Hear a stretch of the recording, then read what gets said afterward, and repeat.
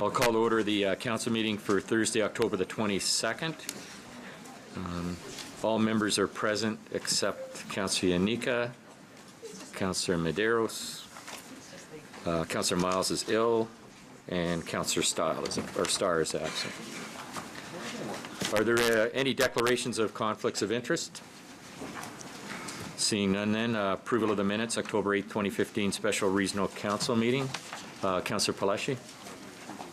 Thank you, Chair. I'd like to pull the minutes from the agenda. and I have a motion to put forward on the table. Okay. Okay, so and your motion, if the clerk could put it, staff could put it up on the screen for us. I'm trying to get copies made. Yeah, we're dealing with it right now. And down. And it's in relation to the minutes of that special council meeting. Yeah. And it cancels it. Okay, I can read the motion if you wish. Okay. Handing in copies right now. Okay. Getting them distributed. We'll wait till everybody gets them. You got it up on the board now? Yeah. Okay. It's a motion moved by Councillor Paleschi and seconded by Councillor Innes, whereas Regional Council has established a revised long-term waste diversion target of 75%, and whereas achievement of this target will... Oh, It's all the whereases. okay. So you don't need to read all the whereases when you just want to get down to the Just need this? Okay. Therefore. Okay, therefore be it resolved that the current procurement process for the PERC initiative be canceled, and further that the Commissioner of Public Works, upon the advice of the Regional Solicitor, be authorized to release the proponents from any obligation which survive cancellation of the PERC initiative as the Commissioner deems appropriate. And further that the matter of developing a revised and renewed work plan for achievement of Council's 75% diversion target and the future process to address the ultimate disposal of the residential 25% of the waste stream be Chair, referred... Sorry, you're not reading the right motion. The motion that's on the board now. Not the whereas, not the whereas, it's just the result. I've just gone to the resolve part. I've skipped over the whereases. Okay. All right. Okay. I'll just read that paragraph again then. And further that the matter of developing a revised and renewed work plan for achievement of Council's 75% diversion target and the future process to address the ultimate disposal of the residential 25% of the waste stream be referred to the Waste Management Strategic Advisory Committee, and further that any future planning process incorporate ongoing consultations with the councils of the cities of Brampton and Mississauga and the town of Caledon. Any discussion? All those in favor then? You got somebody on the board? Mayor Jeffrey? Well, this is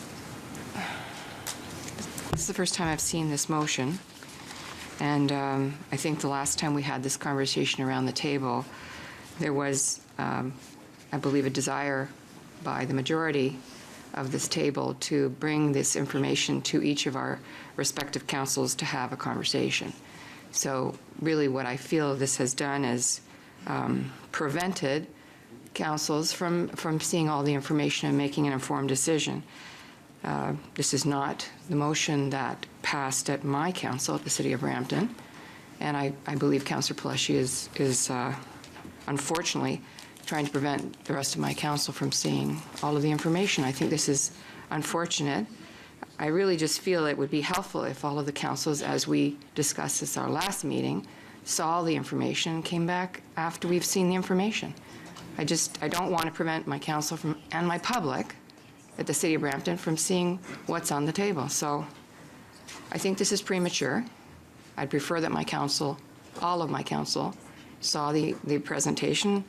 I believe the City of Mississauga felt the same, and I believe the Mayor of Caledon was in agreement that day, so I don't know why we would react with such haste when I think we had a very thorough discussion the last time, and it just doesn't reflect what motion came from the City of Brampton. Thank you, Chair. Thank you. Mayor Crombie. Well, I have to agree. I feel a little sideswiped, a little ambushed this morning. Sit down, get a motion, let's call the vote. I'd like to digest this. I thought we had a process in place where we were going to discuss it and look a little more carefully at this. And now, at 9:30 in the morning, we sit down and we have a motion and all those in favor. This is the first I've seen this. We passed a motion last meeting to put a process in place. Why would you do this? I know you're on the board next, Councillor Palashi, and this is really uncalled for. We have a process to study it and to discuss it with each of our municipalities. I don't want to sit down and be presented a motion without a notice of motion at the previous meeting on an item that's not on today's agenda other than reflected in the minutes of the last meeting. It's a really unfair tactic. And as a result, I'm not going to support you because I thought we had a process in place that we voted on at the last meeting. Thank you. Thank you. Councillor Palashi. Thank you.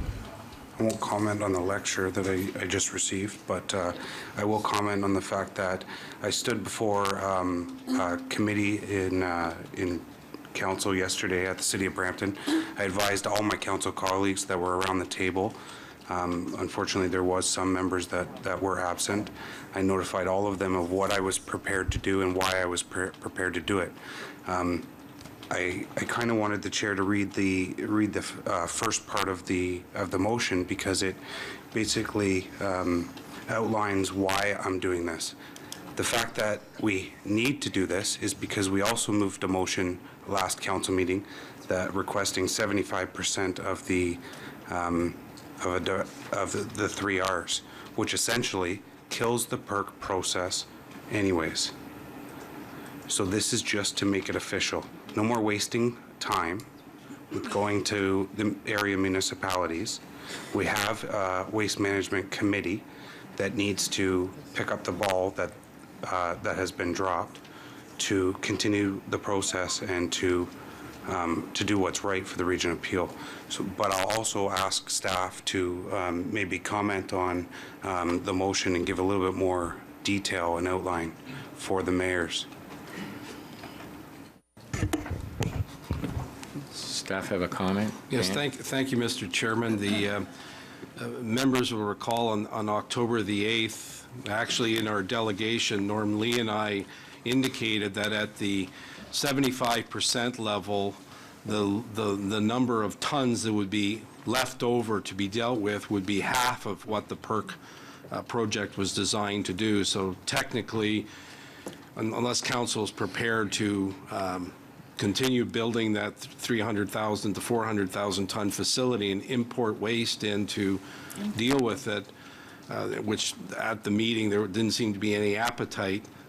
The current PERC project is in effect going nowhere. So we want to stop the clock ticking and go back to look at it. And there's actually 2 elements. Besides the 100, losing half the tonnage, the residual value of that bag needs to be understood before we build that into the design of an EFW plant. So what we take out of the bag to get to 75% could make the residual bag look much different than it currently is in the current process for PERC.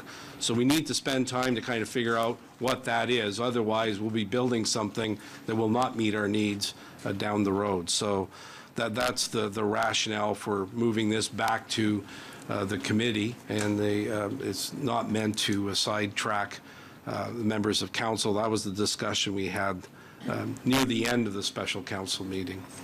Thank you, Dan. And just to reiterate, all of the city councilors at the City of Brampton, again, know about this here today and know about what's being put forward. Thanks. Councillor Palashi, if I may, I know we just got this today, and it is appropriate that that does reflect. It is in reference to the special council meeting, so it is appropriate to have a motion before us today with respect to that.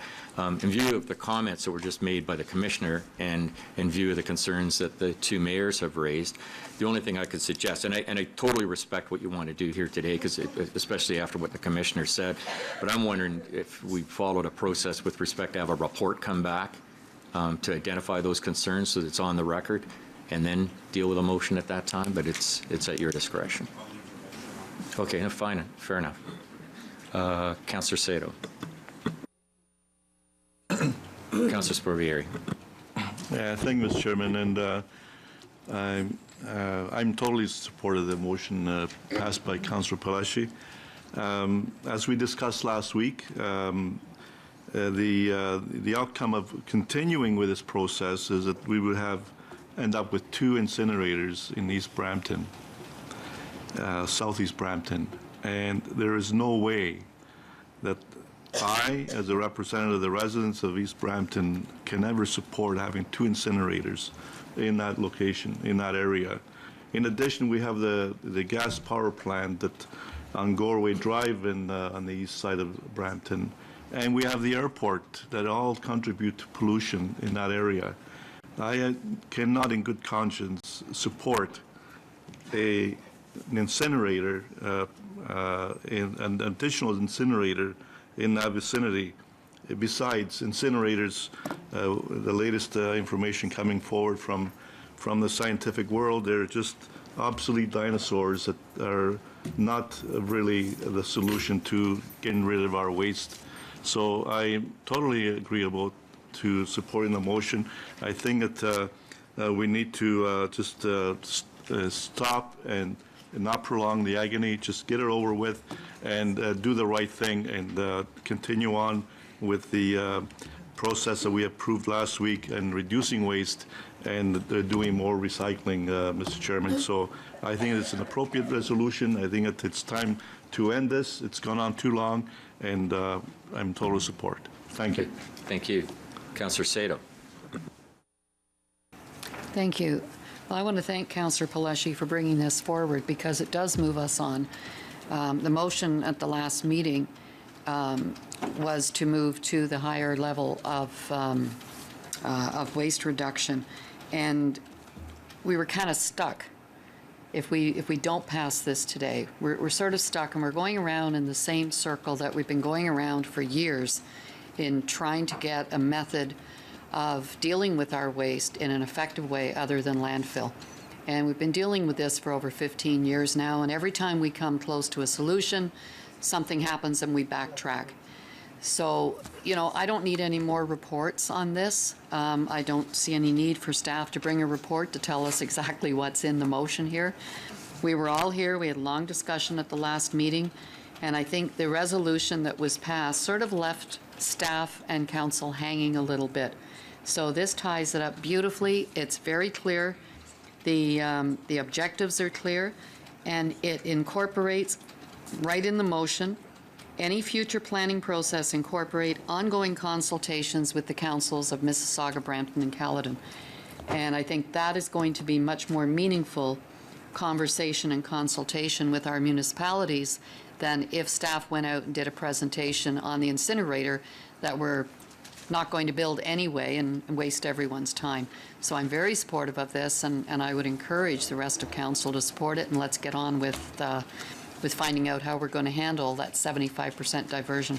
And the recorded vote, Mr. Chairman. Yes. Okay. Mayor Jeffrey. So I think I'm going to be repeating myself, but I think I appreciate Councillor Palleschi is wounded that he thinks he's getting a lecture, but he is getting a lecture. This is a standard operating practice to go around his mayor for one, and I don't know who else he's talked to. But at the end of the day, the conversation we had at this last regional meeting was that we all had new members of council who were not privy to the years of conversation that have gone around this particular issue. So I have a very new council, 7 new people out of 11, and I don't know what the rush is to circumvent my council having a thorough conversation and a presentation, and I appreciate the Waste Management Committee knows a lot about this, but my residents don't, and neither do all of my council, and I think that they were making not an informed decision, and frankly, I don't think it is wasting time to prepare my council properly to understand the consequences of their decision. I'm not speaking in favor of the incinerator. I'm speaking in favor of fairness, transparency, and accountability. I don't know what the rush is. I'm asking for another month so my council can be properly briefed and updated about this issue. I don't know why this has to be dealt with today. I don't know what the rush is. Everything seems to be a rush at the City of Brampton lately. I'm trying to make sure my council is properly informed and has the information to make an informed decision. That's what I'm asking for. I believe it is premature to be discussing this here, not trying to delay the process, but I think all of us have recognized there are new members that need to be properly briefed on this particular file. And we did make an aspirational goal as to the diversion. Last month, we knew it was ambitious. I don't know if we can meet those targets. I certainly intend to try, but we have to be realistic. We have a responsibility to make an informed decision. That's all I'm asking. Thank you. Councillor Yanika. Thank you. Well, I agree entirely with the Mayor of Brampton, and I don't know if this helps or hurts. She mentioned some of the newer faces.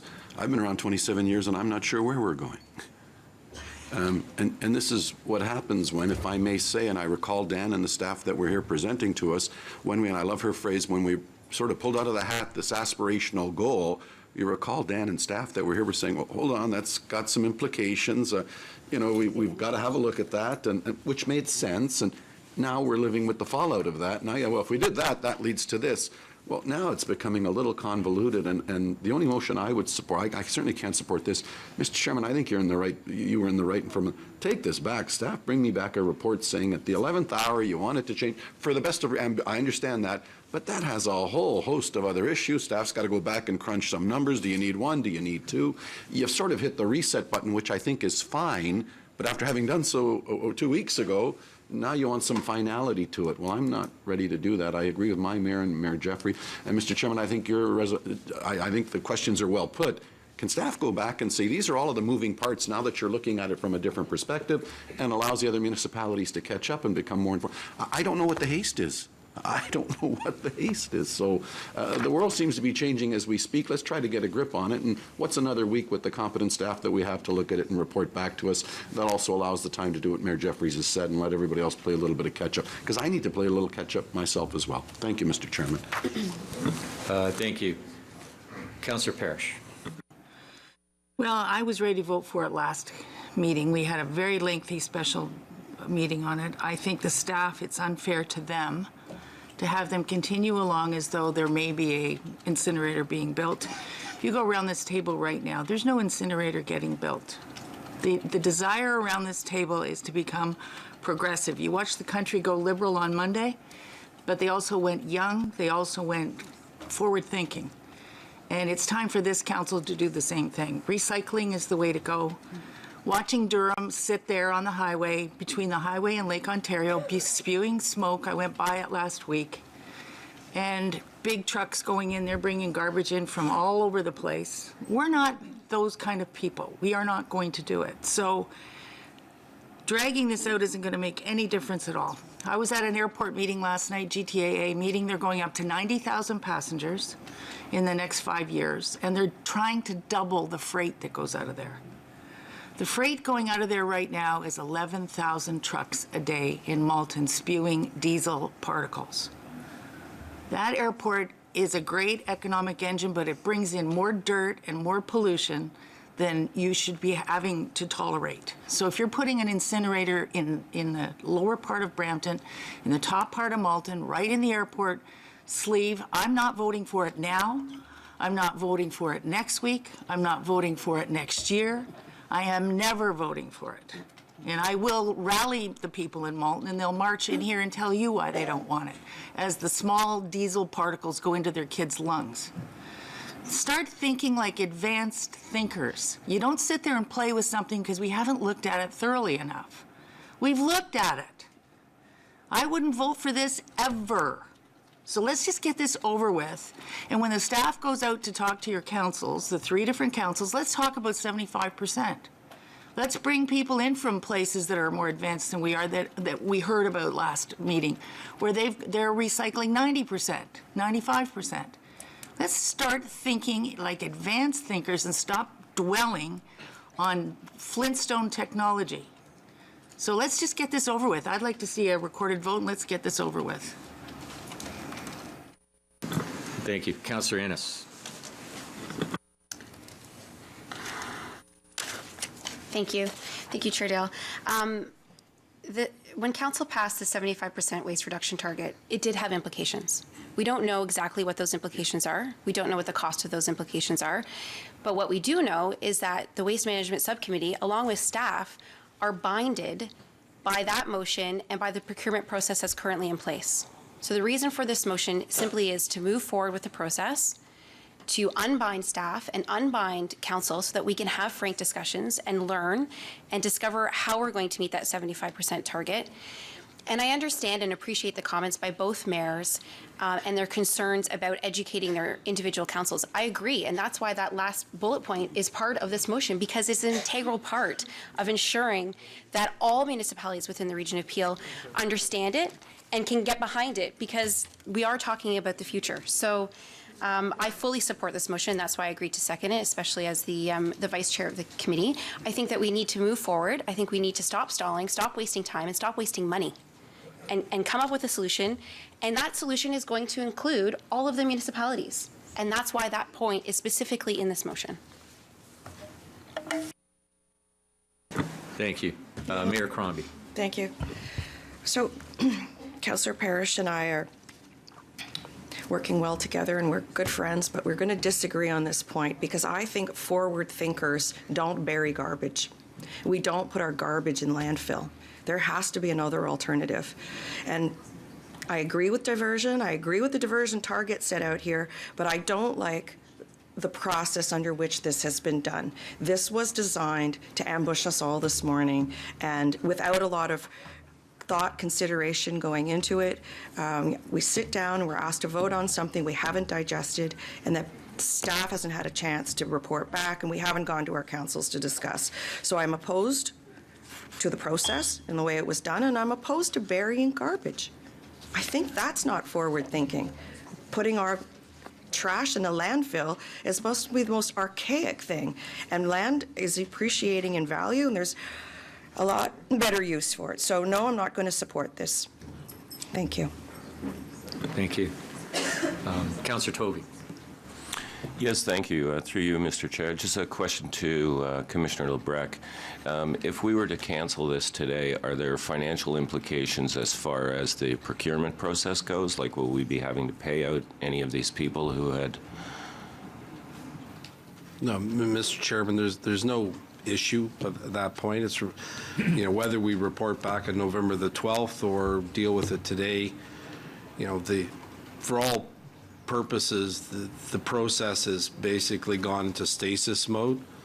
I don't see any, it's not going to come out of that, and whether we do it today or in 2 weeks or 2 months, I think it's not fair to the proponents, because while the procurement process is still in place, they're bound by the procedural rules around how they can talk or not talk about the matters. But I have no issues bringing back a more detailed report, just as I have no issues if members want us to come out for more, call it informational presentations to councils to begin the education process. We can do that. There's not a lot of value talking about the PERC procurement process, but the whole, how do we get to the 3 Rs? What are some of the disposal issues that we're dealing with? To Mayor Crombie's point, what was there 5 years ago? What is there now? What is there going to be there tomorrow? We can start those conversations in the next few months. We don't have to wait a year or two for that. Mm-hmm. I think the last piece about ongoing doesn't mean just, when we go to do the next procurement process, we can start that anytime you want. You just have to ask and we'll be there. Okay, thank you. Yeah, I sort of agree with both mayors. It does sort of feel a little bit like an ambush. I can see the politics that are being played around the table. I get that piece, but at the same time, 5 years ago I was supportive of this, but 5 years ago it was really, really good technology. I think what really changed my mind was two things. One, when I went to Sweden and toured their energy from waste facility and realized that they were actually importing garbage to make the thing function, because of the amount of recycling, the 3 Rs that they'd implemented and improved on within their city. So that to me was a big tell. And the other two reasons is it's ballooned from over $400 million to closer to $500 million. And when Commissioner LeBrecq and I were in Edmonton and we toured the biofuel plant that they're building in Edmonton, which when we started this it was started in 2007, for heaven's sakes, but when I got here and we started looking at it, that technology was really not even barely on the radar, and now it could potentially be a proven technology. And the way that process worked in Edmonton is that the company actually pays to build the plant. So they paid $185 million to build the plant. So I'm looking at that saying, okay, well, that's worth a look, because that could save the taxpayers $500 million and have potentially a cleaner and more sustainable way of doing things. So having said all that, I'm okay with it going back, but if this does go forward, I'm certainly going to support it today, because I think, given that we've looked at it from 2007, and my understanding as well is that this was never a staff recommendation that we actually build the thing as well. It was a political decision.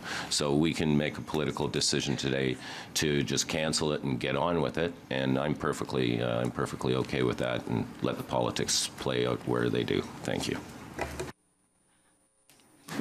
Thank you. Councillor Moore. I'd like to call the question, Mr. Chairman.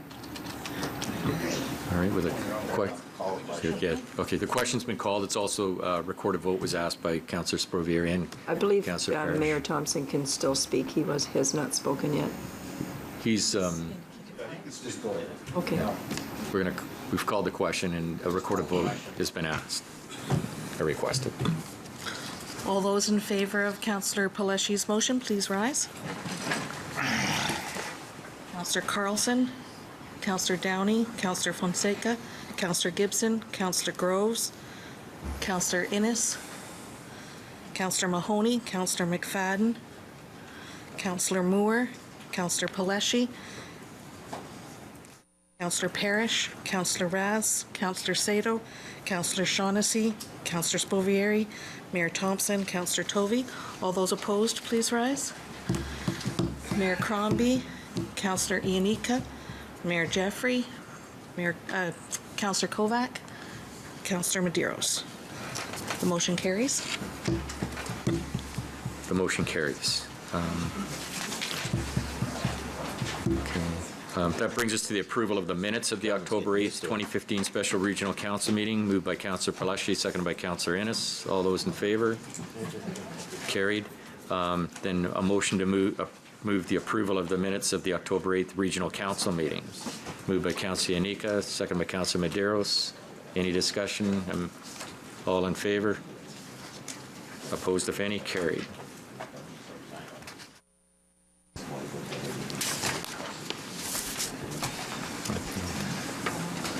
And I'll sorry, Councillor Moore. Thank you, Mr. Chairman. If you are at the approval of the agenda stage, I'd like to add an item to the agenda today. I'd like Patrick O'Connor to bring us an update on the court case between Caledon and the Region Appeal, and I'm at your discretion in terms of whether that's an update in the public or in camera. But if that update could include any costs to date and projected costs, I would appreciate that as well. Thank you. That would be obviously a verbal report, and it would be, I would suggest, in camera. Okay. And then Councillor Groves. Thank you, Mr. Chair. And I guess at the approval of the agenda, I would also like to add an item under the Health Committee, or under other business, actually. Okay, we'll do that. Thank you. Okay, then I have a mover, the agenda, moved by Councillor Moore and seconded by Councillor Groves, that the agenda for the October 22nd, 2015 Regional Council meeting be approved as amended. All those in favor? Opposed, if any? Carried. Thank you. Delegations. Peter Dundas, Chief and Director of Paramedic Services.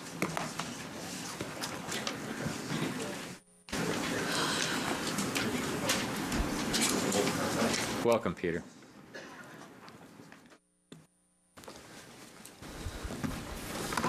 Morning, Chair Dale and members of Regional Council. I'm very proud to be here today to recognize the achievements of some of our distinguished Peel Regional paramedics. As part of the Canadian Honours Program, the Governor-General makes available exemplary service medals for paramedic professionals. The award is available to eligible members of paramedic services who have served for at least 20 years in a meritorious manner. It recognizes those professionals who have performed their duties in an exemplary manner, characterized by the highest standards of good conduct, commitment, and efficiency. To qualify, at least 10 of these years of service must have been street-level duty involving potential risk to the individual. On September 25th, 2014 and September 24th, 2015, 4 Peel paramedics were awarded this medal by Lieutenant General Richard Romer. Larry Titus, Tammy Middleton, Verena Jones, and Gord Nevels. In addition, 2 other Peel paramedics, David Woodcock and Glenn Woodhouse, were recognized with their second bar of this distinguished medal, indicating they have each served in a meritorious way for more than 40 years apiece. This is an amazing achievement. Unfortunately, some of these paramedics are not able to attend today, but I ask that David and Glenn, along with Gord Nevels, stand and be recognized behind me.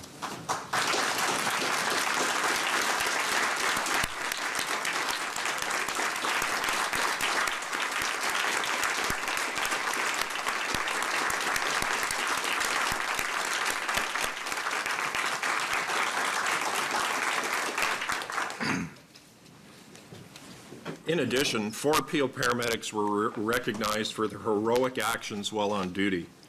The McNally Award recognizes acts of conspicuous bravery by paramedics in the performance of their duties. These awards were presented to Sean Mason and Jody Marie Tansley, and Ian Smith and Aaron Smith, no relation. Paramedics Mason and Tansley on June 28, 2014, in the afternoon, responded to Erin Mills Parkway and Turner Mills Road in Mississauga for a car versus pole collision. Upon arrival at the same time with police, they discovered a male patient trapped in the driver's side of the car with extensive damage to the car, sustaining a lot of injuries. As the paramedics were approaching the car, they were informed by a citizen that the car was beginning to catch fire. As one went to retrieve the fire extinguishers we carry in our vehicles, the other attempted to open the driver's side door while the vehicle was on fire. He was unsuccessful, but the fire continued. A Peel police officer provided his assistance, and they were able to pull the driver to safety by breaking his seat down, extracting him through the rear driver's side door, while others, including Sean's partner Jody, attempted to extinguish the fire, which was now fully engulfing the engine compartment. If the split seconds of their, if the split second decisions made in this event had occurred a minute or two later, the scene would have had a very different outcome. It should also be noted that paramedics Tansley and Mason were recognized recently by Peel Police with an award of heroism for their quick thinking actions to save this person's life. Unfortunately, Jody nor Sean are able to be with us today. In the early morning hours of April 23, 2014, paramedics Ian Smith and Aaron Smith were sent to a fire standby at Thamesgate Drive in Mississauga. Upon arrival, they staged with Fire Command in a safe area and were advised this was a general alarm call at a vacant building with reports of smoke in the building. Shortly afterwards, while firefighters were investigating, a very large explosion sent debris several hundred meters in all directions and collapsed a wall. Ian and Aaron were now immediately in the midst of the fire and explosion. They were advised up to 4 firefighters were trapped under the wall and seriously injured. The crew requested additional resources as the scene had dramatically changed. The crew spoke with Fire Command and determined they could drive their ambulance between 2 buildings to access the injured firefighters. They made contact with the injured firefighters and determined the extent of their injuries. 1 firefighter was in critical, life-threatening condition. At the point of patient contact, there were several additional explosions. With heat, smoke, and debris engulfing the crew and their patients, they quickly extricated the critical firefighter. In fact, the heat was so intense, the fire had begun to melt the fire truck placed between the ambulance and the building for safety. Through thick black smoke and road debris, Ian rapidly moved the ambulance to a safe location where Aaron could initiate emergency treatment. This emergency treatment needed to include a chest needle decompression to save the firefighter's life. This life-saving skill was paramount to his survival. The other firefighters were triaged and treated until paramedics arrived on the scene to help out. The crew continued care and transported the critical firefighter to an area hospital. Ian and Aaron put their own safety aside to save their emergency services colleagues. Ian and Aaron assisted in the rescue and provided care in the face of an extremely dangerous situation. All of the firefighters survived and are back on duty or on the road of recovery. If not for the actions of Ian and Aaron, the outcome could have been much different. Retired Fire Chief John McDougall told me at the time, just after the event, with quite a bit of emotion we both had, for this was a very grave situation we were dealing with. He thought he was going to be going to someone's home to advise the family of the loss, but was deeply grateful that Aaron and Ian's quick actions and skills, along with the capable support of the other paramedics, he would instead be visiting these firefighters in hospital. Unfortunately, Ian's a firefighter. He's also one of our great paramedics, and he's working. But today, Aaron Smith is with us, and I'd like Aaron to stand up and be recognized for those actions of that very particular day.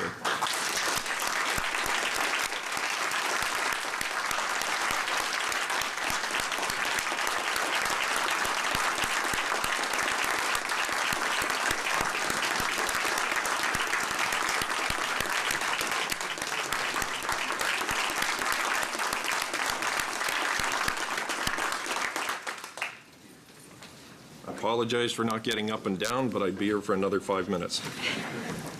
These are examples of the dedication and professionalism I see from our paramedics every day. I value their commitment to the health and safety of those they serve, and I must say how very proud I am of them.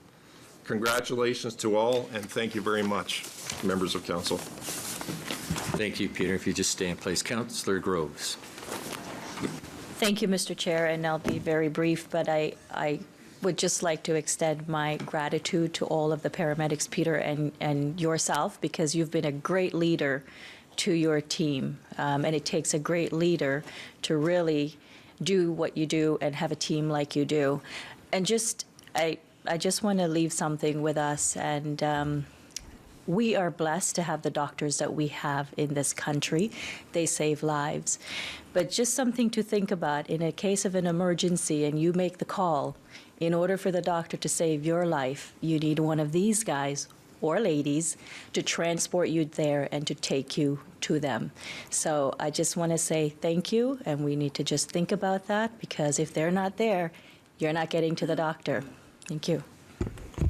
Thank you. Councillor Raz. Thank you, Mr. Chair, and thank you, Chief Dundas. I know that I've really enjoyed our interaction since I've been on council. I think you and the paramedics do a phenomenal job. I frankly think you're the unsung heroes, because I know the firefighters and the police often get all the glory, but at the end of the day, you save lives, and that's so important. One thing I'd like to touch on is I don't think there's probably enough awareness of the post-traumatic stress that so many paramedics and first responders have to endure. I mean, you can't unsee so many things, and they're human, and so whatever help they need, they deserve for that to manage those stresses in the workplace. I don't know if you want to comment on that aspect at all. Through you, Mr. Chair, I can comment on it, and all the people that are wearing uniforms here today have baggage from their career, and we deal with it in separate ways. We have resources available for staff through EAP and some peer counseling. In fact, David Woodcock, who's in the back there, is one of our leaders in peer counseling and ensuring staff are dealt with after horrendous incidents that they have to deal with. We continue to look at advancing the program, because post-traumatic stress is real. We should not be ashamed of it. We shouldn't be hiding from it and trying to deal with it ourselves. We have to accept it as a community that it is real in all emergency provision. Ironically, today is the anniversary of when Corporal Cirillo was gunned down in Ottawa, and we do remember that tremendously. And some of my friends through our industry were the first responders to Corporal Cirillo and still struggle with that day, as most of us do struggle with events of the nature that I've described here each and every day.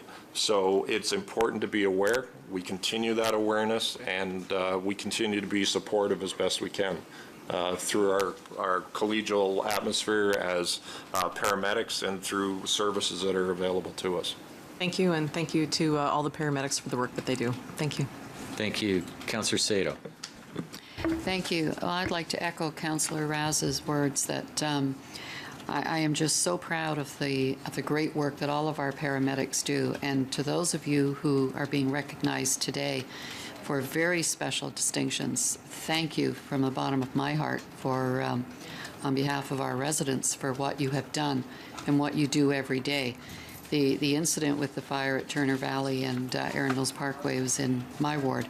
And I can tell you that just hearing what our paramedics did and putting your lives at risk to get that driver out of the car it just made me so proud that we have men and women in the region of Peel who will go that step. And you know, the issue of, as Councillor Grove said, you know, the doctors save the lives, but in many cases, it's the paramedics that save the lives. And, you know, it's not just transporting to the doctor, it's the care that's given on site that can be so critical.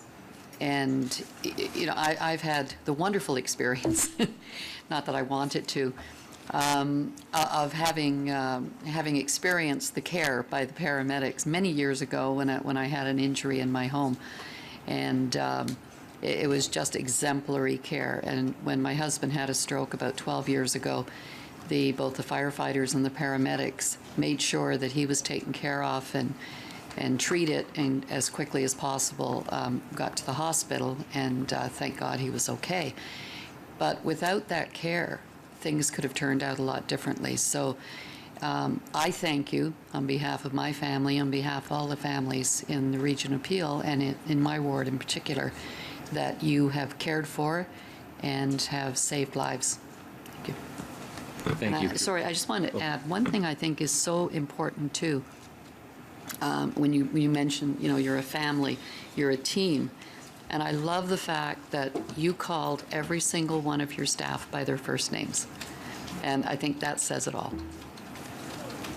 Well said, Councillor Sato. Councillor Parrish. Yes, well, I am very grateful to everything you do. I couldn't do your job for a minute. I think you guys must just be superheroes in my mind. My dad was a policeman in Toronto a long time ago, before they had even paramedics. And I can remember him coming home from a night shift, sitting at the kitchen table, holding his head in his hands, trying to blot out what he'd seen the night before. And I can also remember him telling me once going by a kid playing baseball in the front, and the bat hit him just in the right spot, and his eye popped right out of his socket. My dad had to jump out of the cruiser, yelled at everybody to get a clean tea towel, and saw the kid 3 days later in the hospital, and he was fine. He also was very sad one day when he had to shoot a steer down in the stockyards that it got loose on St. Clair. But all these things wear on you. And I watched my dad, and it was tough. So when you guys do that every day, day in and day out, I mean, my dad's incidents, over 37 years, you can pick out a few, but that's a day-to-day occurrence for you. So you are my heroes, and I thank you. Thank you. Councillor McFadden. Thank you, Chair Dale. I would also like to thank your families and your wives or your husbands, because they're the ones that actually have to deal with just the same as you do each and every day, and it's them that you come home to. As the wife of a firefighter of 35 years, I know that, we feel your pain. when you come home. So I'd like to send my personal thanks to each and every one of your spouses and your families. Thank you very much. Thank you. Very well said. And Peter, certainly I want to, on behalf of all of council, congratulate all of the recipients for their prestigious awards in recognition of their exemplary service. And I also want to, on behalf of council, thank you for your dedication and commitment to the paramedic service as well, and certainly for the care that you have provided to the thousands and thousands of residents of Peel over the years that you've served as a paramedic. And I know we, as council, are extremely proud in the comments that you heard today. Certainly agrees with that. The fact that, you know, it is a tough job to be out there every day. You see some of the worst cases certainly in your travels each and every day. And on behalf of all council, we, like I said, are extremely proud of the service that you provide to the residents of Peel. So thanks very much. And just to follow up, Chair Dale, as leadership was mentioned, and only to be a good leader is you have everybody behind you helping you lead. And these are the perfect example of that. Sorry, I'm getting a little choked up, but these people are very special to me. So thank you very much. Understandable.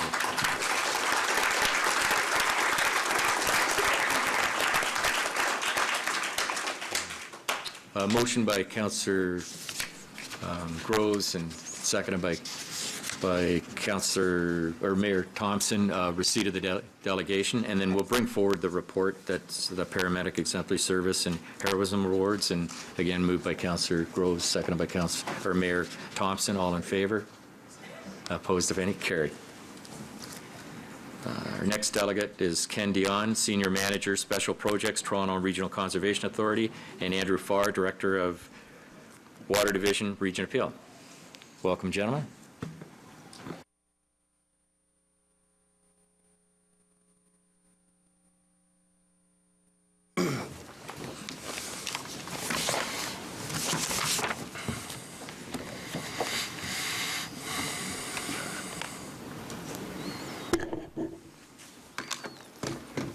Go ahead. Well, thanks for having us today, Chair Dale and members of council. I'm here with Ken Dion of TRCA to present an update on the Lakeview Waterfront Connection project. It was 2 years ago this month that we were here presenting the outcomes of our environmental assessment and the merits of the project, and council directed us as staff to proceed with implementation.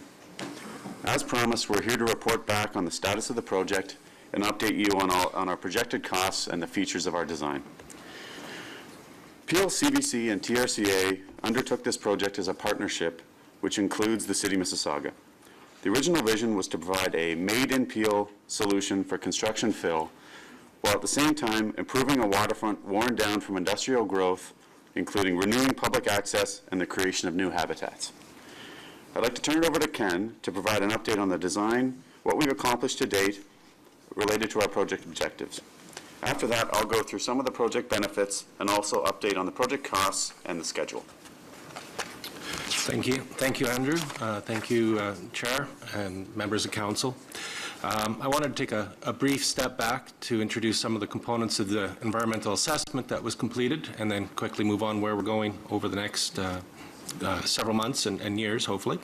As a reminder, the Lakeview Waterfront Connection is a new land base that's being established in front of the GE Booth wastewater treatment facility.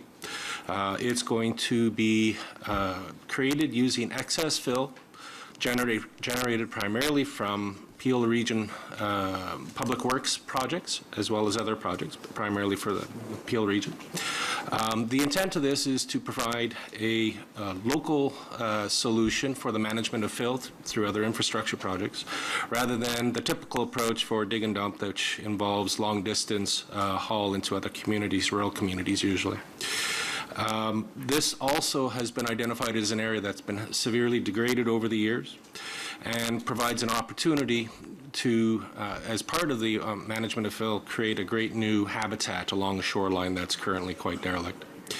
The savings from the long-distance haulage of this material will be reallocated to the construction of the project as well.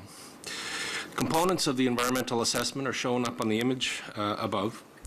The key features include a new kilometer-long cobble beach system protected by 3 large rocky islands. It provides the reconnection for fish and other wildlife for an entire watershed, which is Surson Creek, which currently is disconnected from Lake Ontario.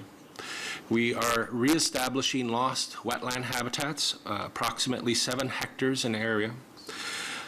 We will also be looking at creating the establishment of extensive meadows and forests. And of course, this provides a great opportunity as well for public use and provides a connection to and along the waterfront, which currently does not occur in this area, connecting both the cities of Mississauga with the city of Toronto in the east. Oops, that's sensitive. Whoa, sorry. Over the last year, the combined project team has been working to refine our conceptual plan that was established during the environmental assessment by bringing out a much more detailed grading plan, planting strategy, reconfirming the coastal engineering components of it, getting into the details of the hydraulic engineering, and getting into how the public will access and interact with the habitats that are being created. We're looking at creating 64 acres of new conservation parklands, which is about 26 hectares. And the natural features will greatly enhance the quality and function of the shoreline for resident birds, as well as migratory birds, which have been steadily decreasing across North America. The design includes details on the proposed offshore fisheries habitat for Lake Ontario fish communities, which will be created. And these habitats have been developed in consultation with some of the most renowned fisheries experts in Ontario, as well as details on the physical and ecological functioning of the river, the coastal wetland habitats, and Lake Ontario coastal processes. The wetlands and the nearshore improvements proposed under the project have been identified as a priority under the Great Lakes Commission because of the threat similar habitats are from development, invasive species, and climate change in other parts of our basin. Enhanced water quality is also anticipated by the uptake of phosphorus and other nutrients by the vegetation that would be established within the proposed wetlands. The landform has been designed to provide habitat for many species, but careful planning has also incorporated public access to and along this currently derelict shoreline. A system of primary and secondary trails have been developed over the last year to promote recreational activities such as walking, jogging, cycling, and rollerblading. We're also looking at creating informal seating with seating stones, lookouts, observation board walks to allow park users to experience nature appreciation, interpretation, fishing, relaxation, exercise, and exploration. It is intended to provide a wilderness in the city experience through the recreation of lost habitats in a highly urbanized area, and in so doing, bringing together the people that live in Mississauga and the broader region of Peel. The LWC, the Lakeview Waterfront Connection Project, offers an opportunity to increase the amount of cobble beach habitat on the Lake Ontario shoreline and region, Peel region by 60%. It'll increase the amount of wetlands available by 25% and increase the amount of habitat by 5%. Surson Creek is a watershed, has not seen any fish in many decades, and will be reconnected ecologically to Lake Ontario. The existing waterfront trail, currently located almost 1 kilometer away from the waterfront, will actually be moved close to the water. And with it, it will promote greater appreciation for the environment and promote a healthier lifestyle with the local residents. So at our last presentation to Council, we outlined not only the environmental and ecological benefits of the project, but also other ways where it fits into the region's strategic plan. These included connections such as an investment in active transportation, which promotes, as Ken just mentioned, cycling and walking as a means towards a healthier lifestyle. So it does connect cycling trails with currently meet at the GE Booth plant east and west of the property, but don't actually go through the property. You have to cycle all the way up to Lakeshore Road and come all the way back in order to make your way east or west. It also supports Peel's Greenland Securement Program. It's going to add 7% to the amount of Greenland currently protected under this program. So as Ken mentioned, one of the key drivers which led to the initial discussions around this project is construction fill. So as part of our Region Appeals capital and maintenance programs, we produce several hundred thousand cubic meters of fill each year. So this project provides Peel with an effective management for this clean fill for 7 to 10 years through the beneficial reuse of material which would otherwise be disposed of in rural areas north, east, and west of Peel. So it reduces negative impacts of truck traffic through neighboring rural communities and farmlands. These communities in Peel and beyond are starting to get frustrated by the flow of trucks through their communities. In fact, several of our neighbors to the east have passed land use bylaws which prohibit the importing of fill. So that's something that's going to hit our program someday in the future. And as a quick aside, the Niagara Escarpment Commission recently denied Brampton Brick permission to fill its Cheltenham quarry with 1.8 million cubic meters of fill on the idea that development should be managed within the urban environment.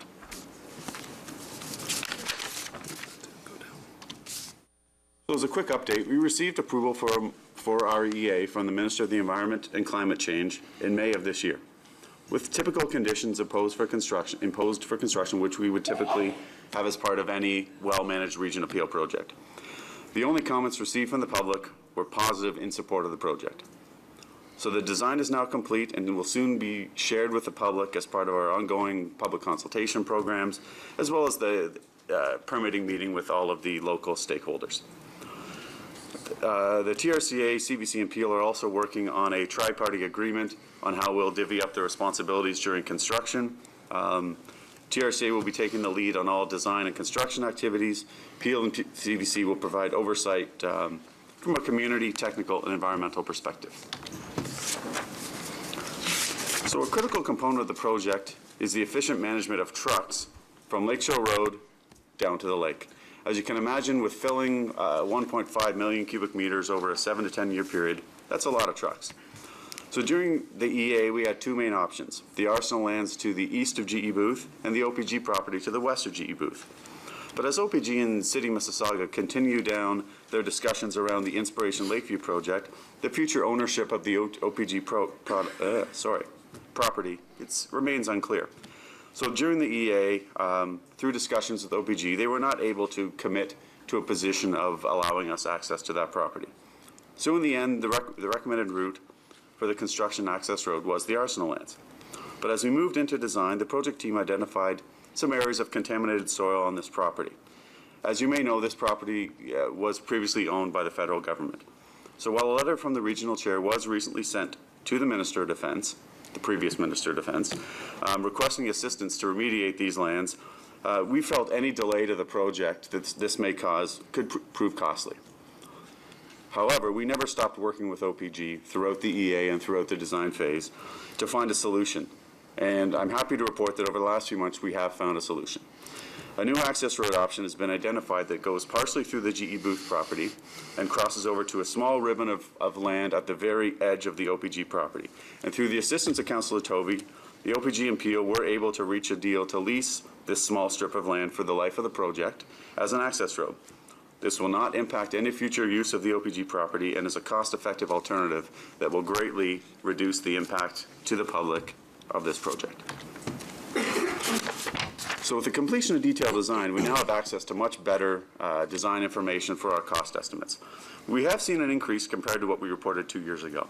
The main drivers are the construction of the wetlands, the channel enhancement work for Sursum and Applewood Creek, and the cost to place the fill and to procure armor stone to secure that fill. And as part of the 2016 budget, you will see this additional $5.5 million spread out over the life of the project. So as a recap, our EA is now approved, design is nearly complete, and land acquisition is underway. We're also working towards an agreement with our partners. Development of this tri-party agreement should be completed by the end of this year. And construction should begin on the access road early in 2016 with the building of the access road followed by the construction of the first containment cell. We would then work around the Ministry of Natural Resources and Fisheries construction windows to build this containment cell and hope to start filling in the lake in about a year from now. So that brings us to the end of our presentation. I'd be happy to take any questions. Thank you very much. Mayor Thompson. Yes, I got to say congratulations on the collaboration you've created. And I got to say, this is definitely a good news story.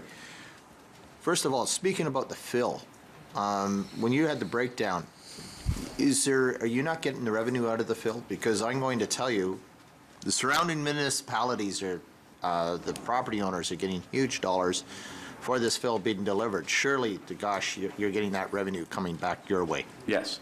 We've estimated that let me go back a slide, that we're going to recoup about $23.5 million. That's what that is for. Yes. Perfect. So,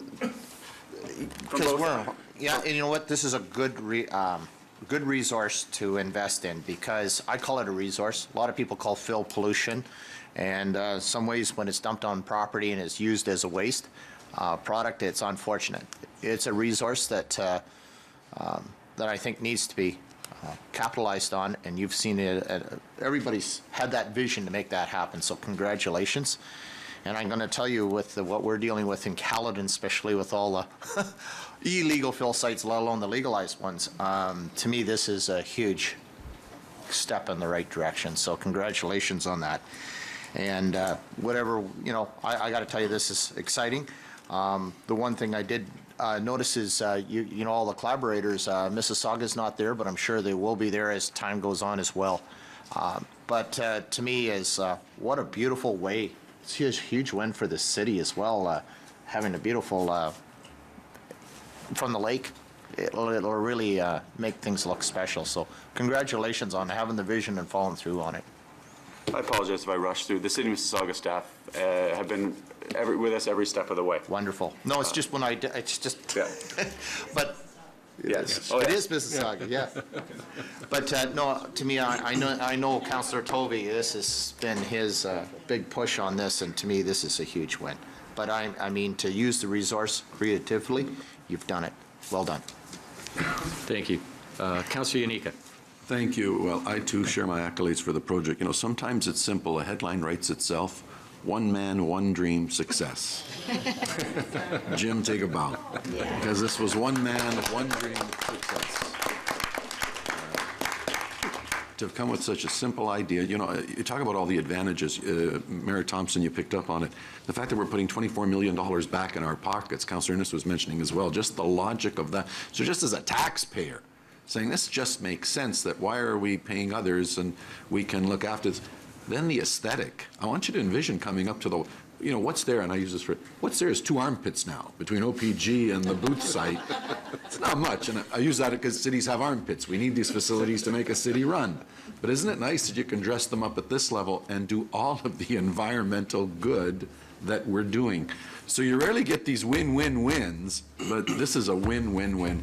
So Jim, take a well-deserved bow on this one, because it wouldn't have happened without you. Your residents should be very proud.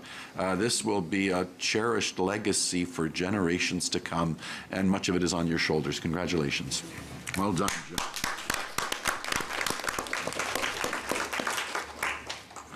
Thank you. Well said. Councillor Shaughnessy. Thank you. This is truly exciting. I'm going to sort of build on what Mayor Thompson said about the fill.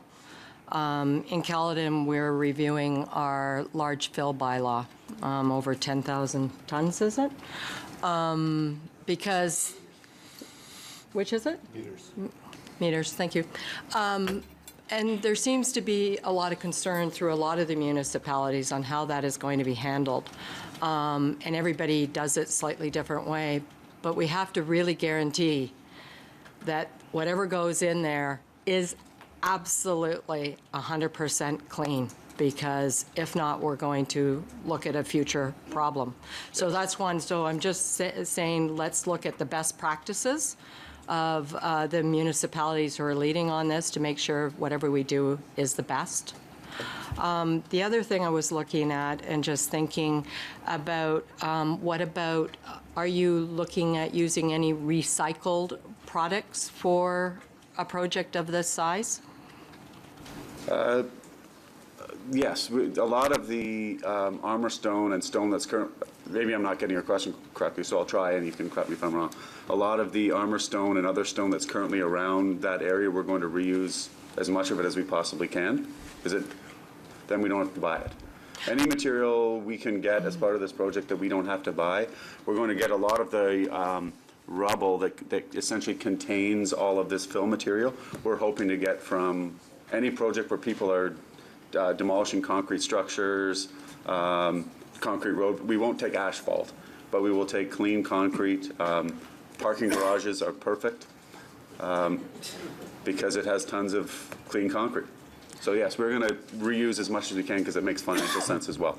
Yeah, you sort of hit the nail on the head. Yep. It is all about trying to incorporate recycled products. I don't want it going into the lake personally, but through any of these built structures, if we can incorporate that, I think that would be a wise move. Thank you very much. Looks wonderful. Thanks. Thank you. Mayor Crombie. I just want to express my gratitude to Councillor Tovey. This man is a visionary. He single-handedly has a vision for Lakeview that started when he was just a resident, head of the Lakeview Residents Association. And he leveraged that plan to run for council and enable him to present this plan to all of us so that we now can fulfill his dream. So this is a legacy project for the city of Mississauga and really spearheaded by this one councillor who had a vision and a dream. And we're all here to ensure that you succeed, Jim, because kudos to you. This is a wonderful project, and we really appreciate all your ideas. Some of them not so visionary, let's just say, but but there are always gems, and this is certainly one of them. You have to give him a moment, give him your moment. Georgia said, give him his moment. Jim, we all appreciate this effort that you have undertaken in Lakeview, the vision that you have, the dream that you're building, and the new community, cutting-edge community that we'll build on the waterfront as a result of your dream. So congratulations, and thank you. Thank you on behalf of the City of Mississauga. Thank you. Councillor Tovey. Well, thank you very much, everyone. Now you've completely embarrassed me, which is fine. It's okay. But really, this is just sort of the first spike in the railroad as far as creating a really incredible, sustainable. We are going to create North America's most sustainable community right on this site. This is a piece of it. It's a big project, but it's actually a small piece of the complete vision.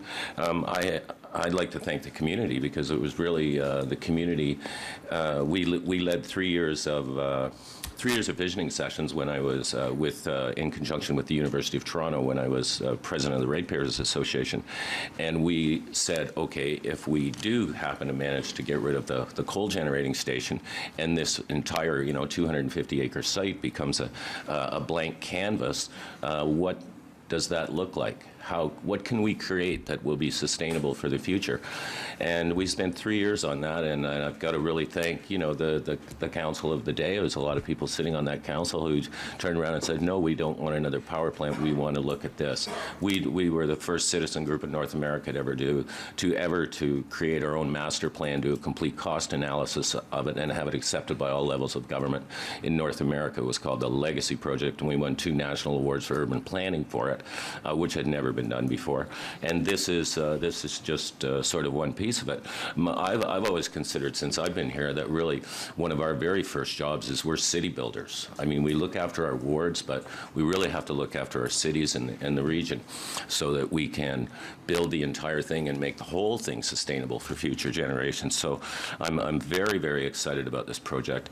I'm just going to ramble on here because I have a few people to thank. I'd really like to thank former Mayor McCallion and Chair Kolb, because the very first week I got here, I pulled out my iPad and I showed them this site and said, hey guys, can we get the 2 conservation authorities to put together and see what we can do with the fill, and how much will the fill contribute to that project as a capital investment in the project? And thankfully, they both said, okay, you're crazy, but yeah, okay, we'll have a look at that.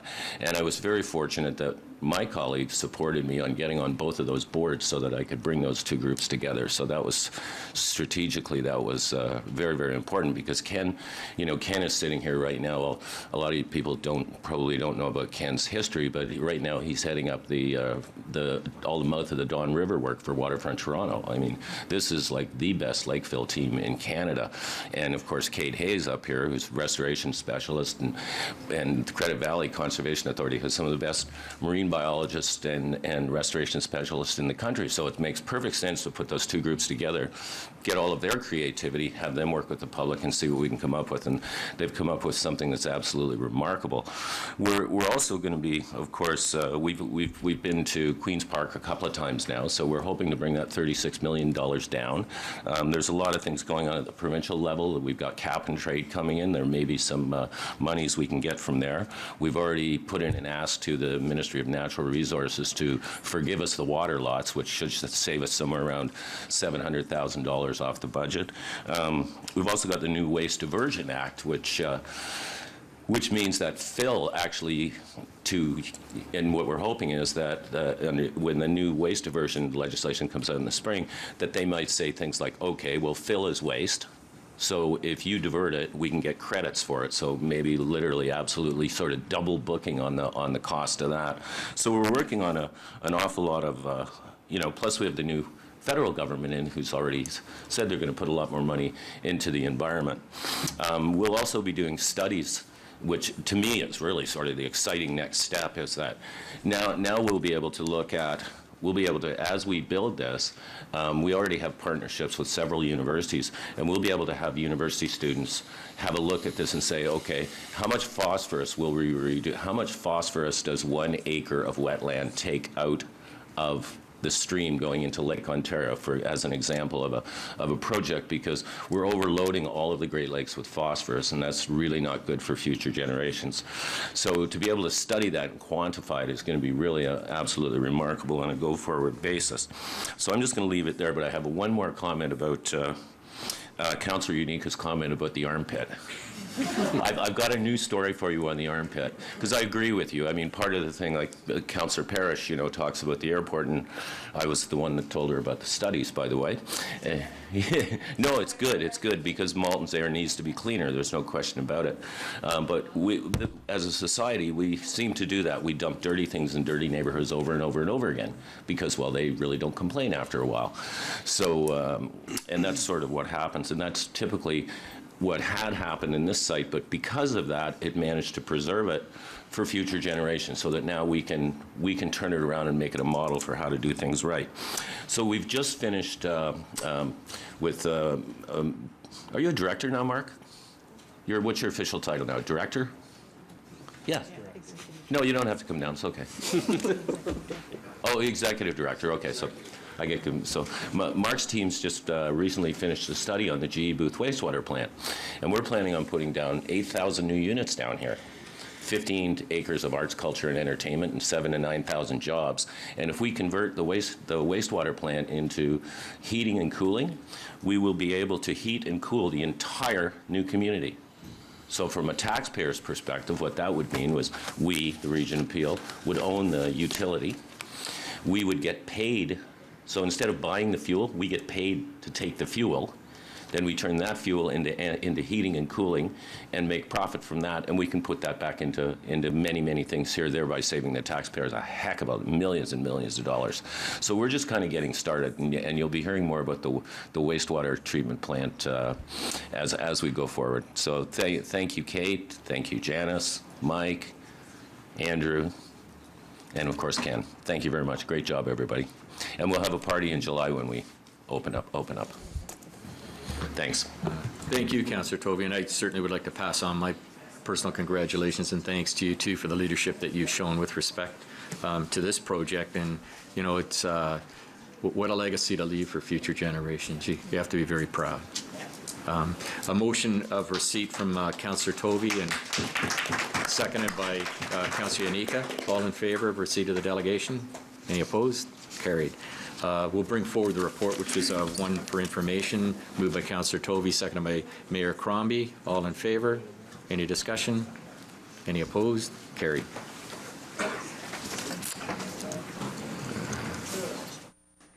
Now brings us to our next delegate, Graham Klein, Executive Director, Peel Children and Youth Initiative, PCYI. Welcome. Members of Regional Council, I'm delighted to be here this morning to tell you a little bit about this organization that is rather innovative and made and developed and designed right here in the region of Peel.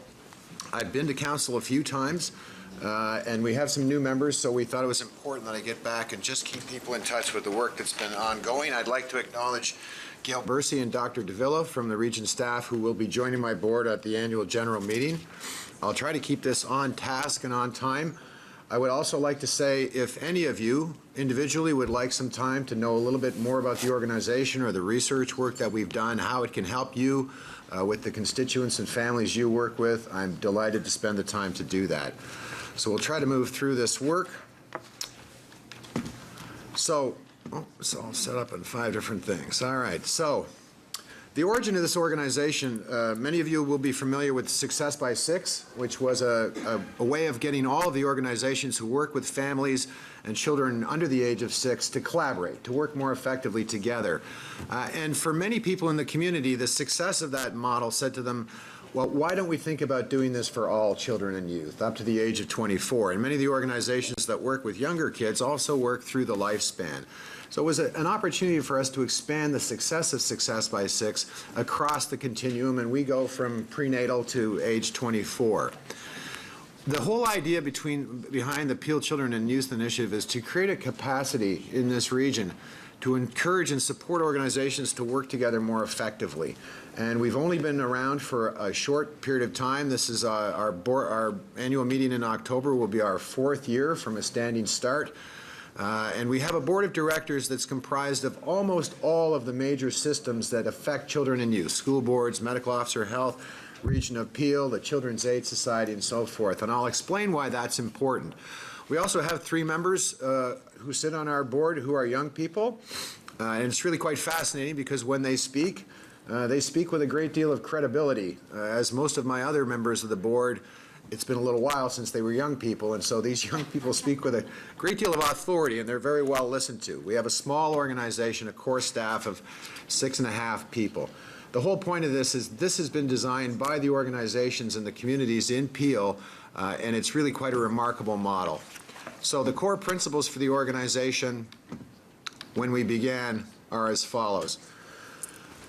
In our business, there's a tendency to get involved in doing a lot where we confuse more with better, and our organization has resolutely tried to focus on doing a few things well rather than being dragged in 1,000 different directions. The mandate of the organization is to make sure that every kid in Peel thrives, and there's very little that wouldn't fit within that.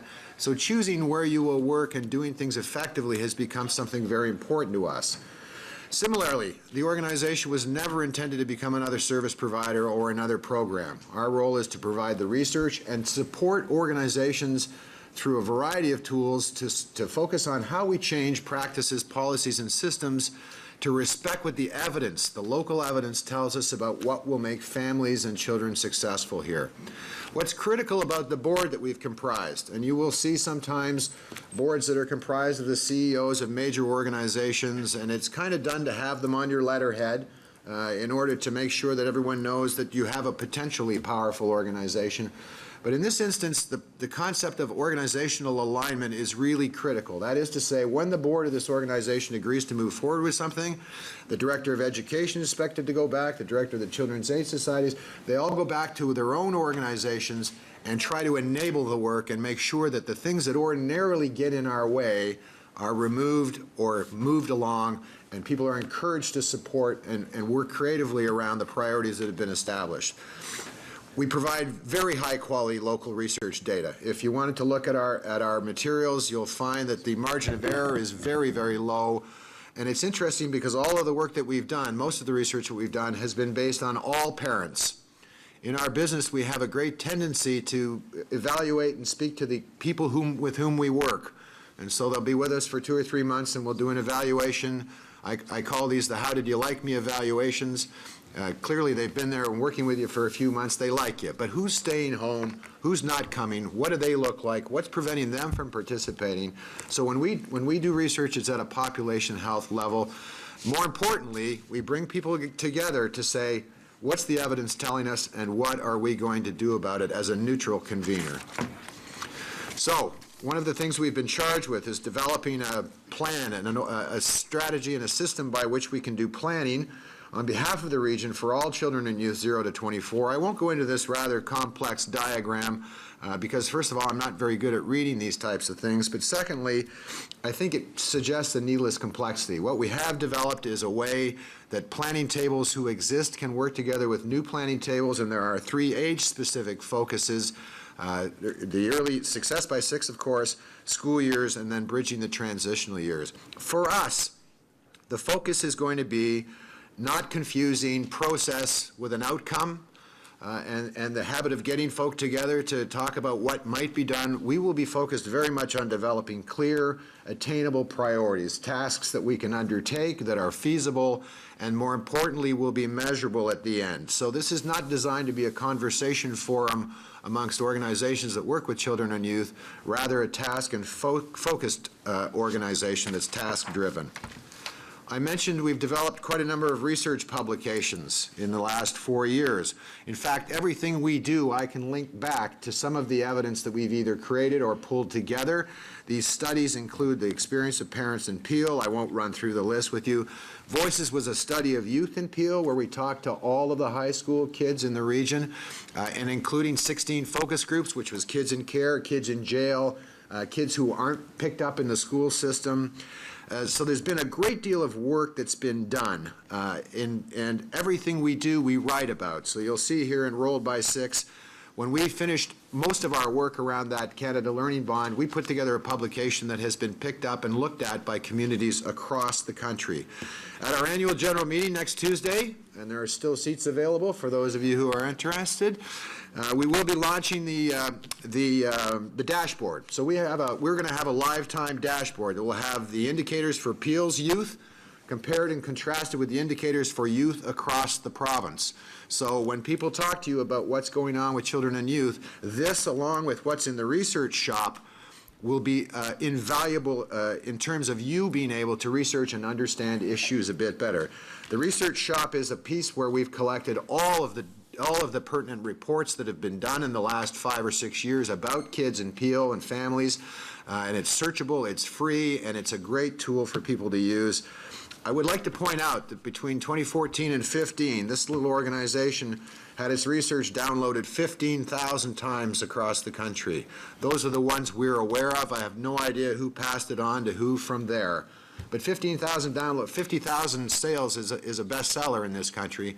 15,000 downloads of our work coming out of Peel region, I think is a really remarkable achievement.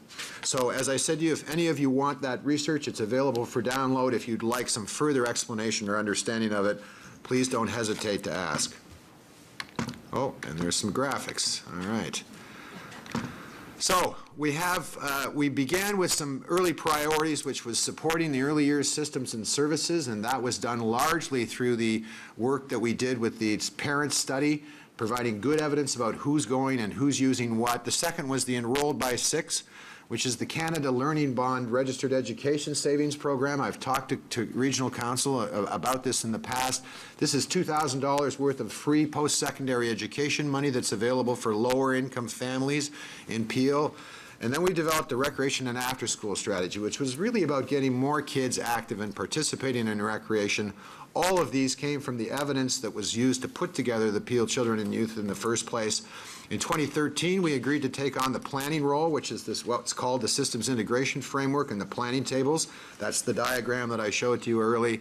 And right now we're looking at some of the work around self-regulation in school systems and early child development. I won't get into a great definition about self-regulation, but it is frontline health, mental health prevention and promotion. It's about helping kids and families and those who work with them to understand how stress is affecting the behavior of kids and finding new ways to work with children and youth and their families. So, accomplishments. Early years system. I mentioned that the data was put together. We looked at service utilization on 26 different services. So everything from breastfeeding to community centers to libraries to ice hockey to see what services were being used and by whom, and to also discover why people weren't going and what was preventing them from going. And the work is really interesting because there's barriers, which are things that are impediments to people participating, and then there are fatal barriers that actually prevent people from going. Parents, as you know, probably many of you are pretty resilient, and they get around things that are in their way when they're trying to do the best thing for their kids. We did about 14 reports for individual organizations that showed exactly who they were working with, who they weren't getting, and why. This has been an invaluable use to those service organizations, and it has, in fact, informed their practices and policies. I'll give you a quick example. When we look at pre-registration and the need to register to participate, for parents, that is a fatal barrier in many instances. You're asked to sign on for 8 or 10 or 12 weeks. Parents are very concerned about the quality of work. And one parent-child center simply said, look, we're going to drop registration altogether, and their participation rate went up about 35%, simply moving to a drop-in basis by listening to what parents were telling us. For the first time, there was some provincial money available, and this region only put forward a single application for a grant rather than 25 or 26 competing applications, and that was to take a look at why do newcomers start very engaged in our services for parents and families and slowly become more disengaged over time. The organization, the Success by Six Planning Table, is now working on identifying some of their common priorities that they will be working on, as I say, hopefully as task-focused and measurable as we can make them. And they will be working and looking at how we deal with self-regulation strategy. As I mentioned, early infant mental health is absolutely critical, and the evidence is in on that. Enrolled by Six. I'm sorry if I'm going a little quickly. I'm trying to be mindful of the time. Enrolled by Six is the Canada Learning Bond. And what I would say about this from the outset, we did not want to develop yet another organization that would need to deliver another service and be sustained over time. That's an endless need for resources that never seems to stop growing, but rather we were thinking about how can we graft this important opportunity for families onto our existing systems and capacities, not another new program or service. And so it was a two-pronged approach, spreading the word, getting folks engaged, making them aware that this resource was available to their families, but more importantly, the practice and policy and systems changed so that we would get organizations to incorporate this into the routine way in which they work with families. And I'm pleased to report on the bottom there, we have at least 24 long-term partners now who routinely engage families in enrolling in the Registered Education Savings Program. The results, I don't need to read them to you, but the numbers have gone up rather dramatically. Our uptake rate went up about 29%. The total number of dollars available for children improved by about $50 million. Now, I am very hopeful that all of these children will not be in a family that continues to qualify for their lifespan. But in the event that they do, that's the kind of resource that we, by working collectively, have put in the hands of lower-income families to make sure their kids get a crack at post-secondary education. By the way, we raised our uptake rate to about 40%. If we had been able to close the doors in Peel and not allowed anybody else to move in, the number would be closer to about 55%. But we continue to bring families into the region who qualify for these funds, and that's why it's kind of like running up a sandy hill. That's why we needed to make sure that organizations took this on an ongoing, long-term basis rather than another programs or project model. The recreation and after-school strategy. There were 19 recommendations, and it was over 5 years. We learned the hard way that if you make 19 recommendations, you should probably give yourself a period of years to move forward with them rather than a single year. It's the surest way to get your report shelved. And so we've been working away steadily on this. I'm pleased to report, and it is a national model now, every kid in care in the region of Peel will have a recreation plan as part of their plan of care. So we're making sure that our most vulnerable children do enjoy the benefits of recreation. We've been working with our municipal partners, particularly in Brampton and Mississauga, around accessibility, and they're moving forward with 3-year plans to become as accessible as they can to all families, regardless of the special needs that they might have. I would also add that there are 2 new facilities coming online in Erin Oaks that will have recreational components to them. They will be working very closely with the municipalities so that we don't compete for staff, that we share programs, that we share space, training, and so forth. We did secure provincial funding for 18 new after-school programs. I must warn you, the provincial money that is made available for those programs gives you about 70 cents on the dollar of what's actually required. And so getting more organizations to take on these programs with that provincial funding level is going to be a challenge. We have seen some improvements in the subsidies that have been available. We've been working on youth volunteerism through a youth auditing project where we're ensuring that the opportunities that are available for young people are actually meaningful and beneficial to them. And the Voices Report in particular, which had a number of surprises in it, has been used to really think about how we provide services to young people. For example, the #1 interest amongst young people in the high school system, which nobody would have guessed, was learning more about cooking and healthy food. And you can see the growth in those programs already, and some of our recreational partners amending how their facilities operate so that that can be part of the programming rather than something you'd stick in the basement as the kitchen. Right? So we've listened to kids. Some of the recommendations that were put forward have not worked. We did launch the Play and Peel app, which was a way of looking at all the opportunities that were available across the region.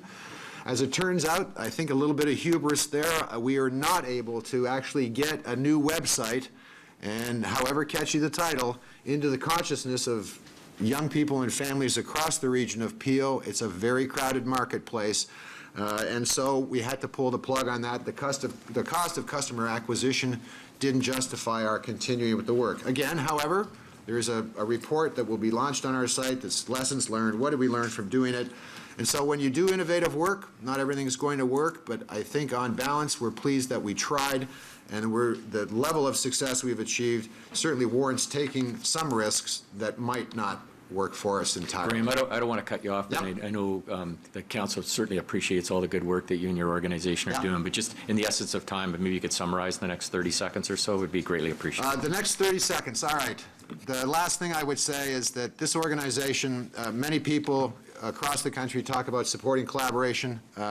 In this community, people vote with their pocketbooks. So we get about $130,000 a year from our partners in the community who give us money to do that. We raise grants where we need to. It has really become a model of knowledge transfer where one organization produces quality research and then sees it through dissemination, facilitation, and evaluation. The organization is being looked at by people right across the country. It's a made-in-Peel model. I think you should be very proud of the success we've achieved in 4 short years, and I'll thank you and stop at that point. Thank you, and I do have a list. Councillor Sato. Thank you, and thank you, Graham, for another wonderful success story.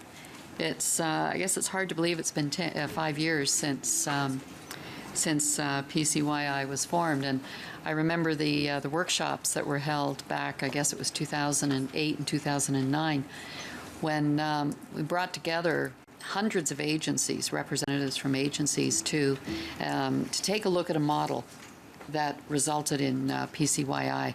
And I think it was, Gail can probably refresh my memory, it was the Edmonton model that we had, was it, that we looked at? Yeah. City of Edmonton had a really wonderful model, and we looked at that and we thought that's what we want for Peel.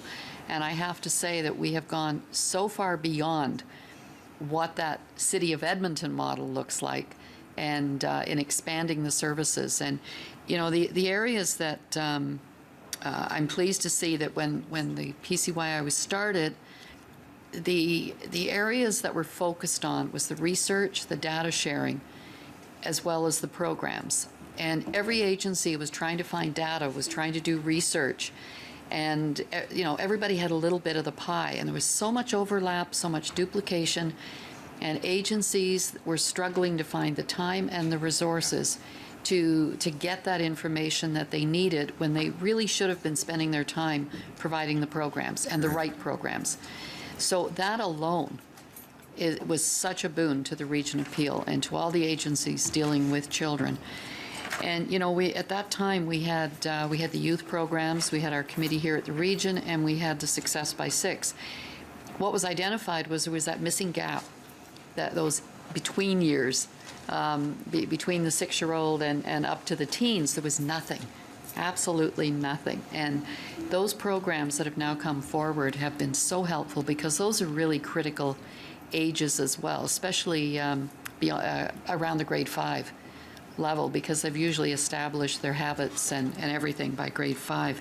So I really want to applaud that what was envisioned back in those years has come to fruition.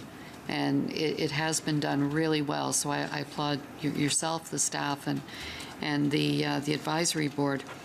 I do have a question, and this was raised when we first granted the funding, and that is the school board's lack of support financially.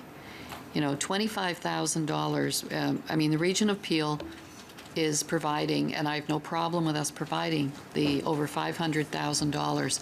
The school boards have still kept their small contribution, and yet a lot of these programs are after school, or they're in the schools, and they are impacting the way the children are able to function in school. And the school boards, both of them collectively, are still only giving $25,000 compared to over $566,000 from the Region of Peel. And when the group first came to this council asking for the funds, we challenged the school boards to come forward with more sustainable funding for this, because if you're going to play a role and have a decision-making role in what is going on, then they should be funding it. And quite frankly, the $136,000 that the province, 136, 134, 132, sorry, it's even lower, $132,000 that the province of Ontario is providing through the Region of Peel, I mean, that's a drop in the bucket for programs like this. So, you know, I have no problem with supporting the process, the grant, the funding, because it is such a worthwhile program for the Region of Peel. But I really feel, and maybe staff can respond to, why we have not been able to get more funding through the province of Ontario, whether it comes through the school boards or through the province, because the province collects the school board taxes anyway.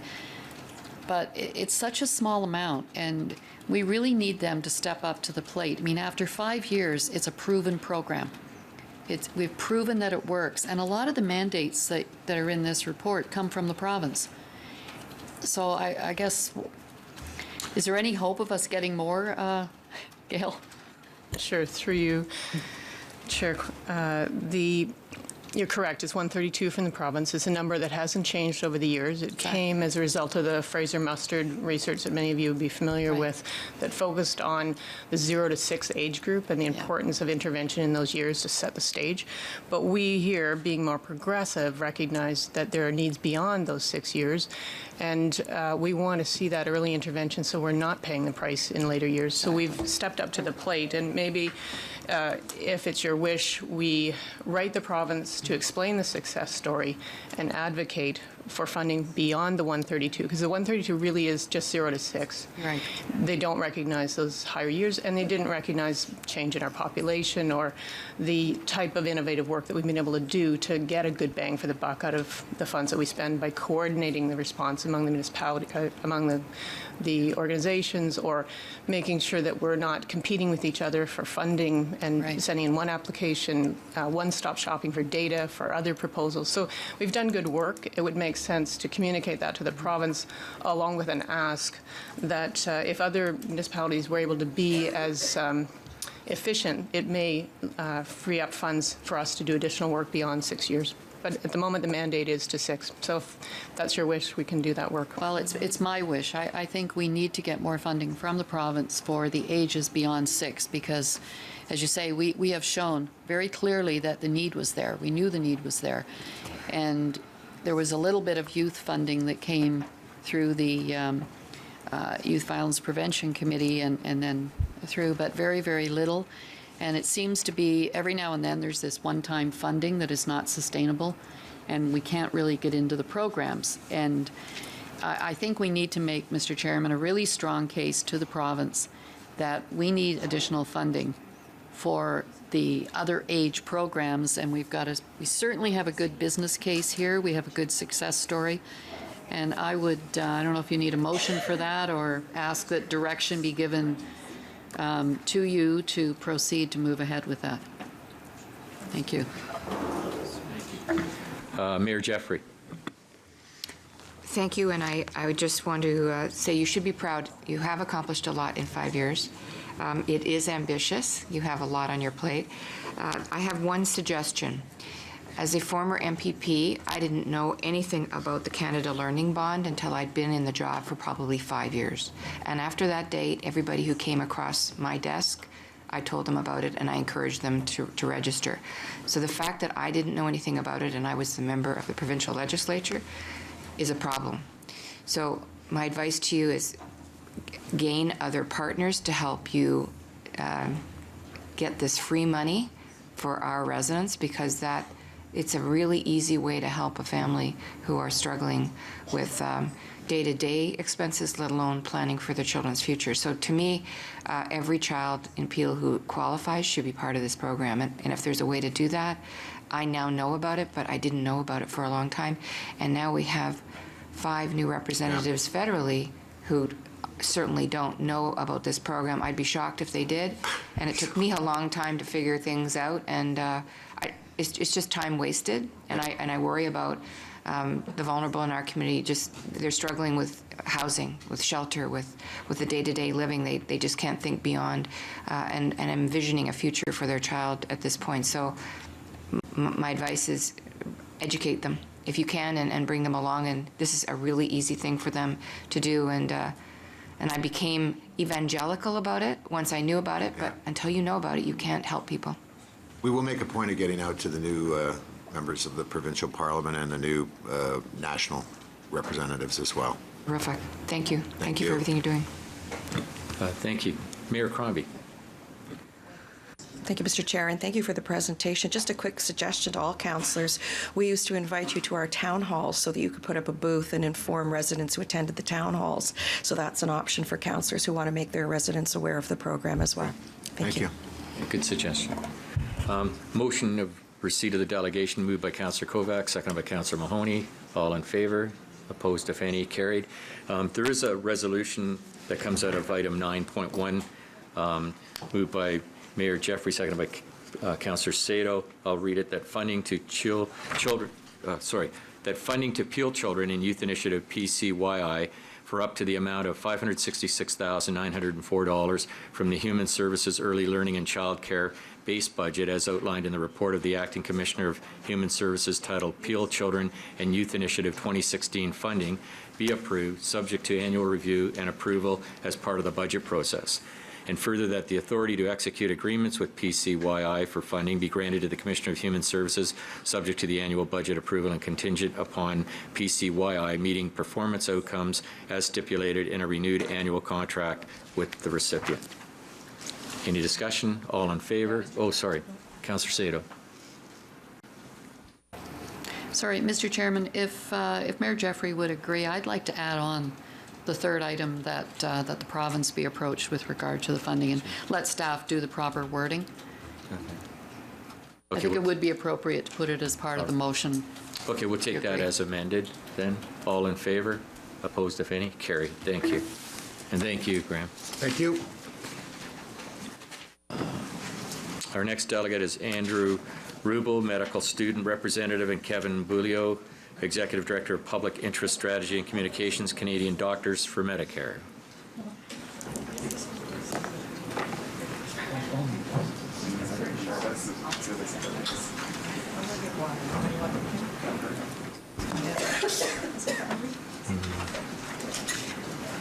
Welcome. I just want to remind you that the rule is 5 minutes, and I have been pretty lenient today with respect to the type of delegations that we have had. But if you could keep it to as close to the 5 minutes as possible, would be greatly appreciated. Thanks kindly. Great. So thank you, everyone, and Mr. Chairman. My name is Andrew Rubel. I'm a medical student at the University of Toronto's Mississauga Academy of Medicine. I just want to say a quick thank you for giving us a few moments to speak this morning on behalf of my colleagues as well as Canadian Doctors for Medicare. To my left are Kevin Beaulieu at the end and Dr. Janet Fishstein. Dr. Fishstein is on the executive board of Canadian Doctors for Medicare, so she will be leading our presentation this morning. Thanks.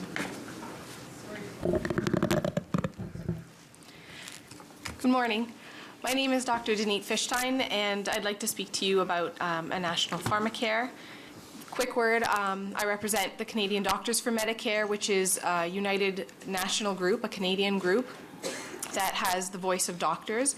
There's 15,000 doctors involved, and that does not include residents in training, medical students, and that. So it's a large board that covers much of Canada, and it's a united voice that talks about strengthening Canada's universal publicly funded healthcare system.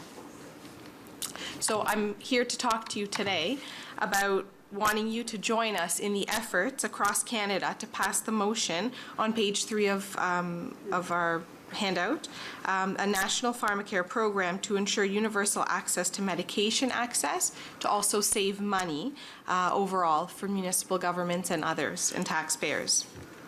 So a quick word about that. Universal health coverage offers appropriate care to the patients on the basis of need as opposed to what they can financially afford. And it's a great Canadian system, but the one piece of the puzzle that we're missing is medications. Other countries that have similar healthcare setups like we do also include medication coverage, and these include UK, France, Germany, New Zealand, Norway, Sweden, and Australia. So what's the pushback? Why is Canada not funding medications as well? Of course, it's cost. The fear that it's going to cost a lot, absolutely. But actually, studies have showed that the truth is that a universal pharmacare would save money for taxpayers and save money for governments. And I'm going to talk very quickly within my 5 minutes about that. We have to look at the bigger picture, and that's the most important thing. So if you look at the graph here that I have, patients can't afford their medications. Even with private insurance and senior assistance, it's just too costly. And if you look at the graph, over 3 million Canadians don't take their medications because of cost. And that's an estimate of non-adherence that costs the system $1 billion a year. And so that's huge, much more than medications. If we had a national pharmacare program, there are a few things that would help. So the first is having bulk purchasing, which would decrease the cost of medications by 30%. And that translates to $7.3 million. So that's quite a bit. Drugs would cost less. People would also take the correct doses, and they would actually take their medications. They would take what they need to avoid getting sick. Of course, people are still always going to get sick, but it prevents things. Our preventative medications are huge today, and we can prevent a lot of hospitalizations, home care, rehabilitation, lots of things that are being used right now that cost much more than medications would. So some examples would be somebody who gets sick needs to have doctor visits, you get hospitalizations, you get all sorts of different things, many costly tests, x-rays, MRIs, CTs. We know how much these things cost, and these add up to quite a bit. People who take their medications, a lot of times these can be prevented, avoided, or at least reduced. In Peel Region, more and more people are underemployed, have low wages, and no benefits. And when somebody has the choice between getting rent and food for their family or paying for their medication, health always takes a back seat, especially silent killers like high blood pressure and high cholesterol, where the patient feels well. And so they say, it's not a big deal, I don't need to take the medication, I'm fine. And when they don't feel fine, it's already too late. And that's when we start with the surgeries and the hospitalizations and the dangerous things that not only are bad for patients' health, but also bad for our economy because it costs a lot of money when they get to that point. And I've seen this very, very often. I've seen a lot of people who do not take their medications because they don't have the money for it. And I'll give you a prime example. A diabetic patient. So diabetes is not a 1 in a million kind of disease. A lot of people have diabetes. And it's also kind of a silent thing because you don't feel unwell on a day-to-day basis. But they need to pay for their insulin, and their medications and their needles and their AccuCheck machines and the strips, and it gets very expensive. And on top of that, they're at higher risk for cardiovascular complications. So they need medications to reduce their blood pressure and their cholesterol and many other things so that they don't get a heart attack or a stroke because they're at higher risk all alone. So if you take a patient who doesn't have the money, they also tend to avoid seeing their doctor. Why? Because they're scared that they're going to be reprimanded by the doctor saying, why aren't you on your medications? Why are your sugars so bad? And they also don't want to take care of it, and they're also embarrassed. And so they skip seeing their doctor, 1 visit, 2 visits, until things get bad.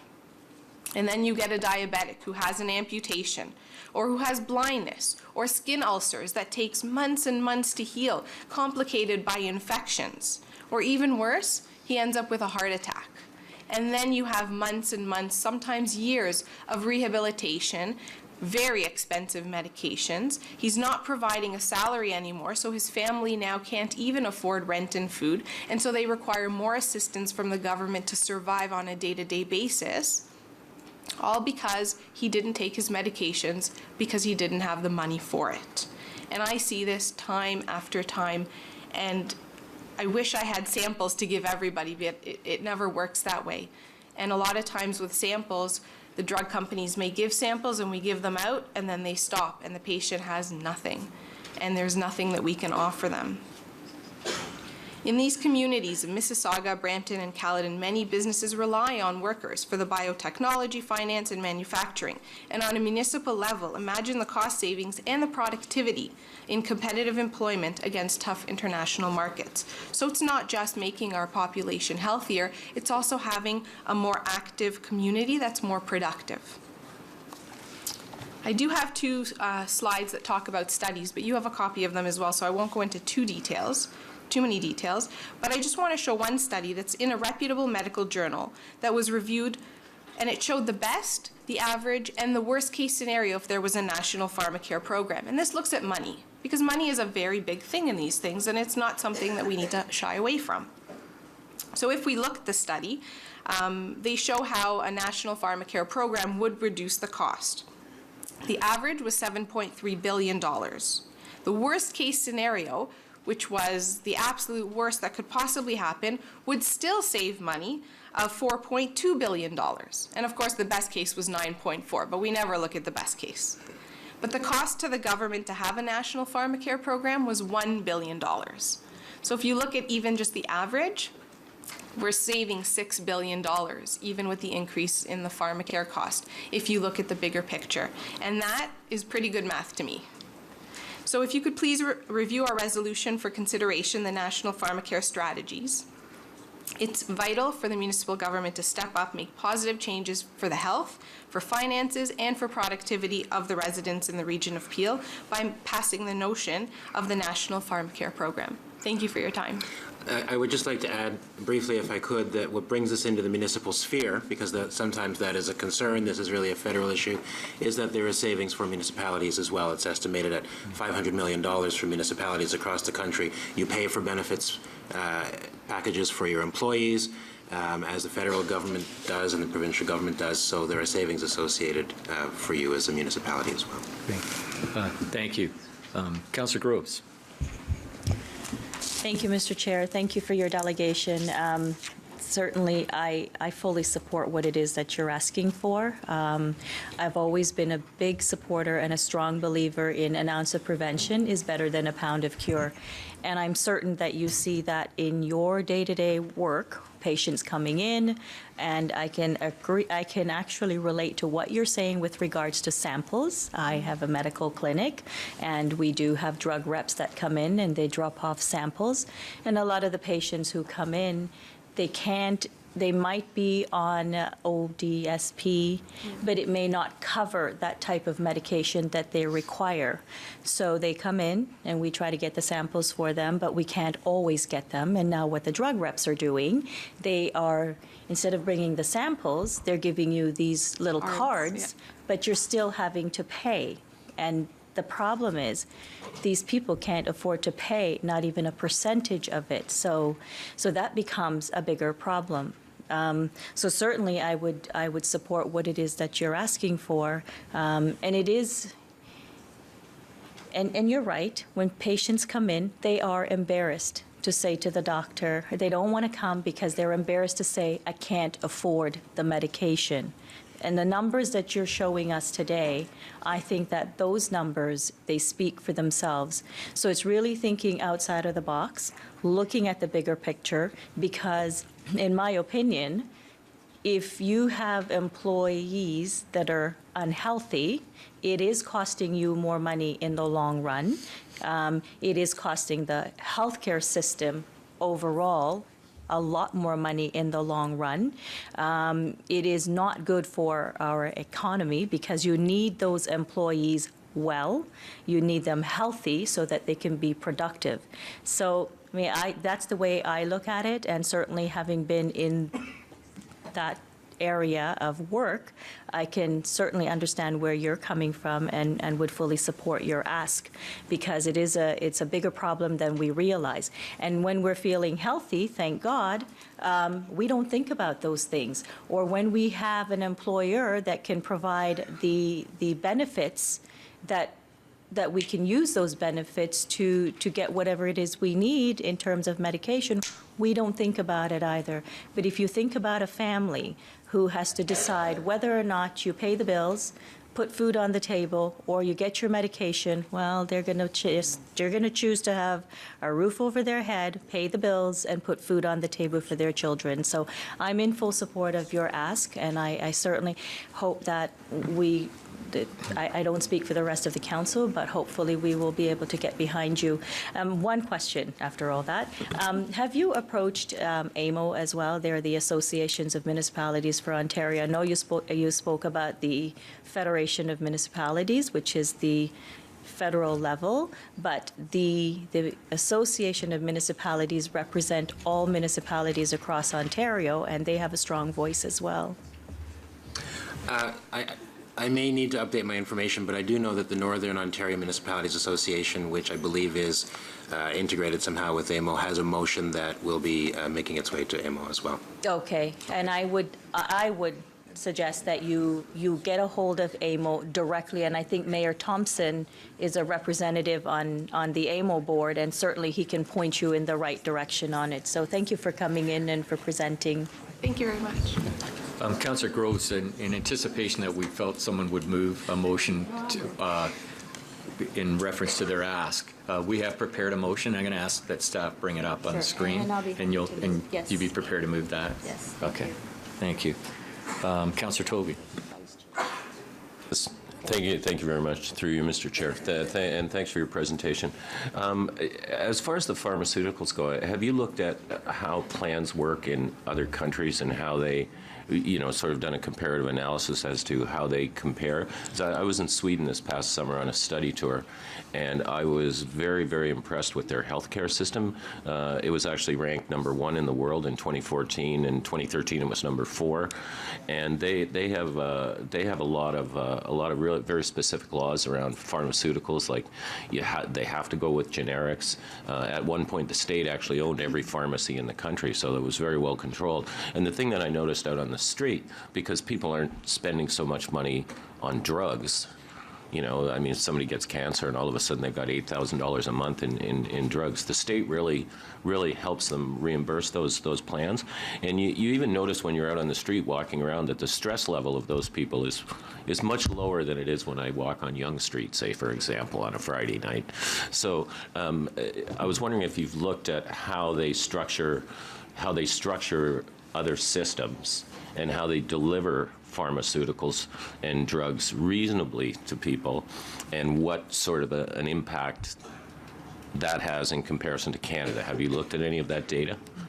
Certainly comparisons have been made with other OECD countries in terms of the impact of the system. Some of the mechanics would have yet to be worked out. Of course, we will soon have a new federal government, and we hope that dialogue about those mechanics will open up. But we while that has yet to be worked out, we have established the principles on which it should be founded. In our organization's opinion, it must be about safe medication, about universal access, for all.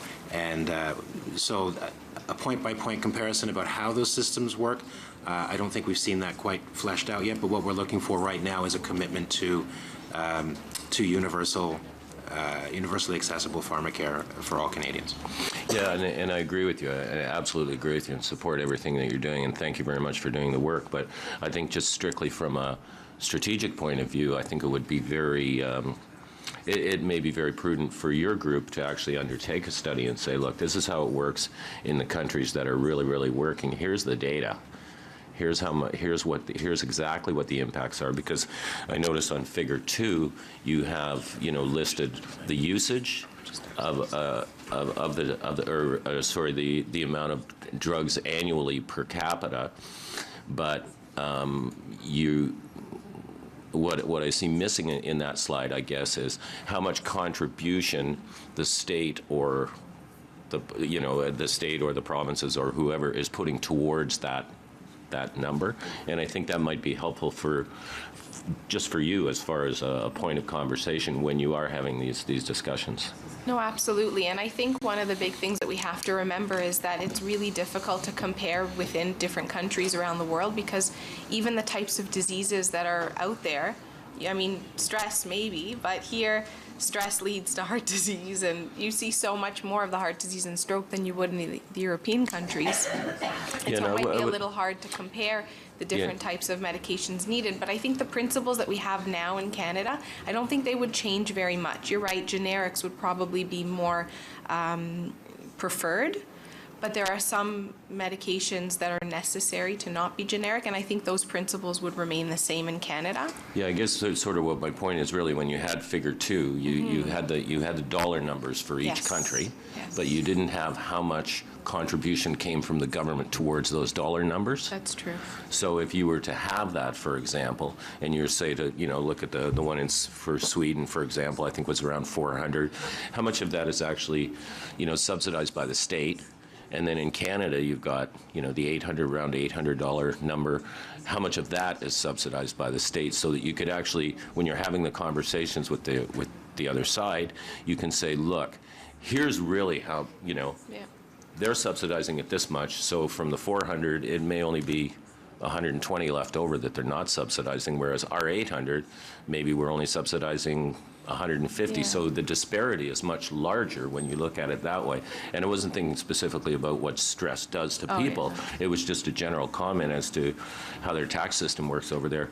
Everybody's happy because their quality of life is just unbelievable. The one comparison I do have is with the United States, because you can see that they're much higher even than us. And I know that the GDP spent in the United States is even higher than it is here on healthcare in general.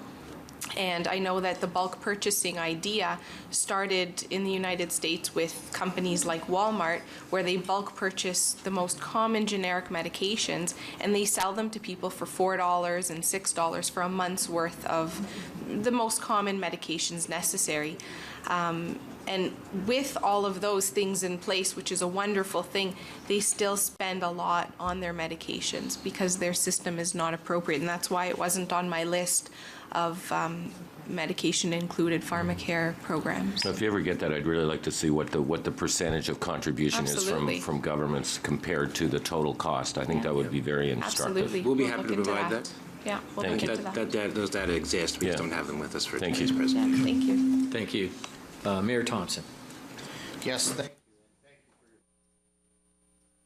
you. Very important with what you brought forward here.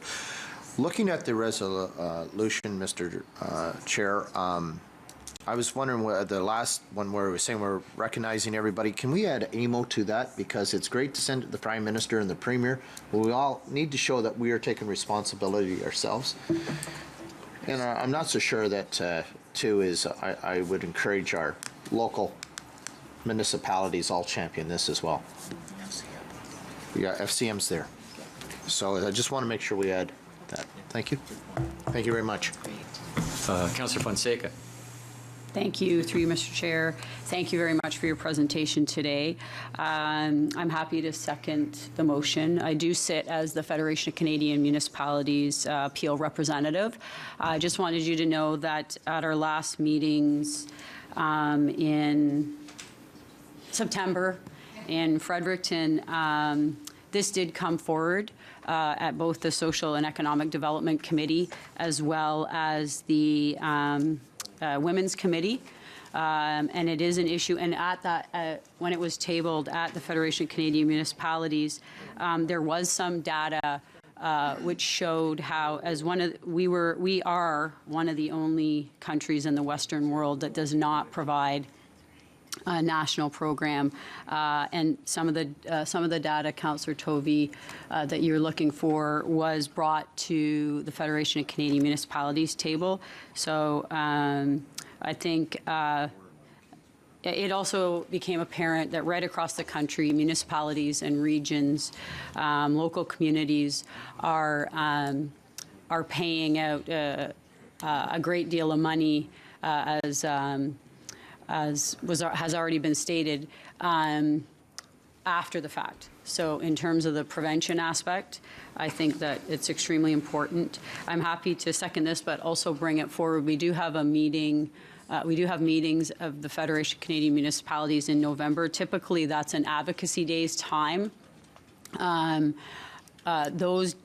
advocacy days are going to be pushed maybe to February due to the federal election, but the meetings in November are an opportunity to put this as a formal motion by the Federation of Canadian Municipalities. I do support Mayor Thompson's inclusion also of putting AMO into the motion, but I do think it is important that it be pushed at the Federation of Canadian Municipalities and to MPs across the country. So I'm happy to support it. Thank you. Councillor Parrish. Well, yes, thank you very much for coming today. I always find it really wonky. If you go into the hospital and they don't ask you for 50 cents for a pill, you're in there from morning till night eating terrible food and getting proper medication, so that treating the body in the hospital is quite different from when you get out of the hospital. One of the things I'm concerned about, I used to be a member of Parliament in Ottawa, and we had a great debate over patents, drug patents and research and generic drugs, and it went on forever. The thing I'm a little concerned about is, I think you rightly point out that if we did get a process like this in place, they would go to generic drugs, no question. I get very concerned that the millions and billions of dollars that go into research drugs that take a long time to pay for themselves and find cures or ways to control a lot of really exotic diseases that aren't common would die. You can see in the States they don't do a lot of research anymore. They're mostly generics down there. They steal from our guys. So I don't know what your response would be. I don't like two-tier medicine, but I'm wondering if a two-tier drug plan to start might be a safer thing to ask for, that all generic drugs be provided free of charge, because you don't want to stop the research into, I can remember sitting in a meeting and some smart aleck came in from the generic company and he held a pill up and he said, this costs 3 cents to make. And the name brands are selling it for $1.40. And I said, well, what are you selling it for? And he went, 66 cents. I said, well, if it cost you 3 cents, what are you selling it for 66 cents for? Well, the market sets the price. So all that part of it, I think you have to look into carefully. Sometimes when you ask for something, you don't actually realize what you're going to get out of it. And stopping that research and stopping new drugs for exotic diseases would really be a shortcoming. So I might want you to think about that. I don't need an answer today unless you have one, how you would approach that, whether you do two-tier drugs or what you would do. The principles of the program would be that medically necessary drugs are covered. According to, and thank you for the opportunity to mention something that we didn't, a national formulary. Now, that would not necessarily affect the patent and research regime in the country. The national formulary would be based on the medical need, and obviously if bulk purchasing is happening anyway, that's going to likely be generics, because the people doing the bulk purchasing are going to want to achieve the best possible cost, in this case for taxpayers under this system. we have a robust, I can't speak in great detail to our pharmaceutical research industry in Canada, other than that it is robust and well regarded, and benefits from government investment already in our universities and our post-secondary institutions and grant streams. So, obviously we would like to see that continue, and if you had input on potential impacts, we'd certainly welcome that. But the basis of the program is that it would be universal for all medically necessary drugs based on a national formulary.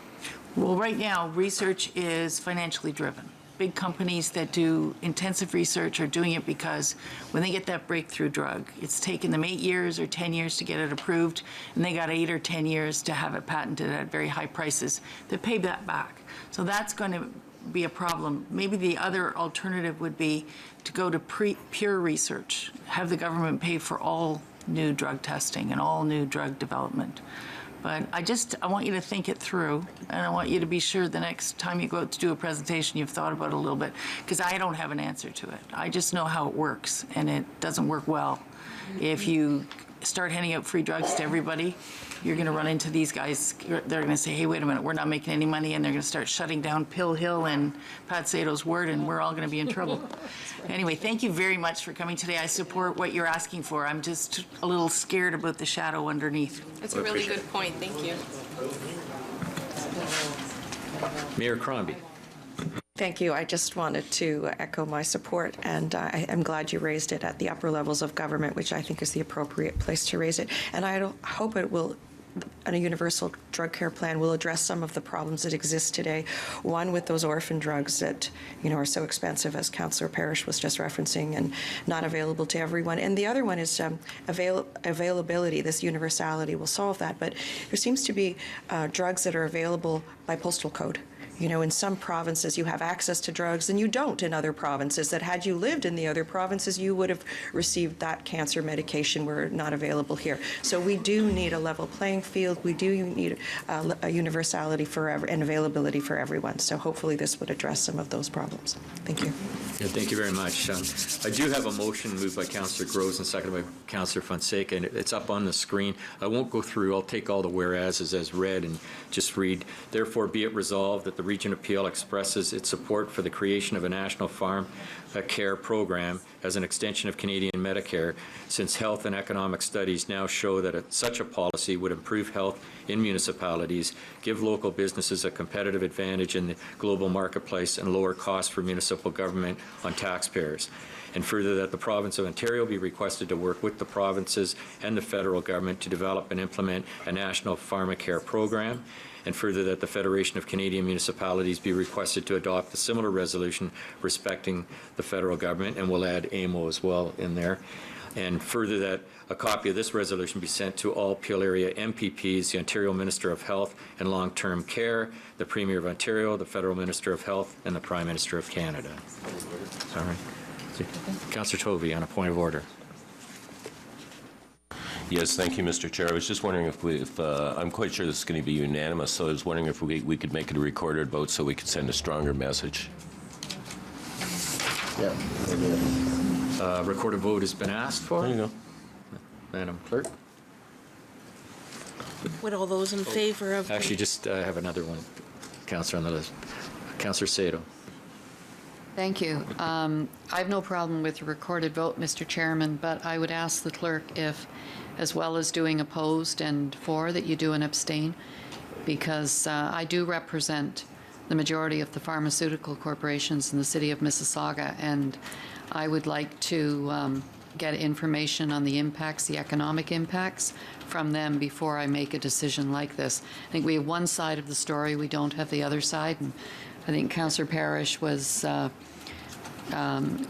it very well, that the research is very critical towards developing new drugs, and I personally have no problem with generic drugs, but there is an impact to the city of Mississauga and the economy of the city and jobs and everything else. So I will be abstaining, and I would ask if you would have that, allow us to record it. I just need more information.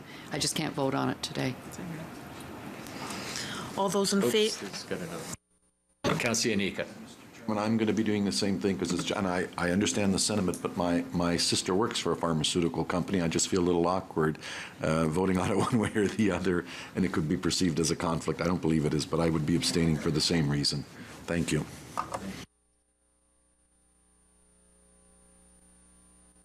All those in favor of the motion, please rise.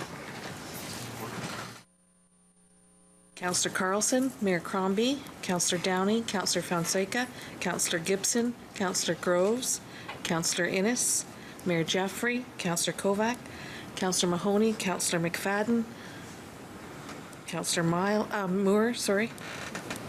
Councillor Palashi, Councillor Parrish, Councillor Shaughnessy, Councillor Sprovieri, Mayor Thompson, Councillor Tovey. All those opposed, please rise. Seeing none, all those abstaining, please rise. Councillor Ianica, Councillor Sato, and Councillor Raz. Thank you. The motion carries, and thank you very much for being here today. Thank you very much. Thank you for your presentation. I'm going to suggest to members of council that we move into camera, and as we do, and people are quietly leaving the council chambers that aren't here for any of the in-camera items, I'm getting that stretch break look from Dr. DeVella. Maybe we could just take a couple of minutes to stretch, and then we'll go. I need a motion to move into camera. Moved by Councillor Tovey, seconded by Councillor Sato. All in favor? Opposed, if any? Carried. We're in camera.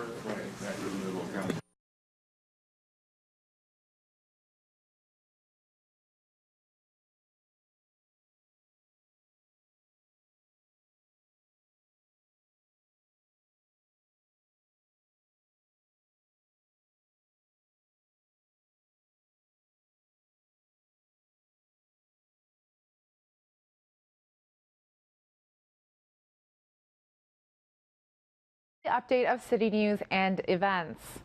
This month, take part in some fun Halloween-themed activities for kids at a recreation center near you. Brampton's Fright Nights include a haunted house, face art, music, crafts, wagon rides, swimming, and skating. Admission is free with one non-perishable food donation per person. For more details, visit brampton.ca. On Sunday, November 1st from 5 to 7 p.m., residents are invited to bring their pumpkins to the Great Pumpkin Party in Garden Square, where they can be lit up one last time before being composted. The party has resulted in the diversion from landfill of approximately 2,500 pumpkins to date. It will feature free activities, educational displays, entertainment, and much more. For more information, visit brampton.ca. Get all your information and city matters 24/7 at brampton.ca. I'm Christina Succi. Thank you for watching. CHL champions on ice, in life. My CHL team was very big in the community. I think there's that strong connection in a lot of the major junior hockey cities being involved in the community, and I think you learn how to interact with fans, and I think it's great to give back. I had a lot of good people, a lot of good support system with my family and agent, and certainly went to a great organization with Oshawa. CHL champions on ice, in life. You're watching Rogers TV, Brampton.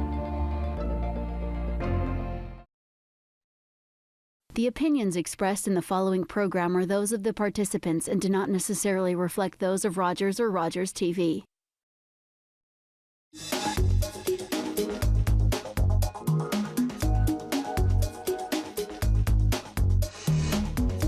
Welcome back to the show. We're here today with Natalie Senko and Bradville and talking about millennials and dating, millennials and marriage, and now we're really going to expose more of our thoughts on millennials and having children.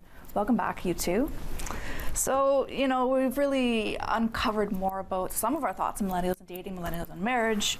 In terms of Gen-wise having children, you know, the number of young women planning on having children have dropped from 78% to 42% in the last 20 years, according to an author, Stuart Friedman, at the University of Pennsylvania. So, I mean, that's a pretty big percentage drop, right? 78 to 42.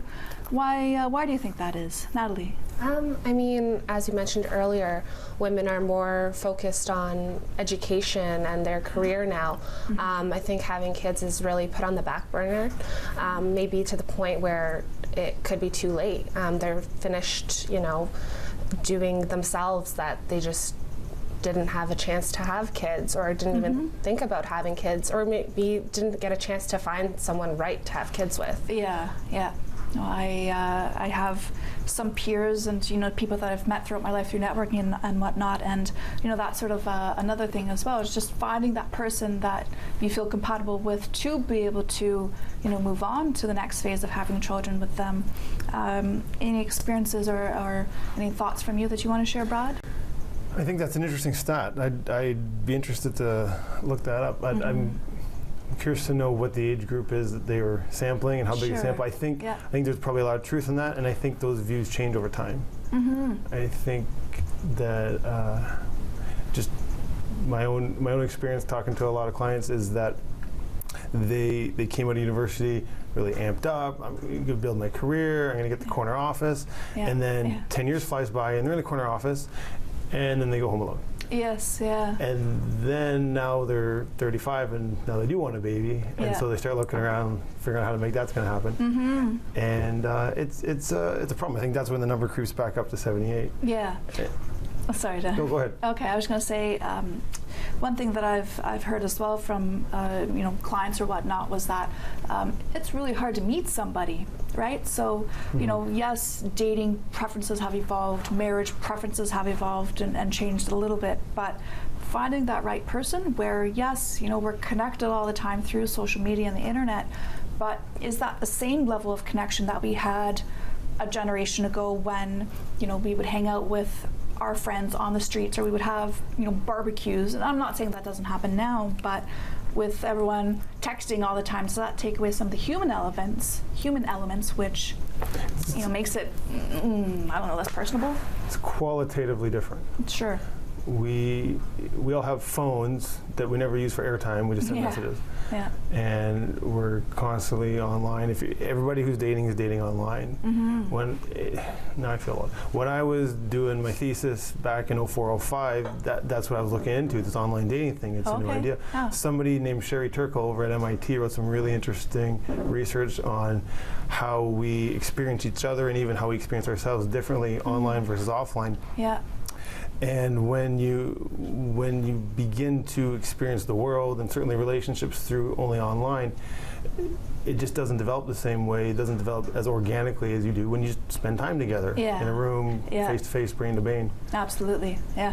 That's one thing that I, you know, I would talk to you about my clients, just in terms of getting out there and putting yourself in a place where you can meet Mr. Right or Mrs. Right, just in terms of, you know, meetup groups, you know, get involved in Parks and Rec. But as you said, Brad, right, the face-to-face time really gives you that connection that you can get to know somebody to weed out the good and the bad, right?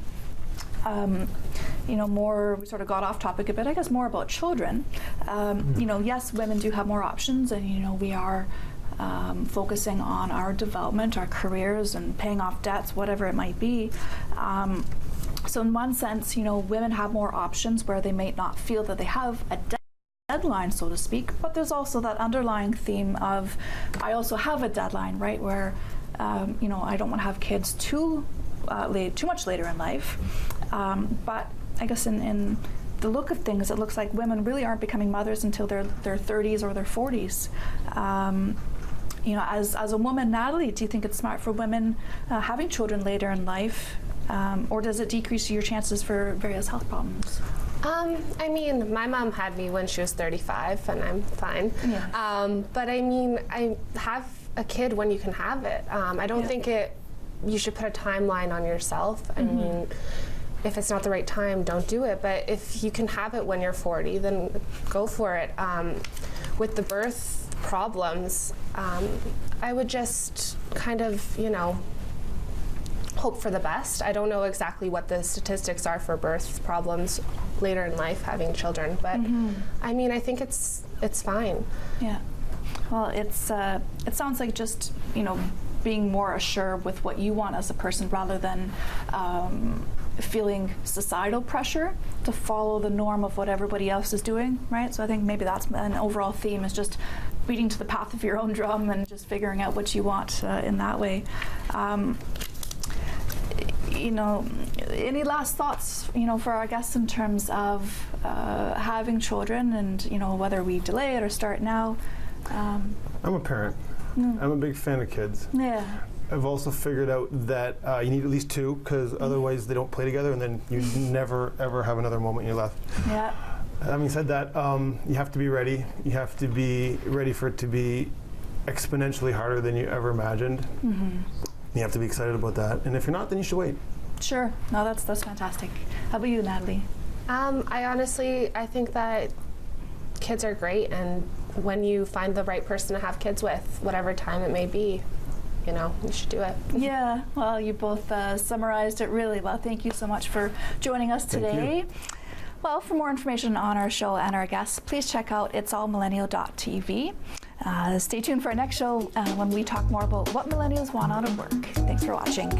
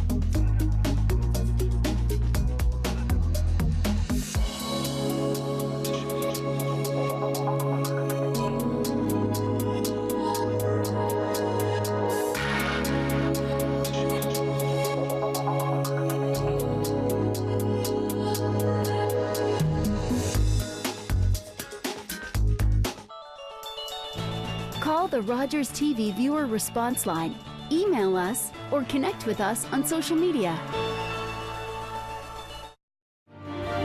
How much do you know about disability awareness?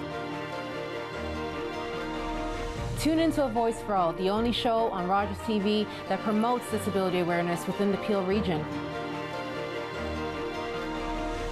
Learn about various disabilities, upcoming events, and different causes that are happening right here in our community.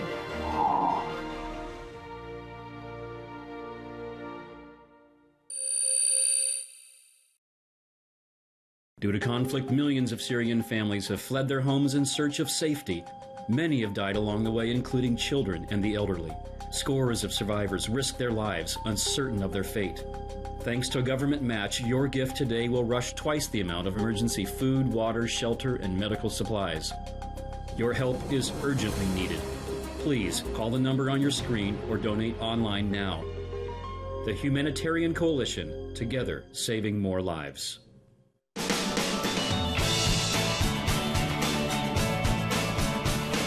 You're watching Rogers TV Brampton.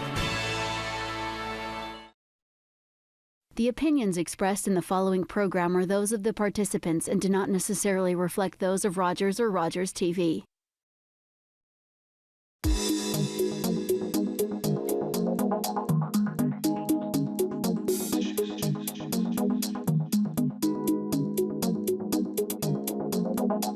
Hi everyone, I'm your host Ashley Krez, and thanks for joining us on It's All Millennial. Here we discuss important topics relating to a large segment of our population, better known as Generation Y. On today's show, we are talking about what millennials want out of work and why we're actually good workers. And here with us to share their thoughts are Cornelia Havrilevich, a psychotherapist and Canadian certified counselor with Real Life Counseling, as well as a cognitive development laboratory manager, as well as Christine Waldman, co-founder and CEO of VillageMommy.com. Welcome, ladies. Hello there. Thanks so much for having me. Oh, you're welcome. I'm excited to explore more about today's discussion, just in terms of what we want out of work and how we really are leading the next generation in the workforce. When you sit back and think about it, the future of work really isn't a millennial thing, right? Where, I think overall when people think about the future of work, they immediately gravitate towards how millennials are changing, their dynamic, change the way that things are getting done. You may have heard some of the statistics in that Gen Ys are really going to comprise about 50% of the workforce by 2020 and 75% of the workforce by 2025. So that's a big number. I guess in addition to that, millennials have, based on some of their past experiences and how we have more options now, we also want things in terms of workplace flexibility, real-time feedback, competitive compensation, coaching and mentoring along the way, and a job that aligns with our values, right? And gives us over to that more of the personal fulfillment, right? So let's just get into some questions. There's the stigma that older generations have a tendency to judge us, and really not in a good way, right? In terms of that we're lazy or that we don't want to work. Because Gen Y will represent such a huge chunk of the workforce, wouldn't you think that companies should spend more time or less time judging and engaging millennials? And if so, how do they go about engaging millennials? Right, so what I've seen in the past and how I feel about this, especially in my workplace and workplaces that I've been in the past, is that it's not so much a company mentality. It's more so the older generation in the company. So the company itself as a unit is fine with new millennials.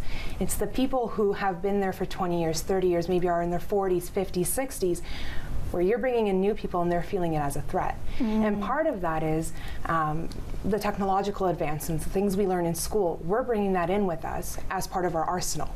Yes. So I feel like sometimes they feel like they might not be able to keep up, or they won't be able to have their work be as valued. Interesting discussions. And I think that with some of the experiences that we've chosen in our lives, such as maybe putting off getting married to later in life or deciding to travel, that we bring those experiences with us to the workforce, which influences what we want and how we go about doing it.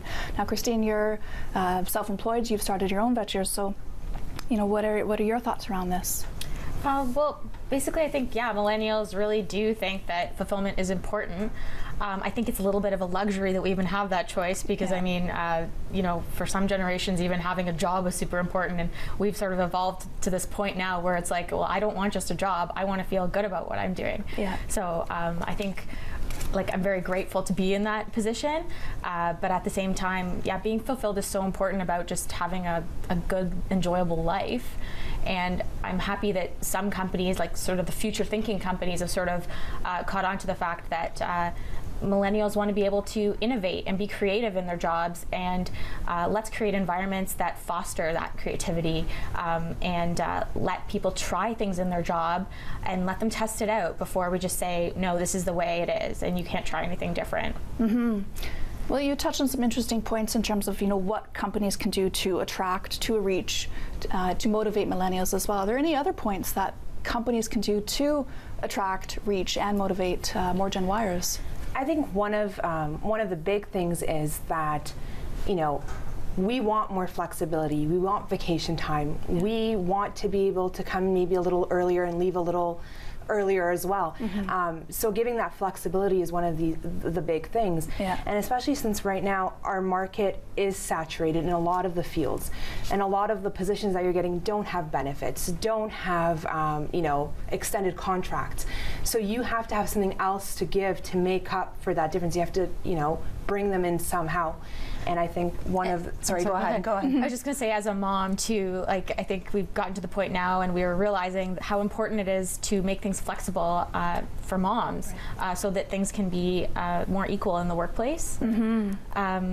So I just think that we need to focus more on that. Well, flexibility is the key word. With that being said, so millennials are asking for these elements in the workplace environment. What's in it for the companies? Right. Well, I'd say retention is huge.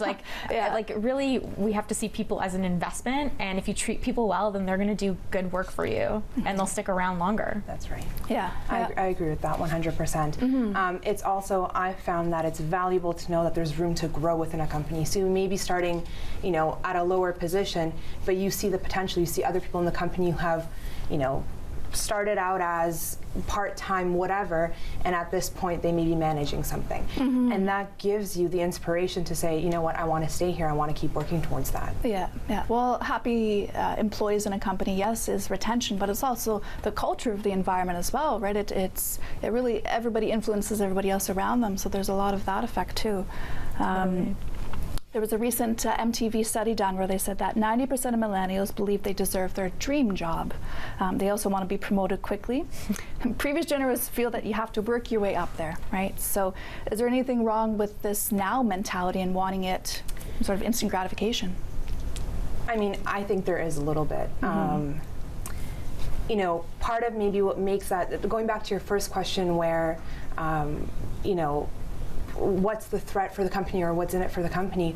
I mean, so I was going to say it's really important to have like a positive role model, right? Yep. Like, and if you have those role models in your corporate environment that are, you know, putting in those hours and then going forward and that's being noticed instead of saying like picking favorites or something like that, right. I think having that example is super important. But sorry, I interrupted. No, it's okay. I was just going to say that, you know, I've seen people come into the work field and they're 19 years old or they're 21 and they just got their undergraduate degree and they want to have what somebody who's been there for 6 years has. Yeah. And it has to be something where they feel that they need to work towards that as well. So you can't just walk in and say, I want that, I'm going to get it. Great points, Cornelia. We have to take to break. When we come back, we're going to talk more about personal branding and job fulfillment and all about work. Keep watching.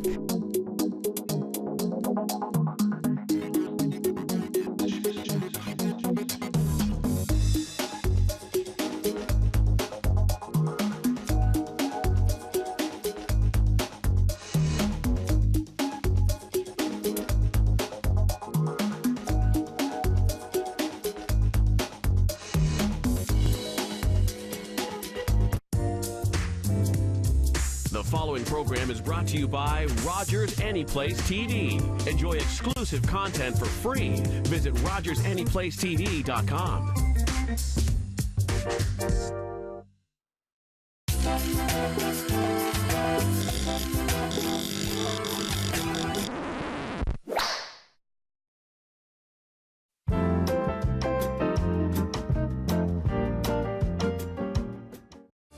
This is City Matters, your weekly update of city news and events.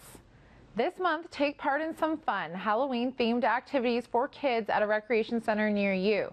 Brampton's Fright Nights include a haunted house, face art, music, crafts, wagon rides, swimming, and skating. Admission is free with one non-perishable food donation per person. For more details, visit brampton.ca. On Sunday, November 1st from 5 to 7 p.m., residents are invited to bring their pumpkins to the Great Pumpkin Party in Garden Square, where they can be lit up one last time before being composted. The party has resulted in the diversion from landfill of approximately 2,500 pumpkins to date. It will feature free activities, educational displays, entertainment, and much more. For more information, visit brampton.ca. Get all your information and City Matters 24/7 at brampton.ca. I'm Christina Succi. Thank you for watching.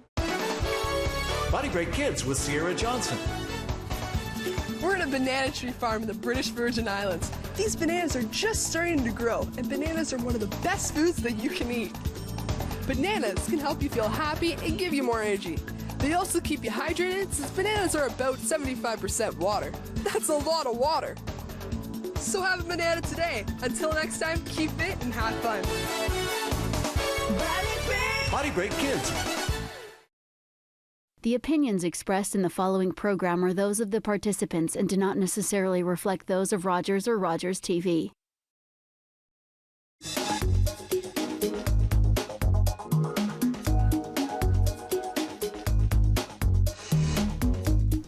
Welcome back to It's All Millennial. Before the break, we were talking about how millennials are really changing the workforce. And now we're here to talk more about how personal branding is important, job fulfillment, social media as well. Ladies, thanks again for joining me. You know, in terms of the workforce, you know, the competition for jobs really is fierce. How do you think social media sites like LinkedIn, Facebook, YouTube are changing the way people look for jobs? I think they can be really wonderful. They give us something we didn't have before, so we get to see people's opinions about their own workplace. So when you're looking for something, you can say, hey, how do these employees feel about this place? Is this a place that I want to see or I want to be a part of? And they often have ratings. So in that sense, I think it's really helpful. The one caveat to that is that I believe when you're choosing to go the social media route, you need to make a decision between, am I using social media for my friends or am I using social media for my employment purposes?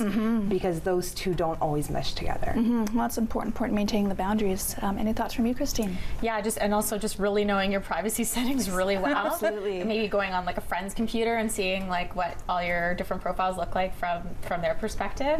I certainly think there are good parts to this and bad parts to this. I mean, on one hand, we get to sort of show our personality in everything that we do, but at the same time, we also have to update our LinkedIn profile in addition to having like a really good cover letter and a really good resume. So it does allow you to sort of, show your true colors in all these different areas, whether it be Pinterest or Instagram or whatever. But it's a lot of work too. Like all that social media is a lot of work. Yeah. Are there any downsides to being so transparent, right? Because we really are a generation of showing it all. What's the downside to it? I mean, there are definitely companies and there are places where they will look you up. And it might not be the management, it might not be the human resources, but somebody might see your name in a pile and say, oh, I wonder what this person looks like, or I wonder what their views are.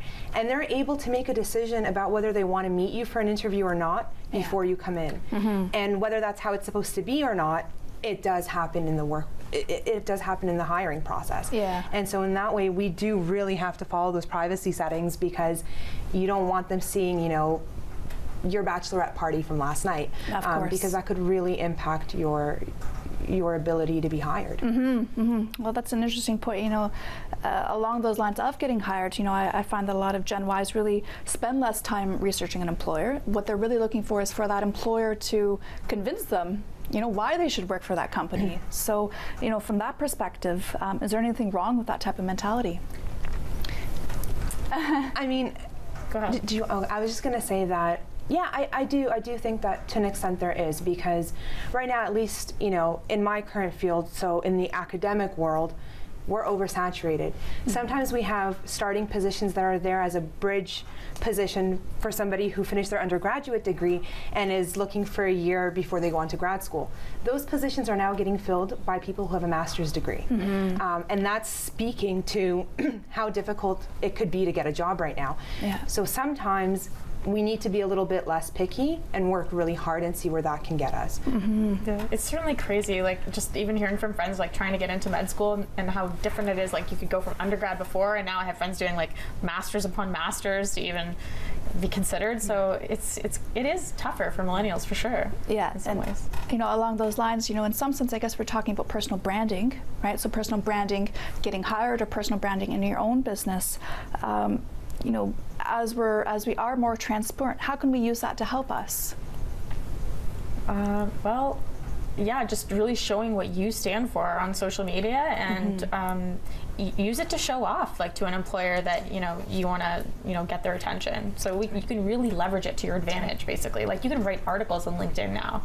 And you can hook it all up with Hootsuite and just have push it onto all the platforms, and it's great in some ways. I just want to comment on that and say that we still have to be really careful with what we say, because as a psychotherapist, as a counselor, when people are looking me up online, they're making a decision about whether they want to give me my business. And if they don't like my comment that I made about something, whether it's political or whatever it can be, that might prevent me from building my clientele. And so, we need to be out there, but we also need to be really careful what we're saying. And I totally relate to that, actually, like, because even sometimes people will comment on Village Mommy on Facebook or whatever, and I always want to be there and even get ahead of anything, issues that arise, and make sure that I address them in a way that I feel like I'm respecting my users. Because even if it's not you saying it, it reflects upon your company. Totally, exactly. You can't control what happens on social media, so it's a bit scary, but it is what it is now. Well, it's really about shaping your own future in some regard, right? What you choose to put out there,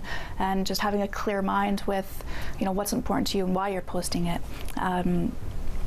So along the lines of work, millennials really are less interested in the long run in financial security and more concerned with job fulfillment. People, even if they're out of job right now, they really want to have a job that means something important to them. Do you think that we have our priorities backwards, or is this the right way to lead our future?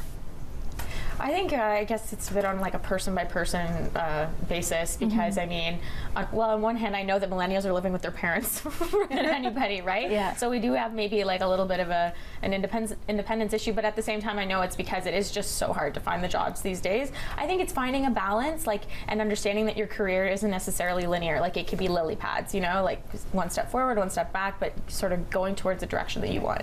And I think that, you know, you saying that millennials are living at home, that gives them the opportunity to try a little bit here, oh, that didn't work. Try a little bit there, oh, here's my path.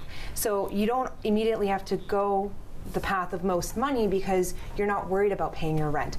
Or, you know, that's not the biggest pressure. We're starting families later. So you have that time to explore before you settle down. Sure. One last thought, you know, though, does that prevent, you know, in terms of the availability of choices as well, you know, more options, test driving things before we buy the car, so to speak, does that prevent millennials, or does that prevent us from leaping off the leap, you know, the pad there?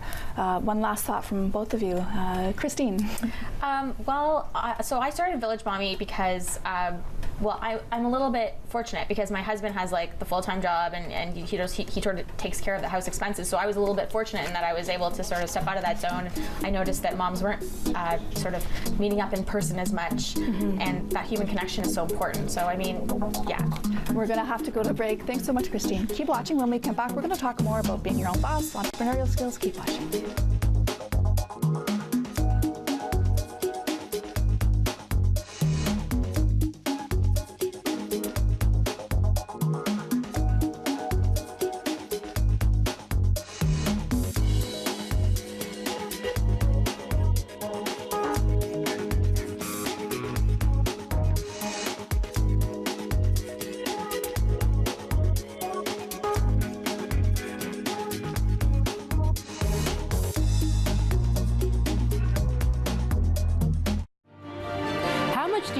About disability awareness.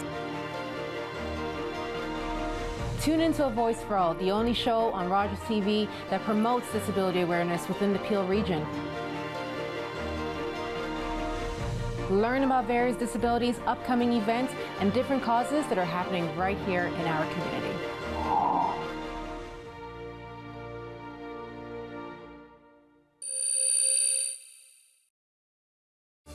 This is City Matters, your weekly update of city news and events.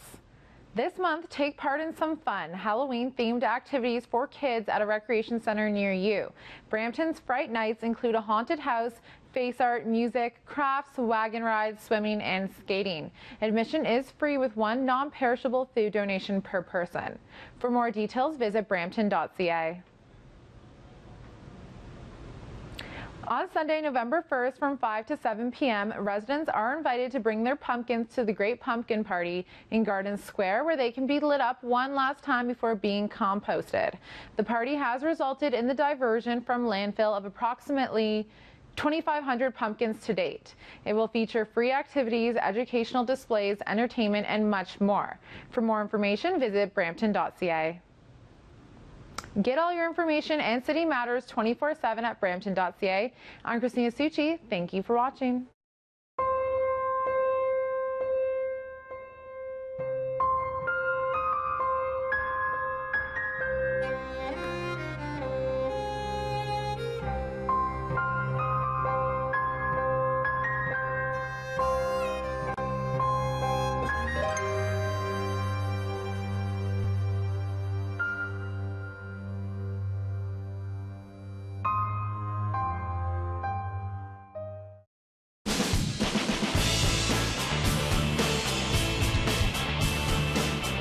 Watching Rogers TV Brampton.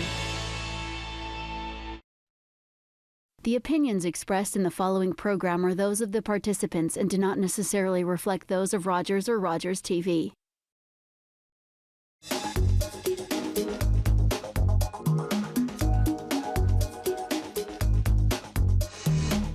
Welcome back to the show. Before the break, we were talking about personal branding. Now we're going to explore the other side in terms of entrepreneurship and being your own boss. So ladies, as we flip to being an entrepreneur, really Gen Y is the most entrepreneurial generation that there has been. You know, rather instead of waiting for somebody to hire us or to give us that job, we're going out and creating our own path, our own route.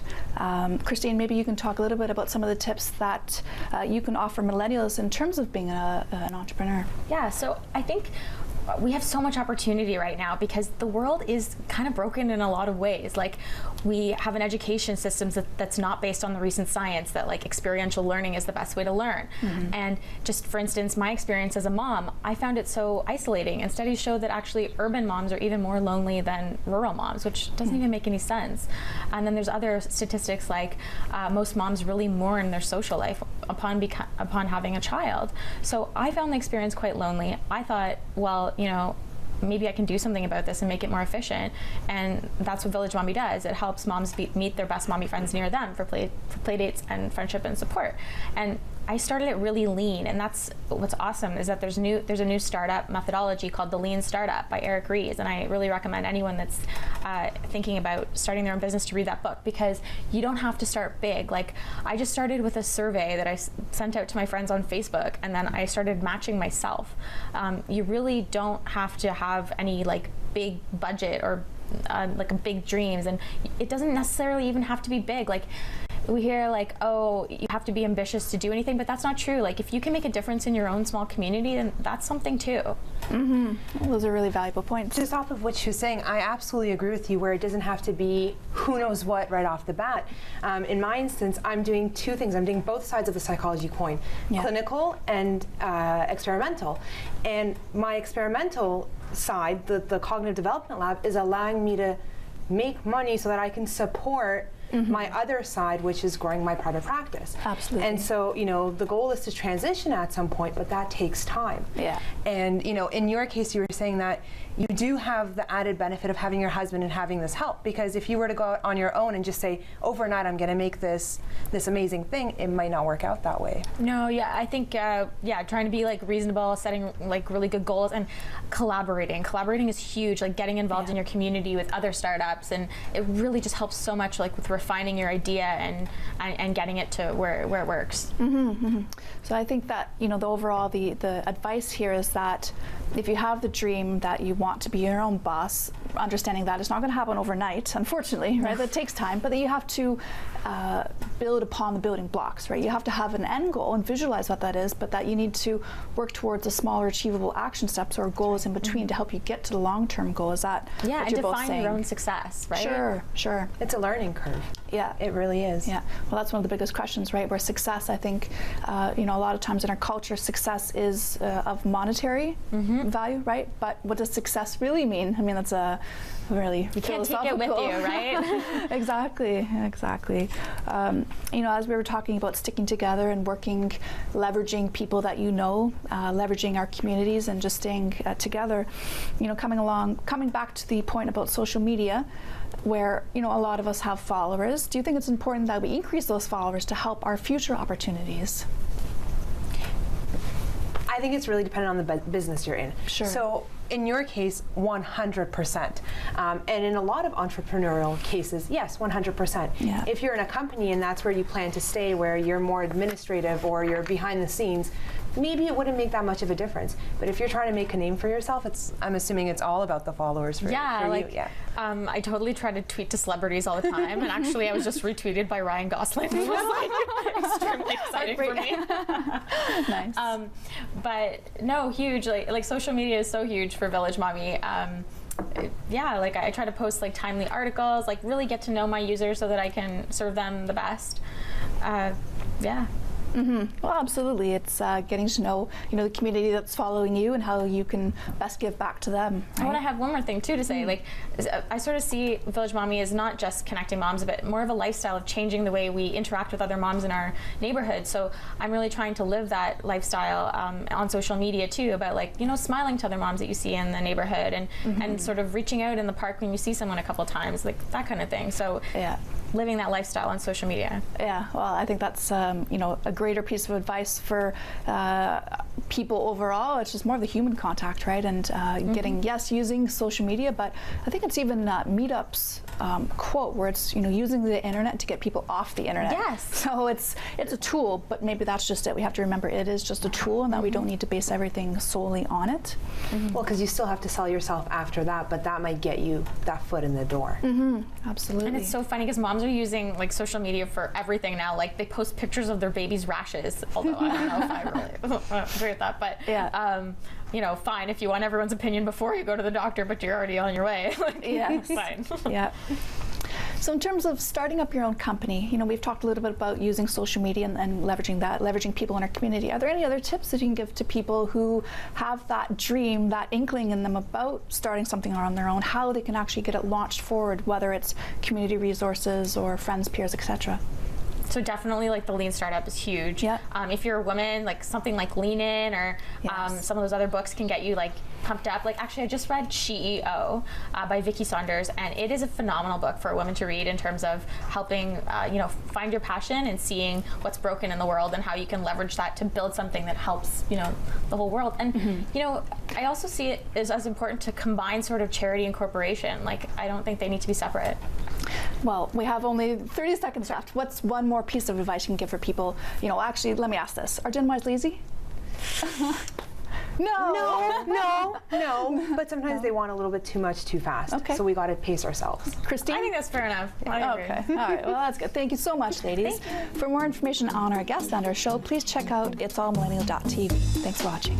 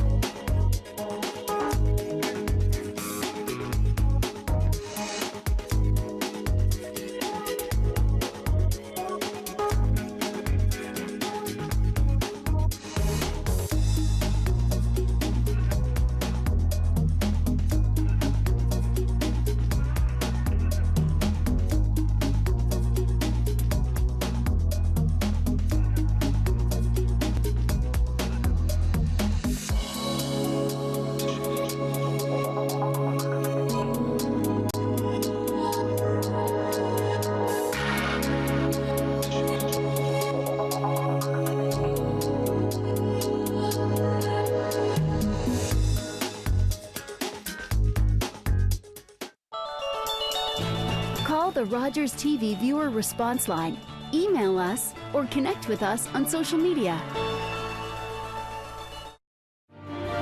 How much do you know about disability awareness? Tune into A Voice for All, the only show on Rogers TV that promotes disability awareness within the Peel region. Learn about various disabilities, upcoming events, and different causes that are happening right here in our community.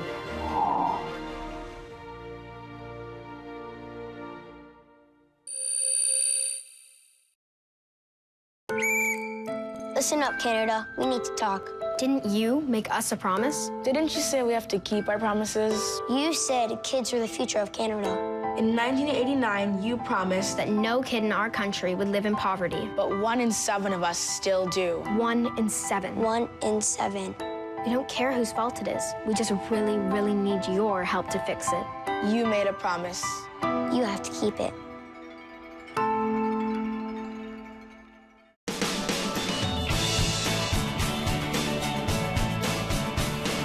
You're watching Rogers TV Brampton. The opinions expressed in the following program are those of the participants and do not necessarily reflect those of Rogers or Rogers TV.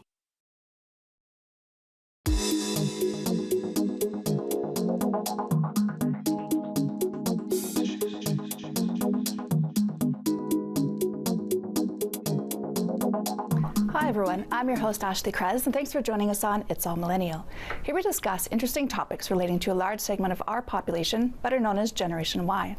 On today's show, we are talking about millennials and spending habits, and here with us to share their thoughts are Kamal Gupta, a business and technology consultant, as well as Anita Wing Lee, a transformational life coach and motivational speaker. Thank you for joining me, you two. Thank you for having us. Thank you for having us. You're welcome. So this is a very hot topic, millennials and money, and you know, the perceived image that we have about how we spend. So let's get into it, eh? Sure. All right. So last year, Fidelity released a survey about millennials and money. They had said that about 47% of them are actually saving for their retirement. Right. So that's almost half, right? 47%.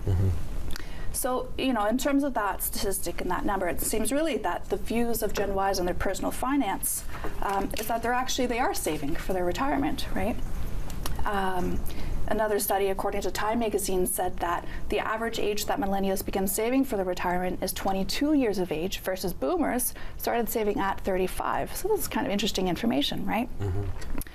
So although, you know, Gen Y has really struggled with their careers and, you know, launching themselves into the professional market and getting jobs and whatnot, even with the recession that happened in 2008, 2009, to me that sort of shares that, you know, our generation is being a little more cognizant of our spending habits and, you know, our finances for the future.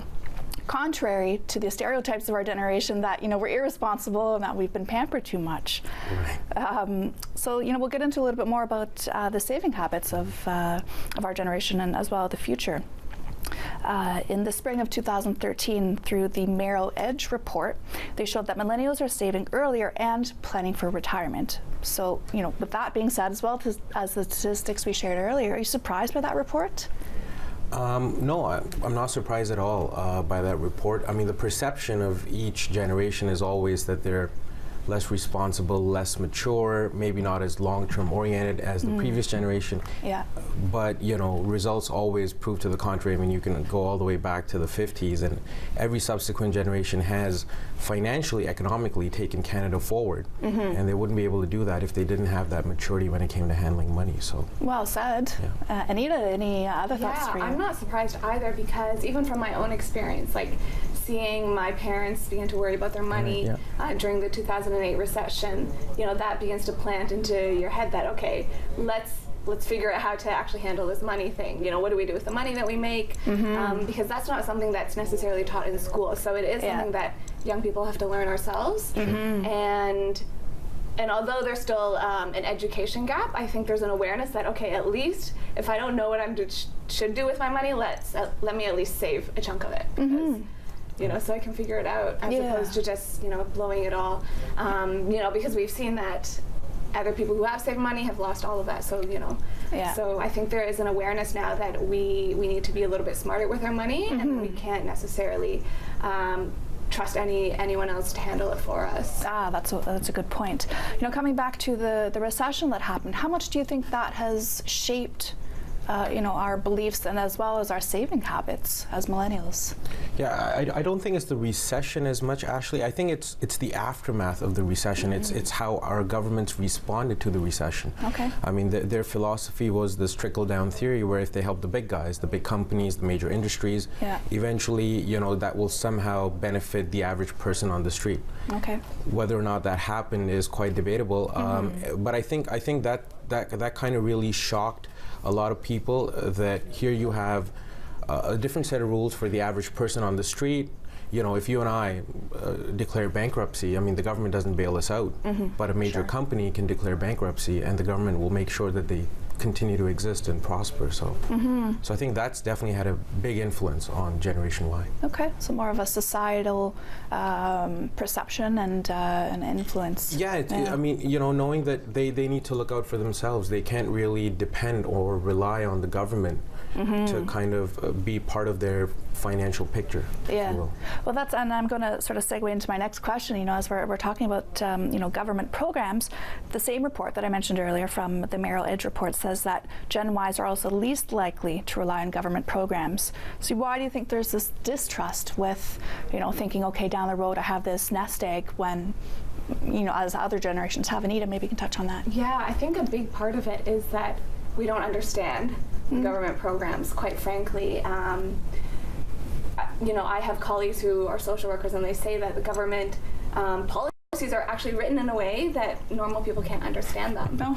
And so for millennials, you know, we don't there's a lot of marketing around, there's banks, there's a lot of like modern banking and different ways you can invest your money now. And although, there's it's a murky waters there at times. At the same time, government policies aren't that much clearer, and I think we've been brought up with that sense of like we want to be independent, and so we want to find the information out ourselves, and so whereas our parents are kind of attached to the government and putting money there, I think we want to see ourselves as like, no, I want to be smarter with my money, and so we're looking for other ways where we can invest our money, or safer, maybe smarter ways with higher investments, things that we can actually do with our money that pay back, because we've seen our parents put money in the government, and that option isn't even there for us anymore. In some sense, like, thinking that we can stay in the same job and just put money in the same, retirement savings with the government, like that option's not with us, because we know that we're probably not going to be in the same job for the next 40 years. So we're starting to take ownership of where we put our money and how we spend it. And that's, I like that keyword there, ownership, right? Really, it's, understanding that, okay, if I'm not clearly understanding the government programs and what's out there for me, then I'm going to first of all figure out what my goal is, and then from there do more research, utilize the tools that are available to really say, okay, these are the tools, what's my end goal, how can I get from A to B, right? And using resources and technology that's available to us. Is that sort of the overall consensus here? Yeah, and I think part of the distrust is also, the government comes up with certain ideas, but a lot of times they don't follow through. Yes. So promises don't align with their policies. Okay, you know what? Let's keep talking about this. I'm sorry, we got to go to break. Because Generation Y doesn't, agree with that perception. Absolutely, absolutely. Thank you, Kamal.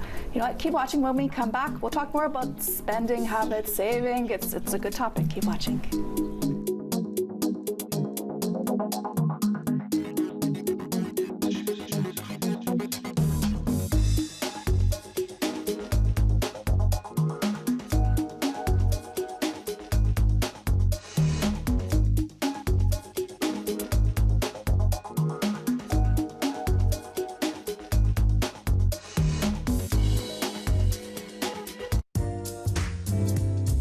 The following program is brought to you by Rogers Anyplace TV. Enjoy exclusive content for free. Visit RogersAnyplaceTV.com.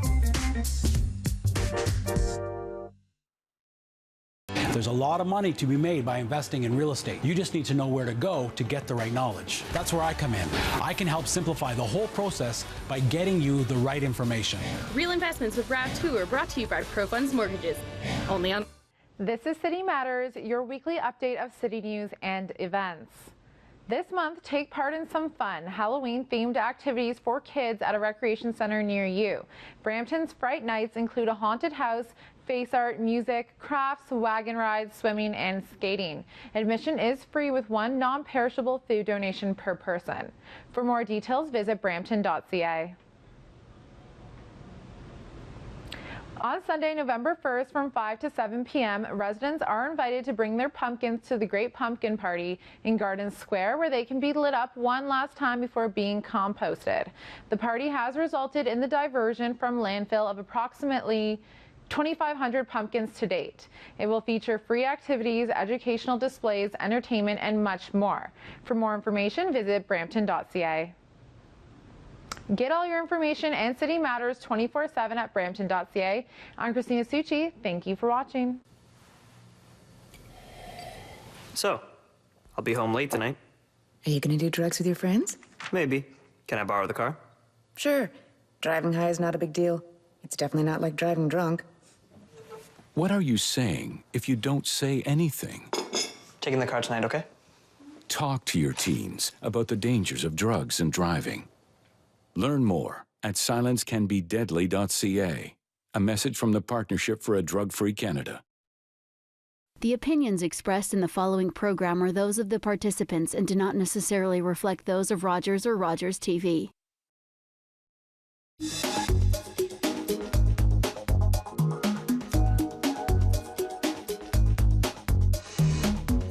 Welcome back to the show. Before the break, we really were unraveling how Gen Y is saving for the future. Now we're going to just explore more on how Gen Y is actually spending their money. Welcome back to the show. Yes, so in terms of spending habits, there was another report that took a look at how we actually shop. So I'll share some statistics with you. They said that 80% believe that it's important to get the lowest price on most things that they purchase, which is up from 69% in 2010. 60% are likely to choose from a lower priced brand over the usual if they can save money. Okay, which is up from 51% in 2010, and 57% make a point to search online and shop for discounts before making their purchase. So, what are these statistics saying, right? They're saying that really, are we cheap? Are we a generation of, being savers? Maybe yes. I mean, that's what we talked about in the last segment. So let me put it out there. Are we too frugal? I think the prevalence, part of it is there's been businesses like Groupon, and there's Kijiji. There's a lot of websites now where you can sell stuff online or get things at a discount. Yeah. And so once you start realizing that you could buy the same thing for a fraction of the cost, I think it starts a lot of those things spread by word of mouth too. It's like, oh, I got a deal on this. Why don't you get it too? Yeah. So we can go together. Yes. So I think that has actually made it more acceptable to be frugal because we can see that all these things are out there. Everyone's doing it. Like why would I want to pay more when I can get more? So I don't necessarily think that I think that's a big part of the reason why we could be perceived as frugal, but a big part of it is just like, it's more common now to be able to get really high quality services or products for a discount if you're willing to spend a couple extra minutes searching online for it. Sure. I just have to put a segue in. I mean, I remember that song that came out about the thrift store. Yeah. Thrift shop. What was that song? Yeah. But I mean, I felt like, after that song came out about, shopping in the thrift store, then that's become more acceptable as well, right? So there's just the societal influence that, as you were saying with Groupon and Kijiji, there are alternative ways to getting the same thing that you need. Kamal, any thoughts from you? Yeah, I mean, you're starting off in life, you're building your life, and if you're being too cheap and maybe not spending money on the top brand and maybe going for a lesser known or a less popular brand, and then taking that money and maybe investing it in yourself in your future, I mean, I'm all for it. I think that's a great way to go. Yeah. Sounds like we're smarter with our money, doesn't it? I like this. So really, as we're talking about money, we'll also talk about credit. Gen Y really has a love-hate relationship with credit cards. With credit cards, you get that instant gratification if you don't actually have the funds to get what you need when purchasing stuff. But then what happens, right? We get that credit card bill at the end of the month, and we have to pay the consequences of a higher interest rate and whatnot. So, with credit or loans or what have you, how can our generation really find a happy balance when it comes to credit? I think credit's really misunderstood. Credit's a very simple thing. You're a stranger, you're borrowing from a stranger, they don't know you. How do they know how good or bad of a risk you are? That's what your credit report tells them, essentially. That's it. And, if you're just starting off in life, you don't have a car, you don't have a house, so you don't have a car loan, you don't have a mortgage payment. You have a student loan, but you haven't started paying it yet because you're still in school, so you don't have to start your payments. So how do you build your credibility credit-wise? You get a credit card. That's the easiest way to build your credibility. Now, the other concern, which is a very valid concern, you spend all month, and at the end of the month, you get a piece of paper that tells you how much you owe. There's a very easy solution to that. Ideally, get a credit card with the bank that you have your account with. Sure. You can track your credit card expenses on a daily basis on your phone. And you don't have to wait till the end of the month to pay it off. You could just move money from your bank account to your credit card every day, every week, per transaction. Yeah. So that way you're not going to end up spending more than you make. You'll be within your means that way. Well, that's good. And are there any more concrete tips that we could give our viewers in terms of using credit cards? I really liked what you talk about in terms of the instant transfer. So I guess really that's one tip, right? Any other suggestions perhaps? Yeah, I was actually raised similarly. I treated my credit card like my debit card. Like I wouldn't spend more on my credit card than I had.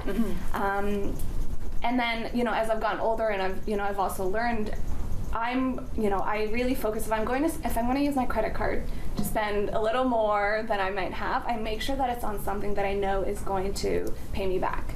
You know, whether it's in skills or it's in a network or it's in like future opportunities. I think the millennials dig a grave for themselves when they're just buying stuff, like stuff that has no purpose, stuff that's just to hold up an image. But I think there is a way where you can use credit wisely, where like you think consciously about is this investment actually going to pay back instead of just buying more stuff. Okay. Oh. Yeah, and this myth about get as much credit as you're eligible for. I mean it's just that it's a myth. You know how much of credit you need based on your spending habits, based on your how much you can afford. Yeah. So that 1 max 2 credit cards is really sufficient. Yeah. Oh, good tips, guys. As we've been uncovering spending habits, our generation really has strong spending power, where we're up to about $2 billion a year in terms of our spending abilities. So how do you think companies are changing their marketing tactics to appeal to us more? Given that we are more aware of what we're purchasing and wanting to save more money and being cheaper, whatever, right? Yeah, I think that's a very interesting question, because marketing-wise, actually, I think there's been a huge paradigm shift from Generation X to Y. I mean, Generation X was all about, if I acquire these brands, I'm cool. I'm with it. But Generation Y is all about, I'm a unique individual. I want to be able to express myself. Yeah. And what are the brands out there that align with my opinion or my viewpoint of how I want to express myself? So that paradigm, I think marketing companies have caught on to that. Okay. It's no longer about, look how awesome of a brand we are, go get us. It's about, look, we want to be a part of who you are. And how can you make us fit into your life? And that interactive kind of marketing, so much more feedback from the consumer. What do you like? What do you not like? Knowing more about their life via social media. I mean, how many companies are on Facebook? So they know, so they never have to guess as to what the consumer is looking for, and hopefully they can anticipate. Yeah. Well, you know what? That was great, and thank you very much. We're gonna have to go to break again. When we come back, we'll talk more about home buying. Thanks for watching.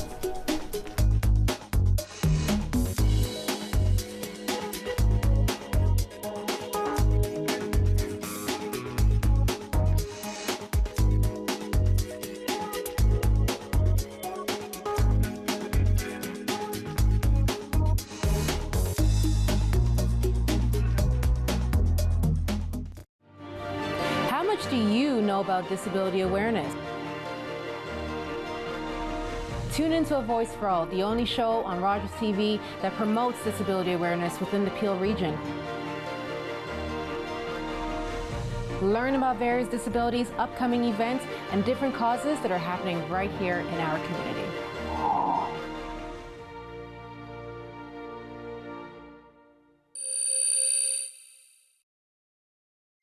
This is City Matters, your weekly update of city news and events. This month, take part in some fun Halloween-themed activities for kids at a recreation center near you. Brampton's Fright Nights include a haunted house, face art, music, crafts, wagon rides, swimming, and skating. Admission is free with 1 non-perishable food donation per person. For more details, visit brampton.ca. On Sunday, November 1st from 5 to 7 p.m., residents are invited to bring their pumpkins to the Great Pumpkin Party in Garden Square, where they can be lit up one last time before being composted. The party has resulted in the diversion from landfill of approximately 2,500 pumpkins to date. It will feature free activities, educational displays, entertainment, and much more. For more information, visit brampton.ca. Get all your information and City Matters 24/7 at brampton.ca. I'm Christina Succi. Thank you for watching.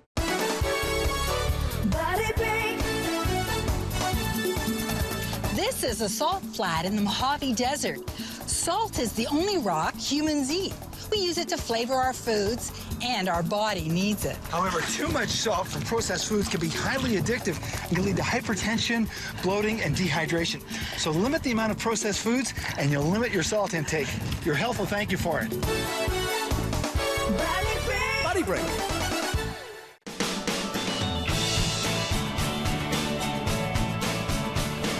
You're watching Rogers TV Brampton. The opinions expressed in the following program are those of the participants and do not necessarily reflect those of Rogers or Rogers TV.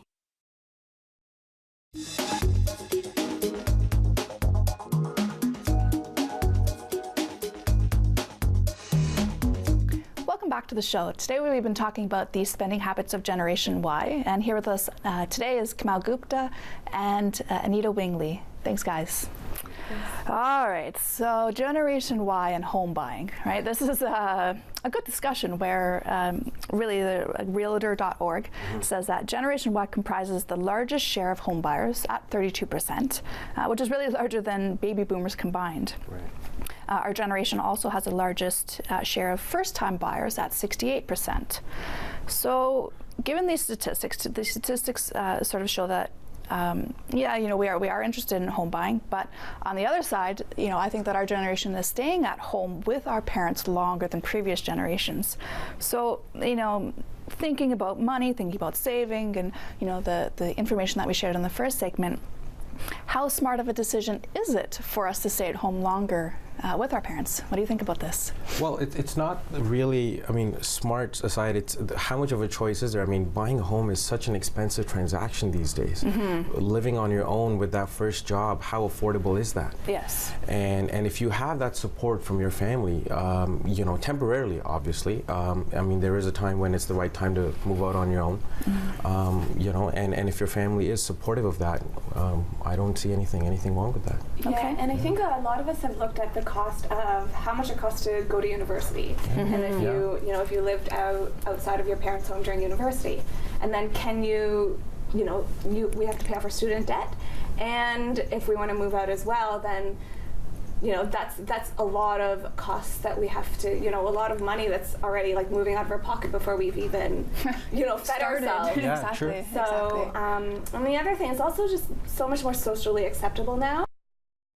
Yeah. And I also think part of it is our generation tends to get married a little bit later. So in that period, if you're not buying a house yet and you don't want to be paying several $1,000s for rent, and all of your friends are living with their parents too, it's, I think, just the fact that it's like more socially acceptable, even if you personally, you know, we're bred to be independent, we want to be independent, but at the same time, then, you know, and even parents too, there's a lot of like, even if they're parents, even if your parents want you to be independent, I can guarantee that like your parents' friends are allowing their kids to stay home. Sure.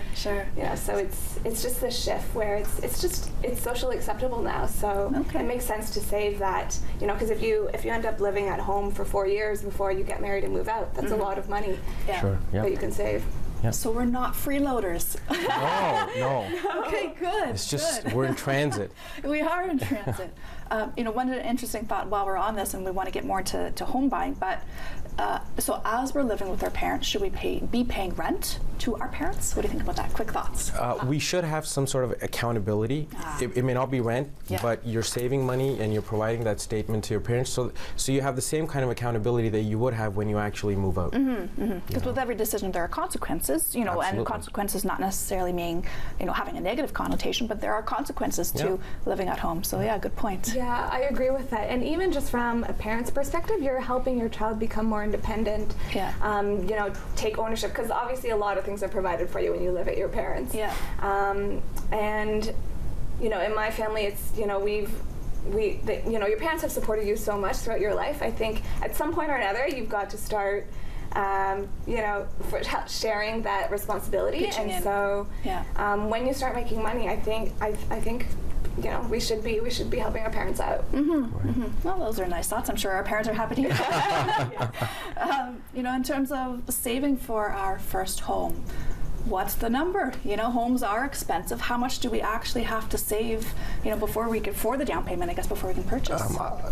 There's 4 numbers really, and everyone gets stuck on the first one, which is your down payment. And you need a minimum of 5% down payment to buy any property in Canada. But then, okay, that's your down payment. Then you got to figure out, can you really afford to live in that place? You got your property taxes, you got your utilities. They'll always come every single month. They will. You got your home insurance, and you got your mortgage payment. So you know that bucket. And then there's a bunch of money that you need to sign on the dotted line. You're going to pay something called a land transfer tax. You know, some people might want to Google that. That's a 5-figure amount. That's $10,000 plus, typically on an average home. Yeah. You know, moving costs, legal costs. And then, is your house live-in ready? You own it, but do you have a bed? You know, and is the electricity working? Do you need to do upgrades? Is it a fixer-upper? And do you have the money to fix it? Yes. You know, so I think all of those will make for a good buying decision as opposed to just the down payment, which is stressed upon, obviously, but, but the other figures are important too. It's expensive, isn't it? It is very expensive. You know, cha-ching.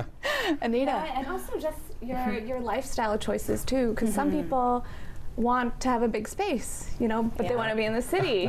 So, you know, are you going to wait and save longer, or are you okay to settle for something smaller, or do you want to, you know, because you know you've also got your car payments. And the further you live from the city, the more cheaper you're commuting, but the more you're commuting. So these lifestyle choices are things that you have to consider too before you just start looking at houses, location, and you know where you want to raise your children. If you want to be able to have access to the outdoors as opposed to just, you know, tight city parks. I think these are all things that have to be considered before you even start looking at houses. Well, it sounds like a lot of brainstorming, a lot of mind mapping in advance. You know, you can't really just be impulsive on this type of purchase, can you? No, it's not a pair of shoes. No, no, it's not a pair of shoes.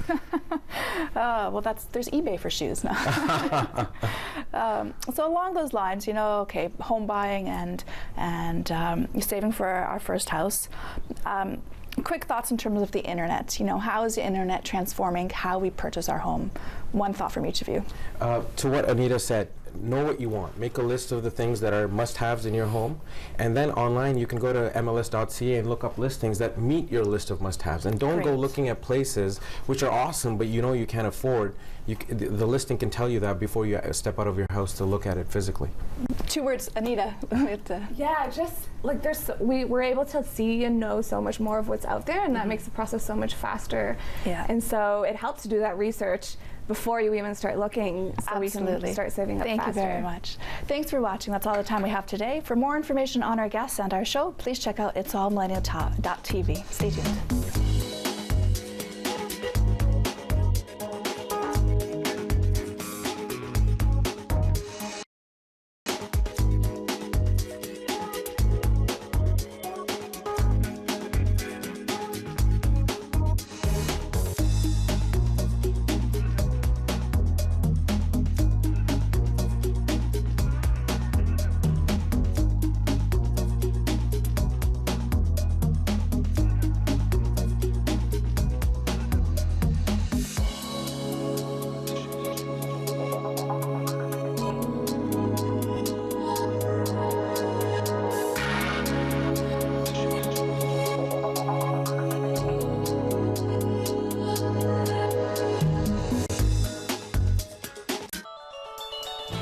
Call the Rogers TV viewer response line, email us, or connect with us on social media.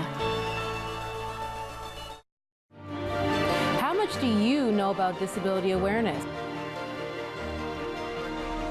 Tune into A Voice for All, the only show on Rogers TV that promotes disability awareness within the Peel region. Learn about various disabilities, upcoming events, and different causes that are happening right here in our community.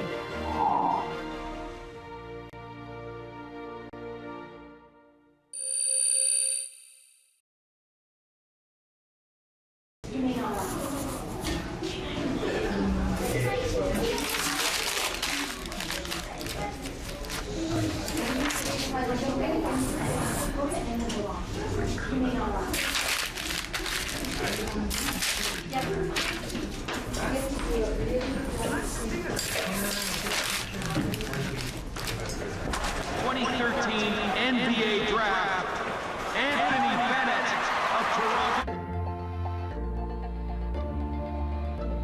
You're watching Rogers TV, Brampton.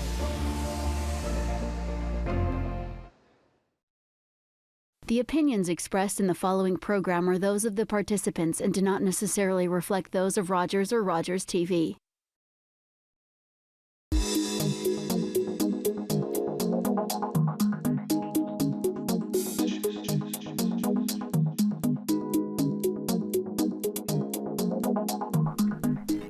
everyone. I'm your host, Ashley Krez, and thanks for joining us on It's All Millennial. Here we discuss important topics relating to a large segment of our population, better known as Generation Y. Today, we are going to unravel health and wellness. And here with us to share their thoughts are Stephanie Crescione, who graduated with a Bachelor of Science and is a fitness professional, as well as Travis Edwards, founder of Your Fit Body Now. Welcome, guys. Yes, so fitness and health, right? There's a study done by Life University. Anyway, according to Life University, despite admitting that we have the same unhealthy habits as previous generations, Gen Ys are really overly optimistic about our health, right? We think that, oh, okay, no problem, right? That same study also found that millennials believe that we're healthier than other generations. 1 in 4, according to them, say that they're healthier than their parents now. And from that statistic, 61% of them think that they'll be healthier when they're their parents' age today. All right, so that's our background information. With the rise in obesity, there's another study that says 104 Canadians are obese. Are millennials misrepresenting their health? With your thoughts, how healthy do you think we really are? I really don't know if we're healthy at all. This is so there's so many ready-made options these days. People lack time, so with the lack of time, people try to compensate, right? By either they don't work out or they try to find food on the go and do whatever it takes to get through a day, right? So I find, if anything, we're a little bit less healthy than our parents and the older generations as well. So I think that point is true, just the time crunch, right? We're always on the go. Stephanie, you had some thoughts. Well, we're always sold too on this is healthy for you, this is good for you, when in reality a lot of this stuff really isn't. Just because we think we're informed, but we're a little bit misinformed by big corporations trying to sell you this is what you should do and this is what's healthy, but then we kind of get lost in the abyss of this, and this contradicts this, and so we're a little bit, not only we're delusional, we're just kind of in denial at the same time. Interesting points. In terms of being on the go and working so much with students, or millennials, people graduating from school, right? Most of us graduated with a lot of debt, starting at entry-level jobs where there may or may not be benefits. What are your thoughts around extended healthcare insurance plans, or buying group insurance, for your own safety for health-wise? Well, it's definitely great, right? If you have those benefits, then you're able to save money. On the other hand, if you don't have those benefits, you're going to be paying out of pocket, and that added expenses means you start trying to save in other areas, and usually people cut that in their health. They don't they won't buy a gym membership, or they'll think secondly about buying food outside. You know what I mean? Or no, preparing food. Preparing food actually, because they feel that outside is a cheaper option, which I can actually discount that in a sense, but I think people try to cut back in other areas. Oh yeah, for sure. Too, and then and then with the whole fitness craze of working out intensely, then you end up with injuries. Then you end up at the physiotherapist paying out of pocket, paying for the chiropractor, and stuff like that. So it's definitely beneficial for sure to do that. Same thoughts. It sounds like a lot of it is almost preventative. Oh yeah. Right, to take the actions now to prevent stuff from happening later on. Yeah, for sure.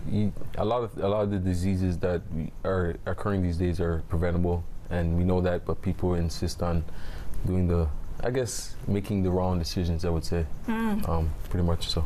With millennials having, maybe they're at a point where they have a clean bill of health, they're all right. Is it important for them to still go to the doctors regularly? What are your thoughts on that? Well, I mean, so long as you're going for your annual checkup, right? Your annual physical. Yeah. If you can keep yourself healthy and do the right things annually, I think would be okay. But again, if you're doing the right things, you can avoid it, but not avoid it, but you can prevent it from having to go every 2-3 months because this hurts or I feel sick here. And if you are healthier and taking care of yourself every day, you'll immediately know if something's wrong. You'll know if you're feeling sluggish or if something hurts because that's out of the norm. So I think preventative is probably most important as opposed to going every 2 months. To see what's going on. Yeah. Well, and you know what? There's many different doctors out there today, whether it's naturopathic doctors or even chiropractors, massage therapists, and as you're building relationships with these people, they can get to know you a little bit more, so that as you're building awareness of your own body, I mean, you also have another healthcare professional that can maybe give you some insights as well. I totally feel you. Yeah, I see a chiropractor every month. Okay. Yeah, that I do. A little different than like the family doctor, I guess. Anything? I was gonna say I agree with her with the physical, but I'm always guilty of that. I haven't always recently go for the physicals, and I'm working on keeping good in my health, but at the same time, as prevention, right? You need to know that you're going forward in the future that you're healthy, right? So it's always good to get that annual checkup, I would say. That's about it. Yeah, no, I agree. I think again, it's that information. With that information, you can make an educated decision. Yeah. So, that's right. There's another study that reports 83% of millennials sleep next to their cell phones, and they are less likely to get less sleep than other generations. So how does sleep impact our health? We're always buzzing with those phones. Everything. Yeah. Sleep is the answer to most things happen in your sleep, right? Like you produce like your growth hormone in your sleep, which you don't get to produce too much during the day. So if you lose that opportunity to produce those hormones, you're going to be too much fat on your body, physical stress, mental wellness, and then when you're not in like your good like mental space in the morning, it affects your whole day. Yeah, it affects your whole day. Yeah. It can affect like if it happens for a long period of time. Energy levels. Yeah, it can affect like your drive and your career, even if you're trying to build yourself like a career. And sleep is the most important. Yeah, I take a lot of pride in my sleep, because I know that I know a lot of people can relate to this. The two things I think about is just mood and energy. Sure. When you're sleep deprived, those two things go out the window. Oh yeah. And yes. And you have to have those. And then the other thing I think about is lack of mental focus as well. Your brain, you have that brain cloudiness. So with that, you can't focus, you can't do things better. And then to compensate for energy, lack of energy, you end up eating more because you need more carbs to stay up, right? So that's the thing that I find that you want to do. You start finding that you want to grab, something sweet. And that would be a perfect segue into our next segment. When we come back, we're going to talk about eating habits of millennials. Keep watching.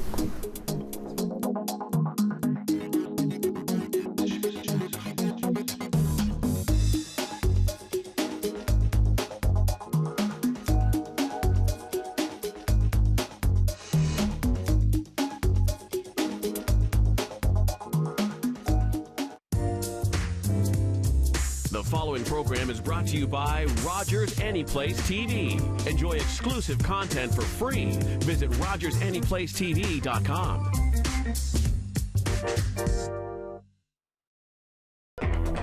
Every week, I'll be joined by these guys and we'll talk trends, politics, education, and much more. Watch Junior EC TV only on Rogers TV. This is City Matters, your weekly update of city news and events. This month, take part in some fun Halloween-themed activities for kids at a recreation center near you. Brampton's Fright Nights include a haunted house, face art, music, crafts, wagon rides, swimming, and skating. Admission is free with one non-perishable food donation per person. For more details, visit brampton.ca. On Sunday, November 1st from 5 to 7 p.m., residents are invited to bring their pumpkins to the Great Pumpkin Party in Garden Square, where they can be lit up one last time before being composted. The party has resulted in the diversion from landfill of approximately 2,500 pumpkins to date. It will feature free activities, educational displays, entertainment, and much more. For more information, visit brampton.ca. Get all your information and City Matters 24/7 at brampton.ca. I'm Christina Succi. Thank you for watching. Do you do any activities, any sports? And how do you feel about that? I hate feeling sad too. Would you like to talk about it? And what makes you feel better? Oh, really? You like to knit? No, I do not like sardines. Please welcome to the stage, Dr. Jean Clinton. The opinions expressed in the following program are those of the participants and do not necessarily reflect those of Rogers or Rogers TV.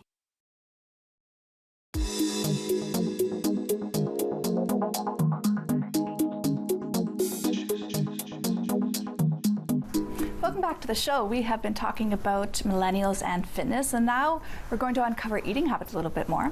Here with us today is Jessie Gormley, the fitness manager at Good Life Fitness, as well as Travis Edwards, the founder of Your Fit Body Now. Welcome, guys.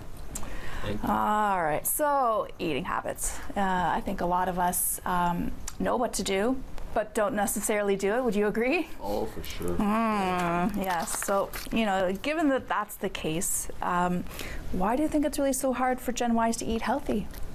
I would say there's just a lot of ready-made options these days, right? When you go in the grocery store, there's like a lot of packaged things for you to go and then we were talking about it in the first segment. Everything's time crunched, so people try to find faster ways of doing things. Yeah. But I feel like it's just a matter of setting aside the time or doing the meal prep on a day that you do have the time, because at some point we do have the time. We're just just kind of making excuses as well. But it's a lot of ready-made options, and people are just going for those options instead of taking the time to really prepare a meal. Yeah.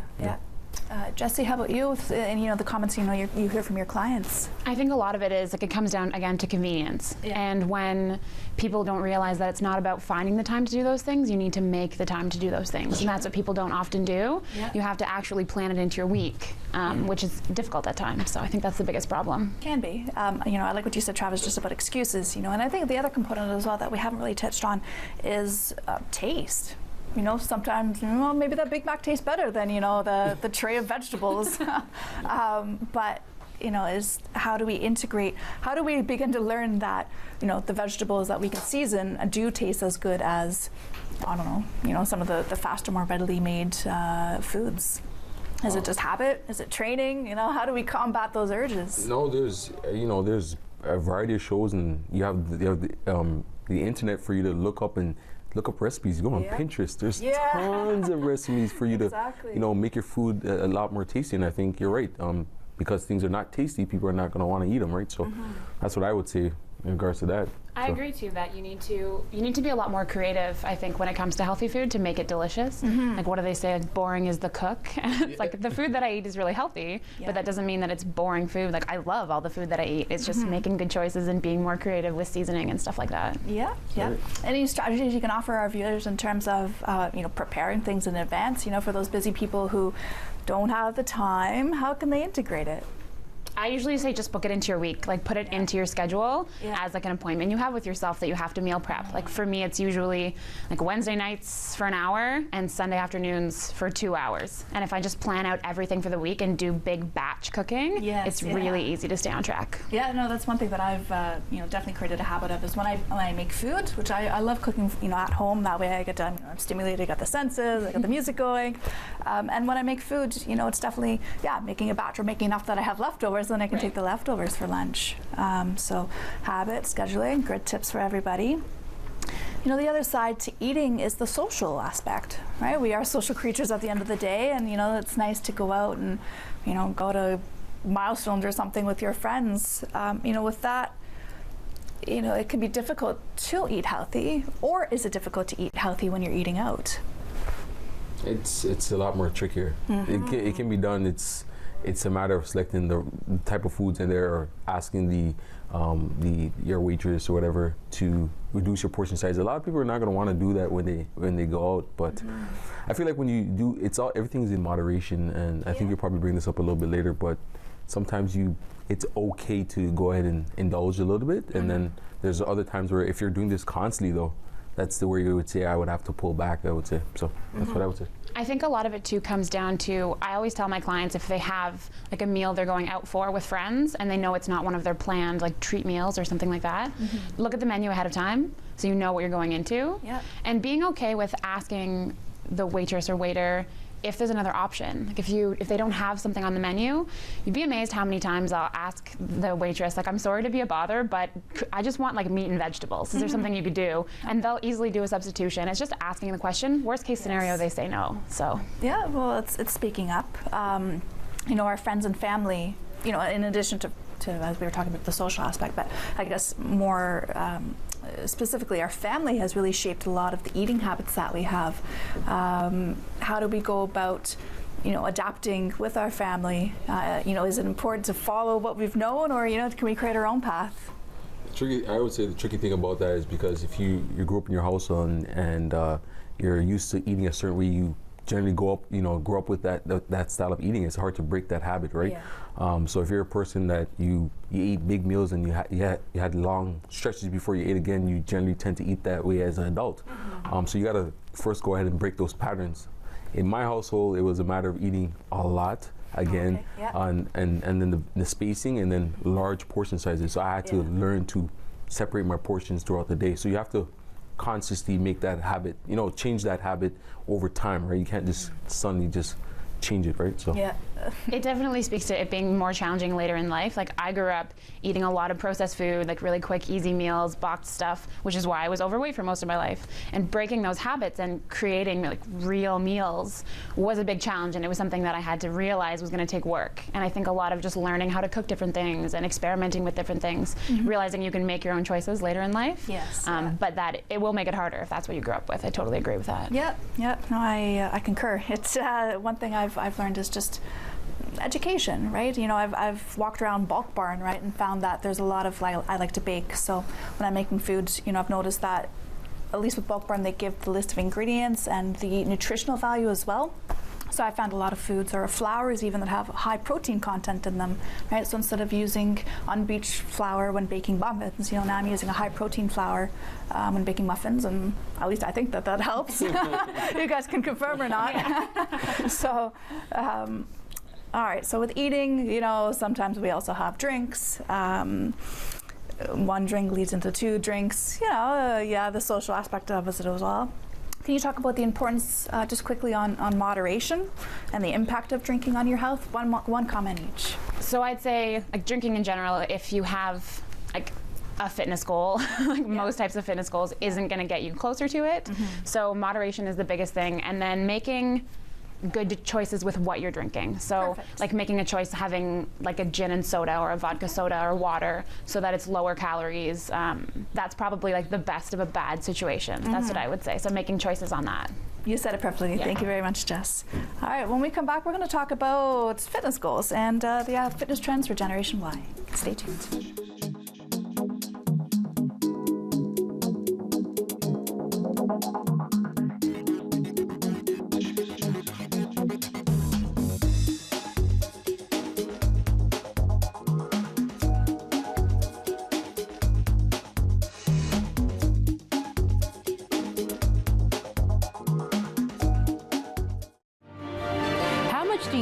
About disability awareness. Tune into A Voice for All, the only show on Rogers TV that promotes disability awareness within the Peel region. Learn about various disabilities, upcoming events, and different causes that are happening right here in our community.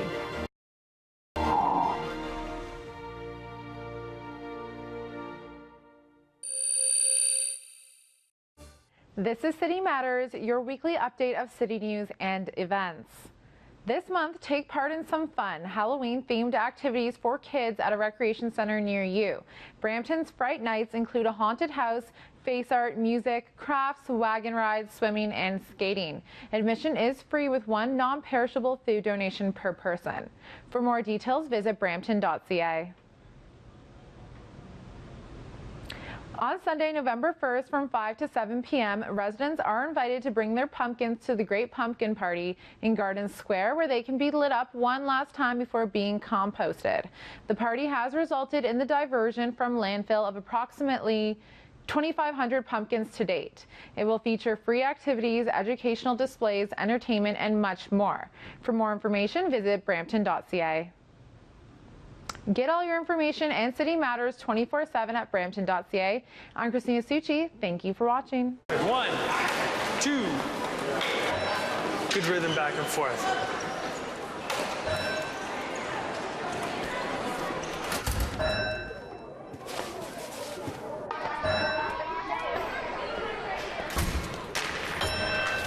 Hey Taylor, I think you might need this. Thanks.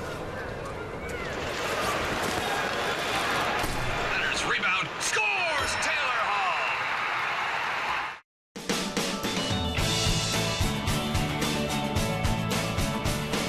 This is Rogers TV, Brampton. The opinions expressed in the following program are those of the participants and do not necessarily reflect those of Rogers or Rogers TV.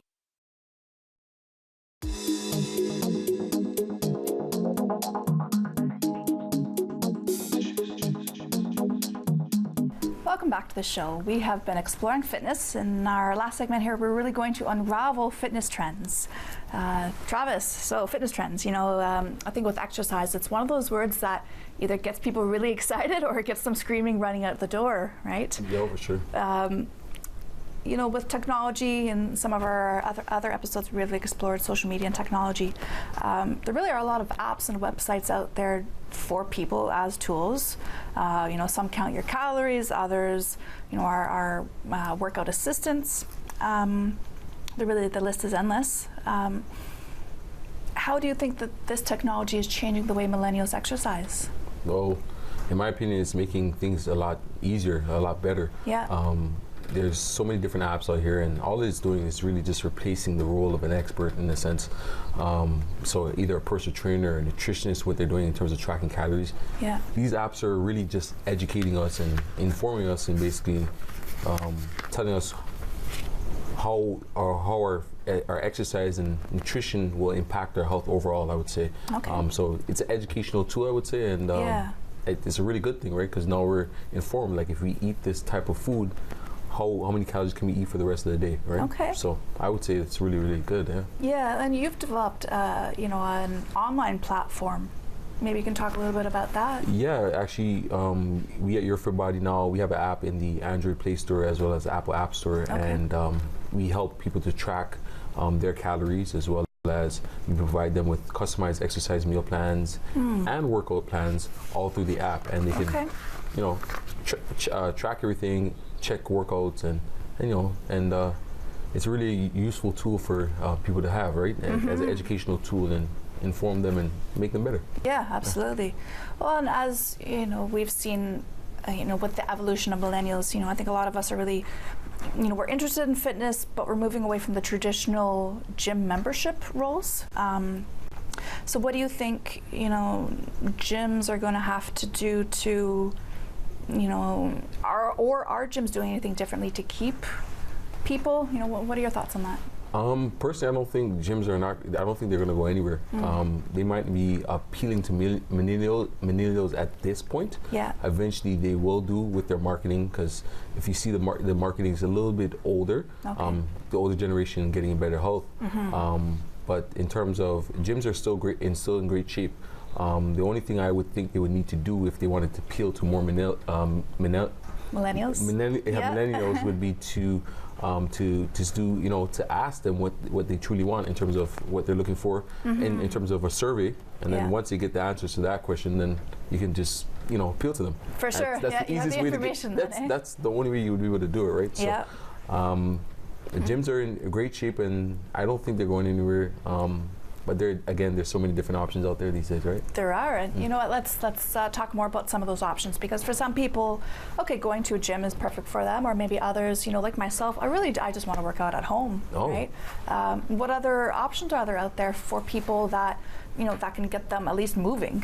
Yeah, so these days we have boot camps, which people appeal to, especially ladies. They love that atmosphere. They have a lot of success in it. Yeah.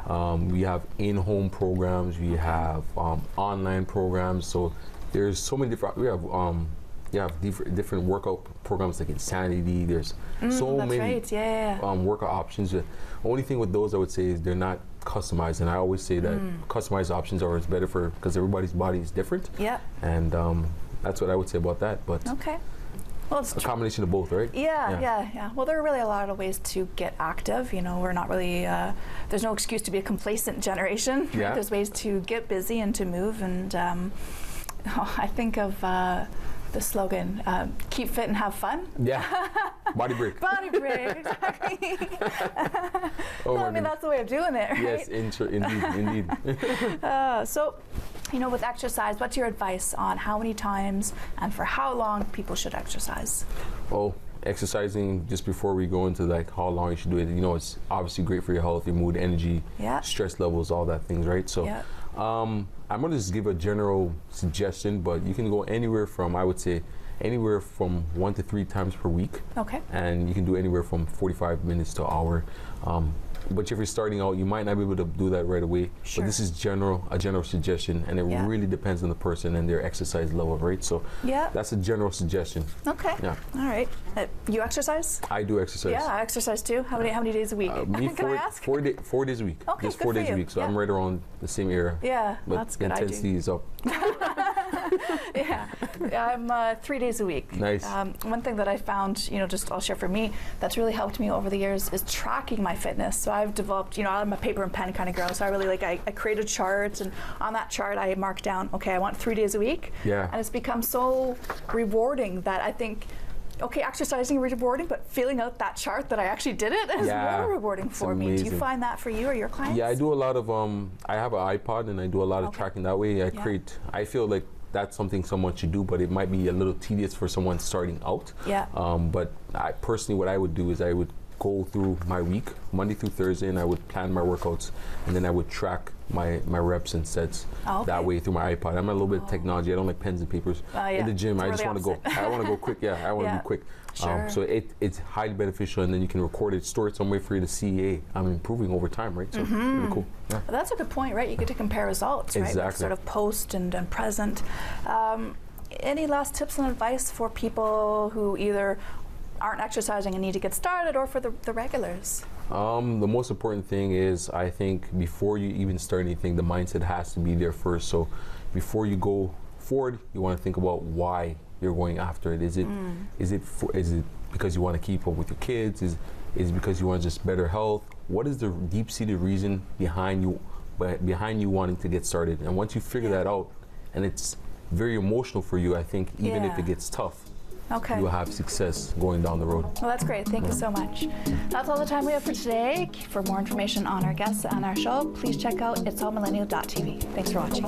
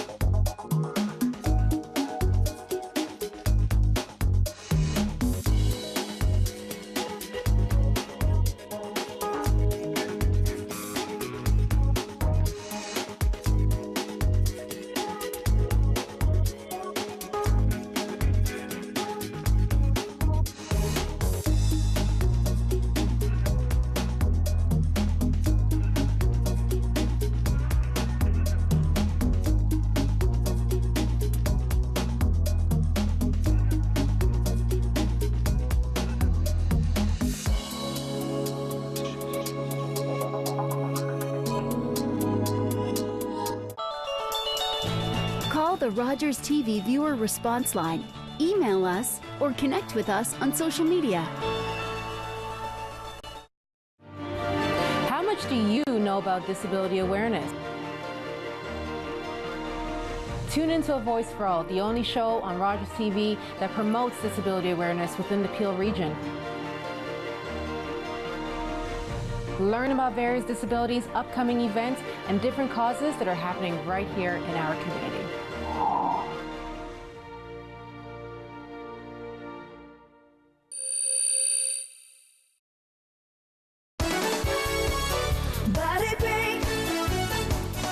Late as usual. Oh, yeah. Well, I know I'm late, but I'll remember to lift my feet. Remember 25 years ago you did it on a 747? Well, this time you get to do it on a vintage DC-3. Now on takeoff and landing, lift your feet and hold for as long as the wheels of the plane are down.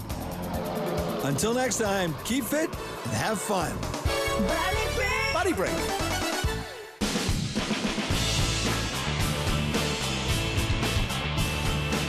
You're watching Rogers TV Brampton.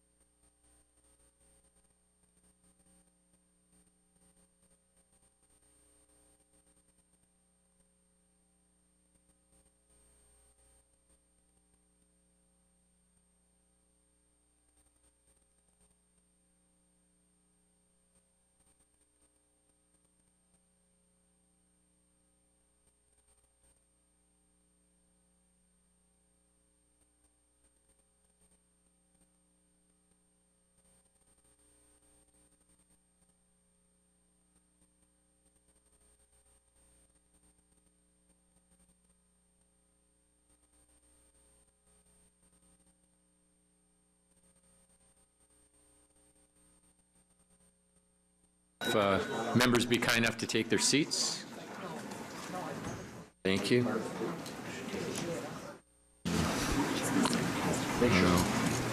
We're at items related to health, so in the absence of Councillor Moore, Councillor Gibson, if you chair this section, please. Thank you, Mr. Chair. Item 7.1 we've already done, Council. Item 7.2 is for information. Could I have somebody move that unless there's questions? I'll just vote very, thank you. Second by Councillor Raz. All in favor? That carries. Item 7.3, public health provincial funding update for information. Is there any questions on that?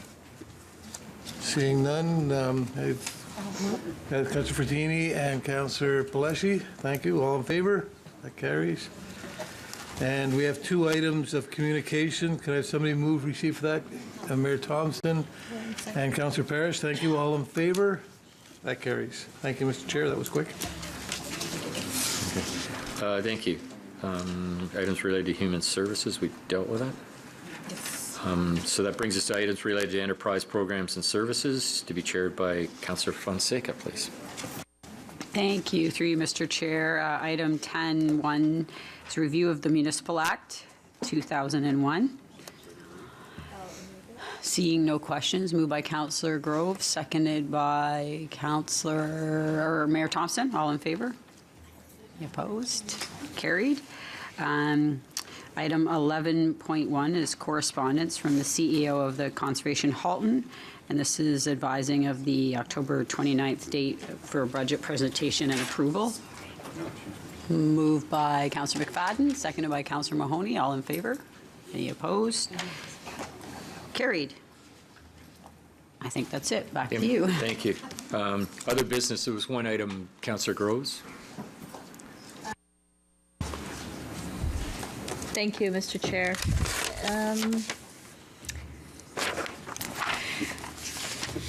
I just want to bring this forward. I've had some comments or some concerns raised by some of our seniors in our buildings, our senior citizens buildings, and the concern is about the smoking that's happening in the building and other residents smoking and the impacts that it's having on the rest of the residents there. Most of the residents who live in those buildings have some sort of a respiratory illness, or some of them are on oxygen, and it is really starting to affect them. So I just wanted to give direction to staff to explore what our options are, what can we do in our buildings, and really how the smoking affects the health of the residents in the buildings. So if I can just direct, I guess it would be under Health and Human Services, that I can give direction to bring a report back to us on the current status of smoking in regional and social housing, regional social housing and buildings, and options for council to consider related to this. I know that York Region has something like that, so if I can just give that as direction and have staff look into it and bring something back. David?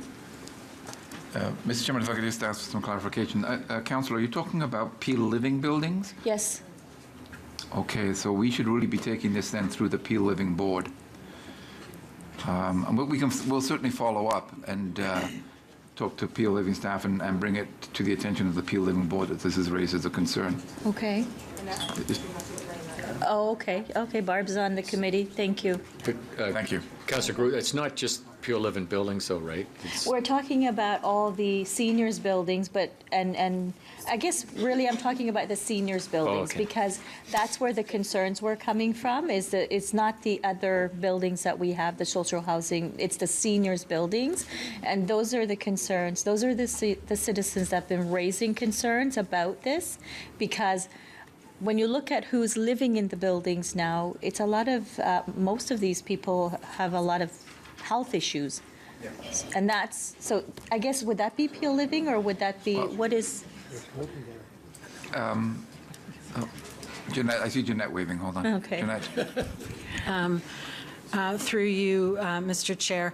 I think while the issue is specific to a potential building, the issue is around this issue of smoking in multi-use dwellings. Yes. And I can tell you we get complaints coming through many of your offices on a pretty regular basis of people that live in multi-use dwellings where there is only smoking in the common areas, but people smoke in their own units, and of course the ventilation systems are all connected. So, I mean, we could deal with just the specific seniors buildings, which may be just Peel Living, or we can bring a higher level policy report forward about what are options on smoking in multi-use dwellings around some research, what's effective, what's doable. We could go either way. Okay. Sure. We'll take that as direction then and make it a broader issue than just Peel Living. Okay. Thanks. Thank you. Thank you. Mayor Crombie. Thank you, Mr. Chairman. Just two items quickly, and to Dr. Davila as well. We had talked about a report coming back on the hookah smoking and shisha. Don't know what the status of that is. I hope I didn't miss it because I had to leave early when it's coming up. Good, because I'd like to see the results of that. We want some uniform legislation. And secondly, so this morning's motion, it kind of leaves me in a quandary on where we're going with our waste management and whether or not we have a plan. There's certainly no mood on council to build incinerators. I respect that. I do not want to see landfill increase, so I hope there's some other alternative, and I hope Commissioner Lebrecq is going to apprise us of that at some point. Was there still an intention to come and brief the municipality to the councils, individual councils, on what our alternatives, what the options are? Mr. Chairman, if I could, at this point, we're probably, since council just gave us that direction a few weeks ago, we haven't formulated all the potential options. We're really talking about developing a process so we can inform council on what's the best way of moving forward. I'd have no issue. I think some of the feedback I've heard is just getting educated about, you know, where the garbage, what kind of garbage, how do we handle it, what are some of the issues that we're dealing with. Right. At a high level. We could probably pull something like that together and start the education process. Well, I mean, I think we need more than a high level. If we're not going to build an incinerator and we don't want to use a landfill, so what are our options? What are our options? I think we need to know that going forward. We need a plan to deal with our waste. And that's the direction council gave us on October the 8th. Right. Thank you. Okay, thank you. I have to go. Other business, and now notice a motion we dealt. Sorry, bylaws. None. No, is there none? No bylaws?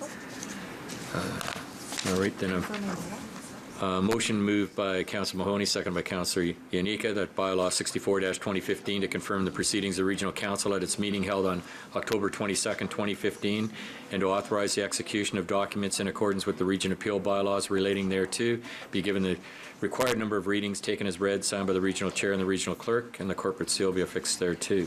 All in favour? Opposed, if any? Carried. Motion by Councillor Shaughnessy, seconded by Councillor Downey, that the October 22nd, 2015 Regional Council meeting be adjourned. All in favour? Carried. Thank you.